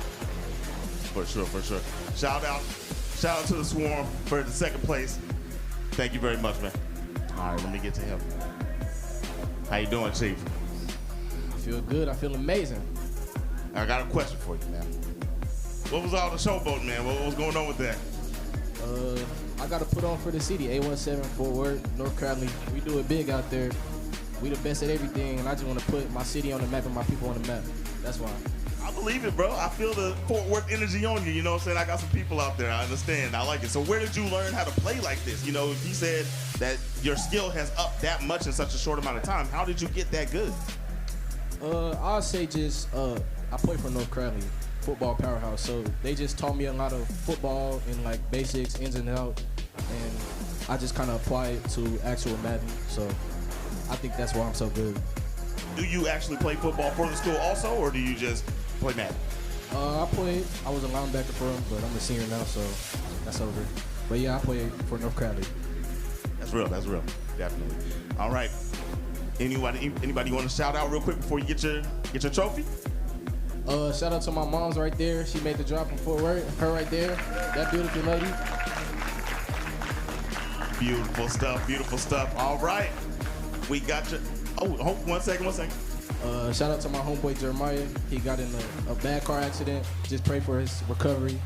And yeah, and also all my other homeboys, my dad, my family members, my coaches, football coaches, teammates, all that.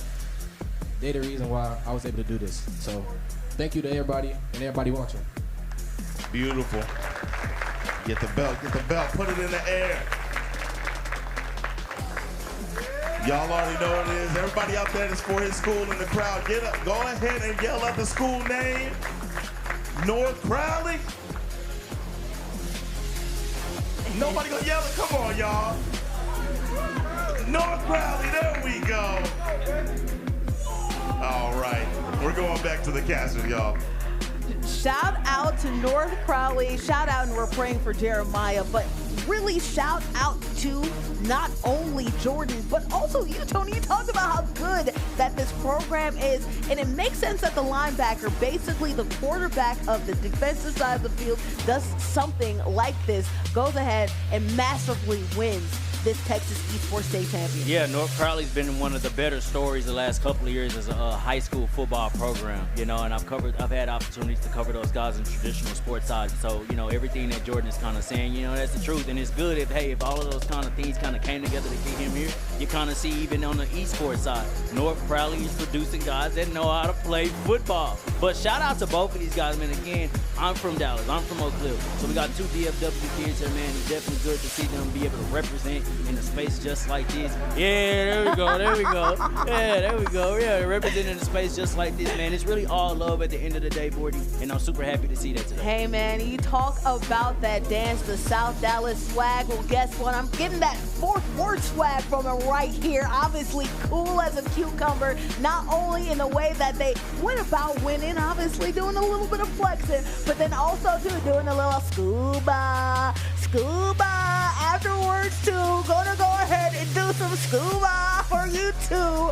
Again, I'm Bordy with Board. That's Tony Muck. Always a good time to do a broadcast. You know what with time my it brother. is, Bordy. It's always a fun time here. And again, you know, as soon as I heard Madden and we had an opportunity to sit down, and this is our first time actually sitting down in an actual space, being able to, you know, coexist side by side and broadcast like this. So definitely an incredible opportunity. You know, usually I'm in the director's booth. Yeah. So if I ain't calling shots, I got to, you know, shout out to my guy Jalen who let me come up over here and talk some good ball with you. And we got to see some really good plays. Hey, calling shots behind the camera and in front of the camera too. A multi-talented man right here. Oh, director, my director. I love him. Shout out to you, Tony Monk. He's not just accurate. He's spot on with his takes. I promise Shout out you. Spot On Sports, new wave of sports that's sweeping the nation. We're not just accurate, but we are spot on all day, every day, baby. And we have a lot more people to put on spot because we have our award ceremony coming up. My name is Boardman Board. Again, that's Tony Monk.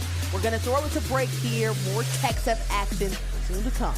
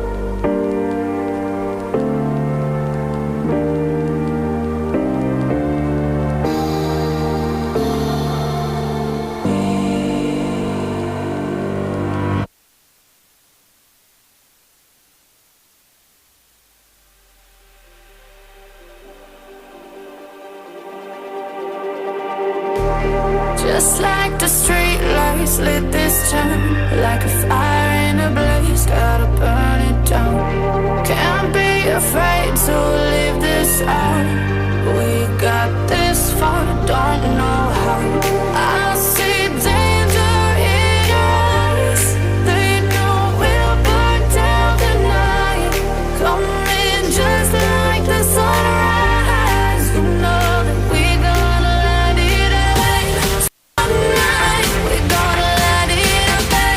Tonight, we gonna let it away. Just like the sunrise, we gonna let it away.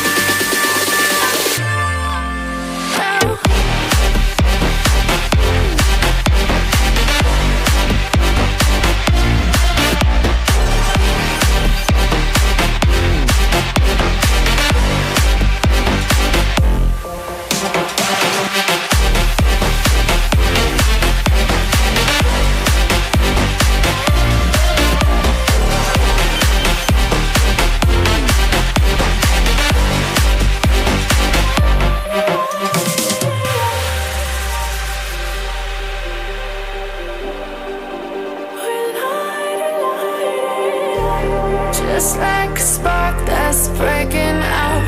Can't make a stop, can't turn back now. We know that there's no room for doubt. No, we can't turn back now. I see danger in your eyes. They know we'll burn down the night. Coming just like the sunrise. You know that we gonna let it away. Tonight, we gonna let it away. Tonight, we gonna let it away. Just like the sunrise, we gonna let it away.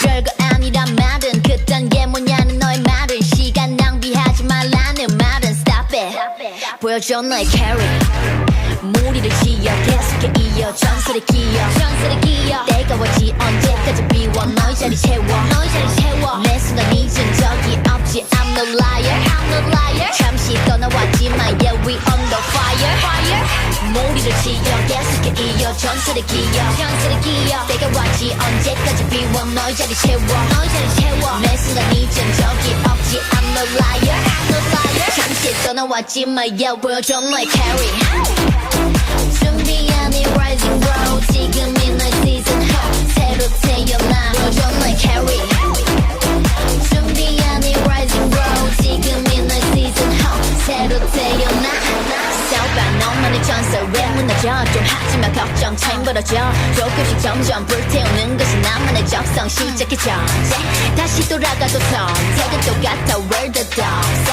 무시했던 놈들에게 보여줘 너만의 번개 성공의 대가에 벌티 꾸준하게 성장해 네가 뭔데 나를 재단해 난 앉아있어 내 책상에 지나긴 시간 지나 ready 오고 있어 내 때가 막소린 뒤에 who am I ain't no free anymore 보여줘 너의 carry 준비한 이 rising bro 지금이 너의 season 새로 태어나 보여줘 너의 carry 준비한 이 rising bro 지금이 너의 season 새로 태어나 보여줘 너의 carry 무리를 지어 계속해 이어 전설의 기억 때가 왔지 언제까지 비워 너의 자리 채워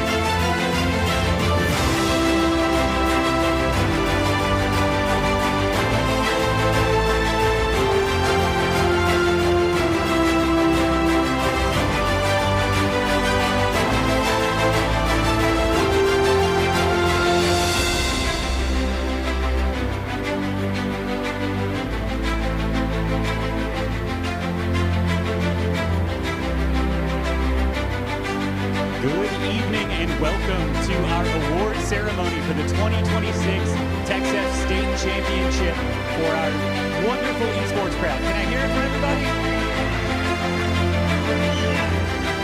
There we go. That's what I like to hear. Sorry to keep you waiting, but we want to give everybody time to file in. I will take a couple of minutes to kind of talk about what we're doing up here and why. I first would be remiss if I did not thank our sponsors. So the Army National Guard cuts us a check that makes this doable, so thank you to them. I also want to thank Baylor for providing facility space and helping us run this every year. LandFest does a wonderful job of making these computers work and dealing with all of the changes that we throw at them. And finally, I want to thank Nishoni for all of our broadcast stuff. They work really hard. They've been here for like 14 hours today. So if I can hear it, there's a guy right back here named Jalen, and he's going to hate this, but if y'all could give him a round of applause, because he makes this whole thing happen. I am 100% going to pay for that tomorrow. So we are here to celebrate what brought us to this point. We could not have events like this if we did not have all of the events that lead up to it, all of the parents, teachers, coaches, administrators, and students who put in all the time and effort. And so we're really here to celebrate that tonight. And so we're going to celebrate our educators first, and then we're going to move into our All-State Awards for our students. So I'll talk about those in a minute. But to the educators in the room, what you do, often unnoticed by others, we recognize, and we love you for it. These students are here because of your effort. So students, can I hear it for all of your coaches, your principals?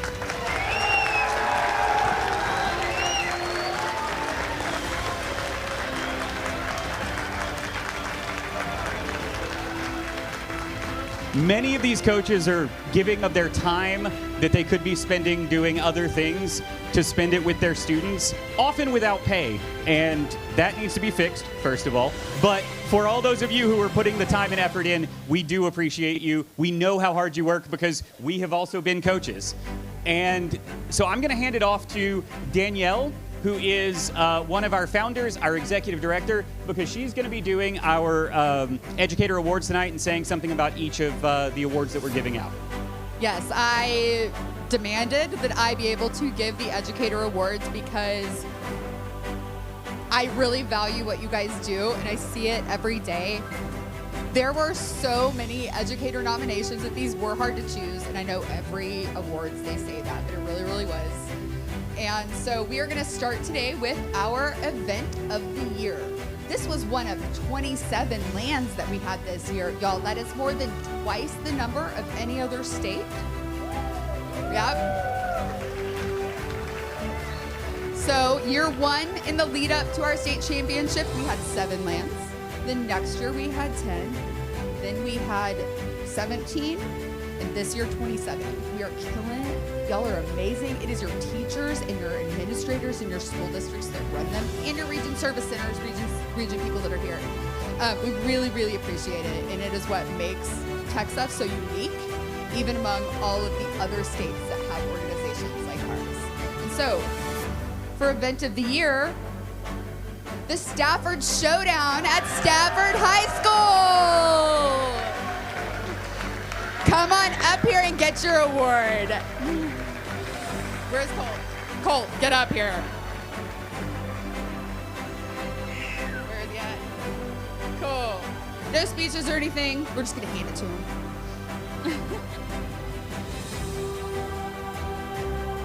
So, very good, awesome.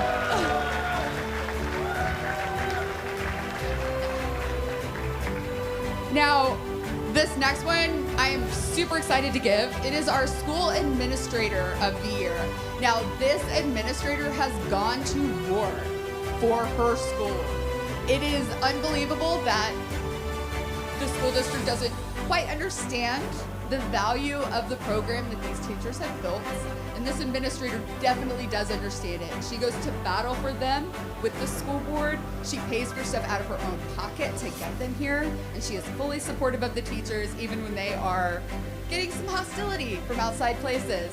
So this award goes to Dr. Amy Bowden from Hebron High School.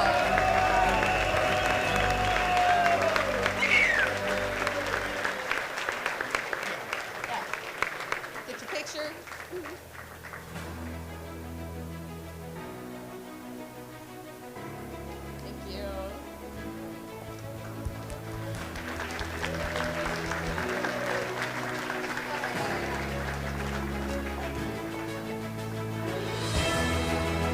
for District of the Year, this program has only existed for a year. And about a year ago, a teacher came to me and said, "Can you talk to my school board?" And I said, "No, but you can." And now their school district is putting labs in all 12 of their high schools a year later. This award, interestingly enough, their leadership just left to go be at Stafford, but this award goes to Fort Bend ISD.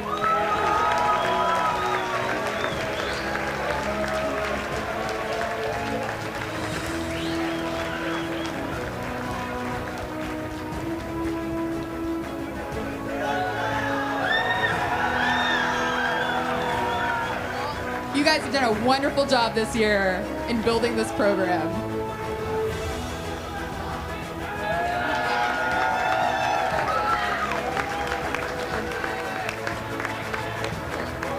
Thanks, guys.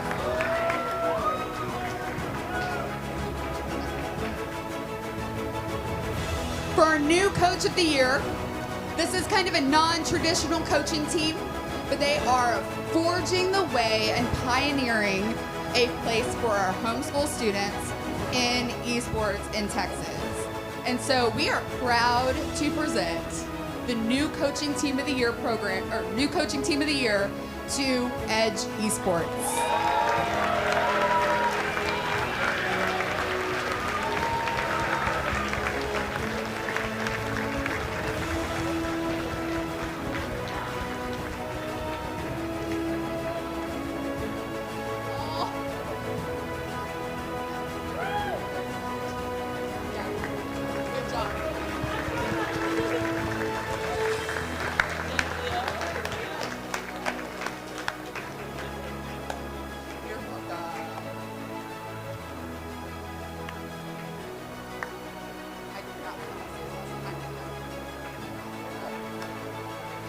This one is super special to me. This coach for Coach of the Year has started not one, not two, but 3 esports programs in Texas. He is actually the one, if you have students that don't have a home program and that go to public school, he is the reason we have our attachment system so that every student can play. So like I said, he has gone not to 1, but to 2, 3 different districts and started their esports program. I don't know how to say your last name, but this goes to Ben from Forney.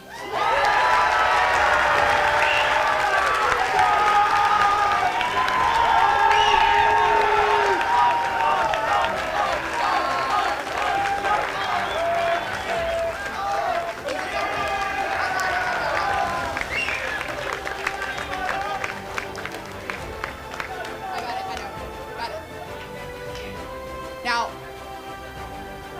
might seem like I'm playing favorites, but I'm not, okay? Like I said, we have some programs that have some outside forces trying to keep them down, but their coaches keep building and building and building.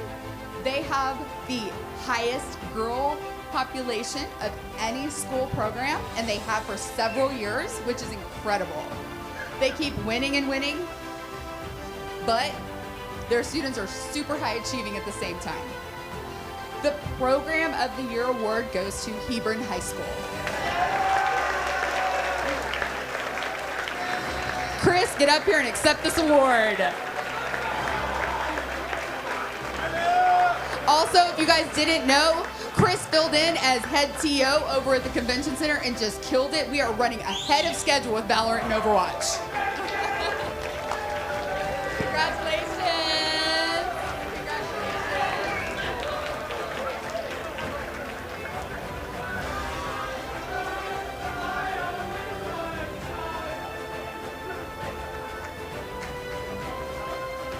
All right.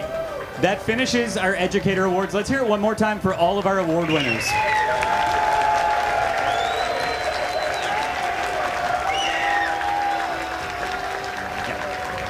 So, for this next section, we're going to be recognizing some of our student athletes who have played all year, who have done a great job. And the way I'm going to do this, I'm going to give instructions and I'm going to explain it. So for each of these games, we generally have more than one awardee, with I think one exception. And so there will be individual slides. I'm going to call all the names and then have all of them come up here and get their awards at the same time. Okay? So, like, we're starting with Apex. There are 3 of those. So wait till I've done all 3, and then all 3 come up here and get your awards. Cool? Yeah, like, you can start walking out, but, like, yeah, just so we're clear. So, something I want to highlight with this is that these are all nomination-based. We didn't just pick random kids out. Most of these students got more than 1 nomination. Their coaches put in, like, if I read all the stuff about all of our award winners, we'd be here till tomorrow. There are some phenomenal award winners, and I think my favorite thing about this is, in most sports, all-state, like, first team, second team, those things are about achievement on the field. And there are a lot of high achievers that are going to get an award tonight. But also, every one of these, coaches talked about keeping the program going or starting the program, being the positive force in the room, having a great GPA, working hard. Like, it's not just one thing, it's all the things. And so as we recognize these students tonight, just keep that in mind, that they worked really hard to get here and they deserve to be recognized. And we're so excited because this is the first year we've gotten to do this. So I'm going to start with Apex Legends, and I'm going to go ahead and say this. I'm going to mispronounce some names. And when I do, I apologize. They're probably spelled right, and that doesn't mean I can pronounce. So, to start with, our Apex Legends All-Star team. James Jack Cool from, oh, I don't actually have the name on that one. Braden Arnold from Springtown. And Tristan Drennan. Come on down.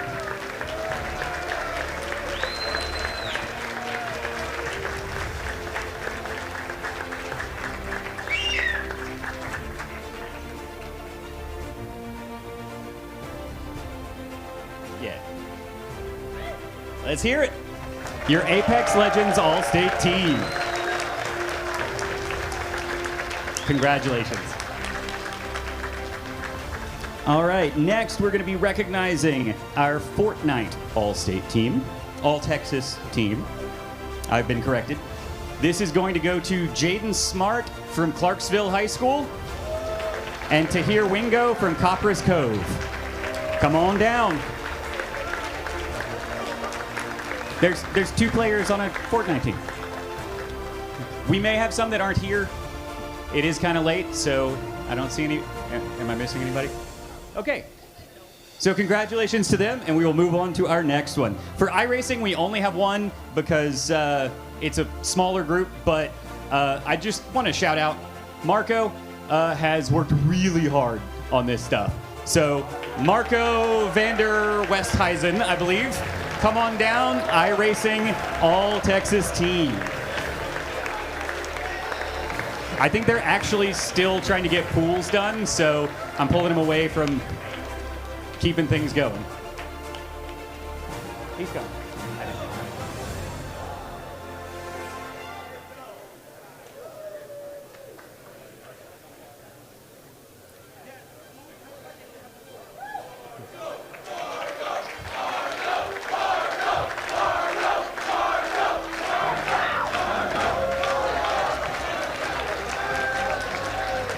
Congratulations, man. Absolutely. All right, my tablet turned off, so I don't know where I'm at. Hold on. Yes, it does kick back in. All right, our next Texas team is going to be our Madden players. We did pick 2 for this one. It is a solo game, but for a couple of solo games, we have a couple. So Jordan Connolly from North Crowley High School and Robert Largen from Mesquite High School. Come on down.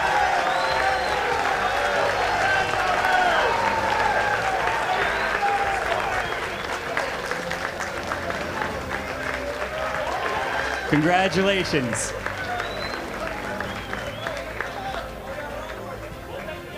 I think he may not be here. I don't know. I'm blinded by the light, so if somebody is coming down and I move on to the next one, stop me. All right, next we have our Mario Kart 8 All-Texas team. I have Jaya Burkhalter from Stafford High School, Levi Berkman from Valley Mills High School, Alicia Malenga from Allen High School, and Taman Turabiatas from Vanguard High School. Come on down.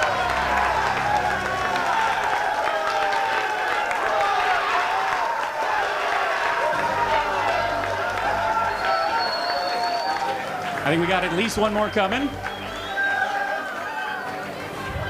Keep it going for him.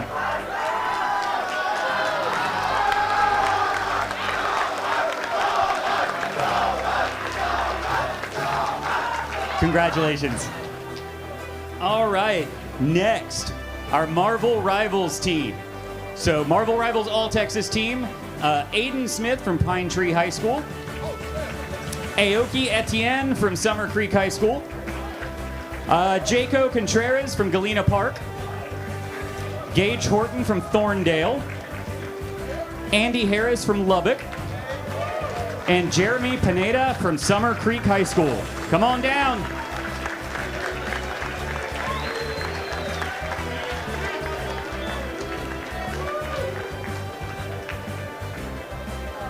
Yeah.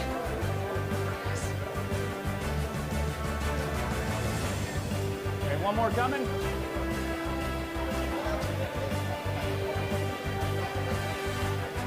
All right, congratulations.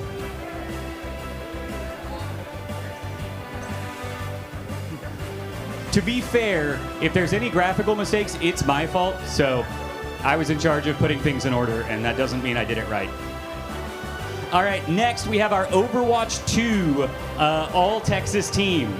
Carter Lenahan from Hebron High School. Solomon Collier from Vanguard High School.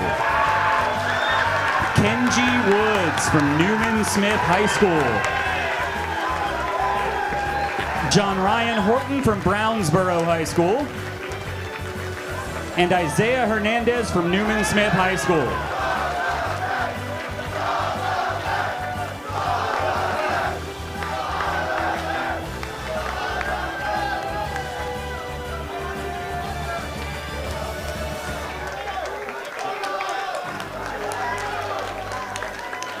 Congratulations.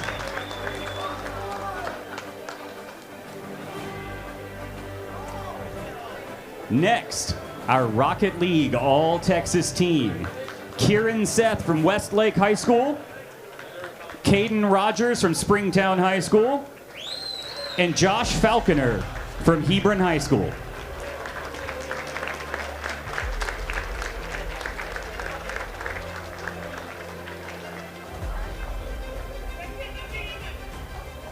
Wait. Yes, I got one more coming. One more. All right, your Rocket League? Yeah, say Rocket League. Yeah, Rocket League. Let's hear it for it. Congratulations. All right, next we have our Splatoon 3 All-Texas team. So I apologize for this one. All I have is one name. I guess this is like a Madonna or Cher kind of thing, but Goliath from Aubrey. Bryn Pretty from Longview, Alan Sands from SciTech, and Diego Hernandez Maycott from SciTech.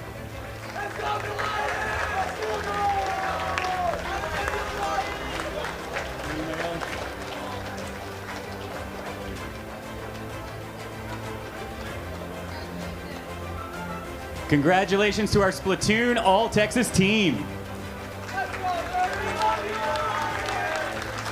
Next, we have our Super Smash Brothers All-Texas team. William Findley from Slidell High School. Cannon Cisneros from Edge Esports. And Tahir Wingo from Copperas Cove High School. I feel like we've heard that name already today.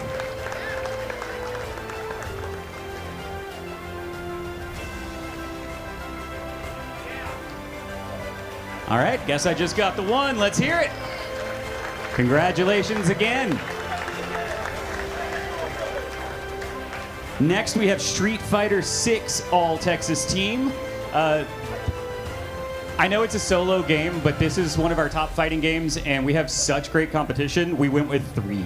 So, Jose Galicia from Mesquite High School, Drake Johnson from Lubbock High School, and Julio Sanchez from SciTech, our repeat state champion.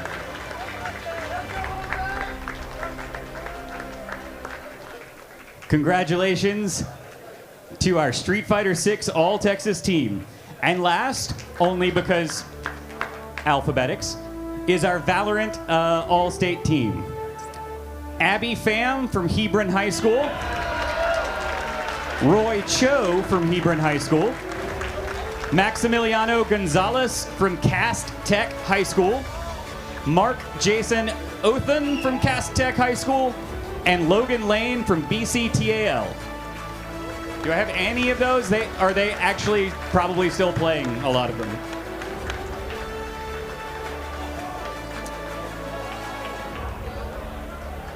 I got you. Congratulations to our Valorant All-Texas team.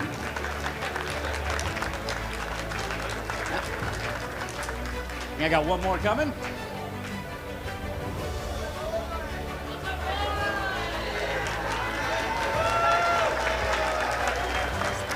All right. So that brings us to the end of our All-State Awards. I just want to, again, celebrate all of our awardees. There's so much work that goes into this, and not everybody recognizes it, but we love seeing events like this. We love seeing people coming to this. And 6 years ago, I actually had a memory on my phone pop up yesterday. 6 years ago, TechSF ran their first tournament. I was sitting in COVID lockdown in my room at my desk, running a Rocket League tournament with like 14 teams, half of which were from New Mexico. 6 years later, look around you. This is because of the educators, this is because of the administrators, and this is because of the students who fight for esports every single day. Don't give up on it.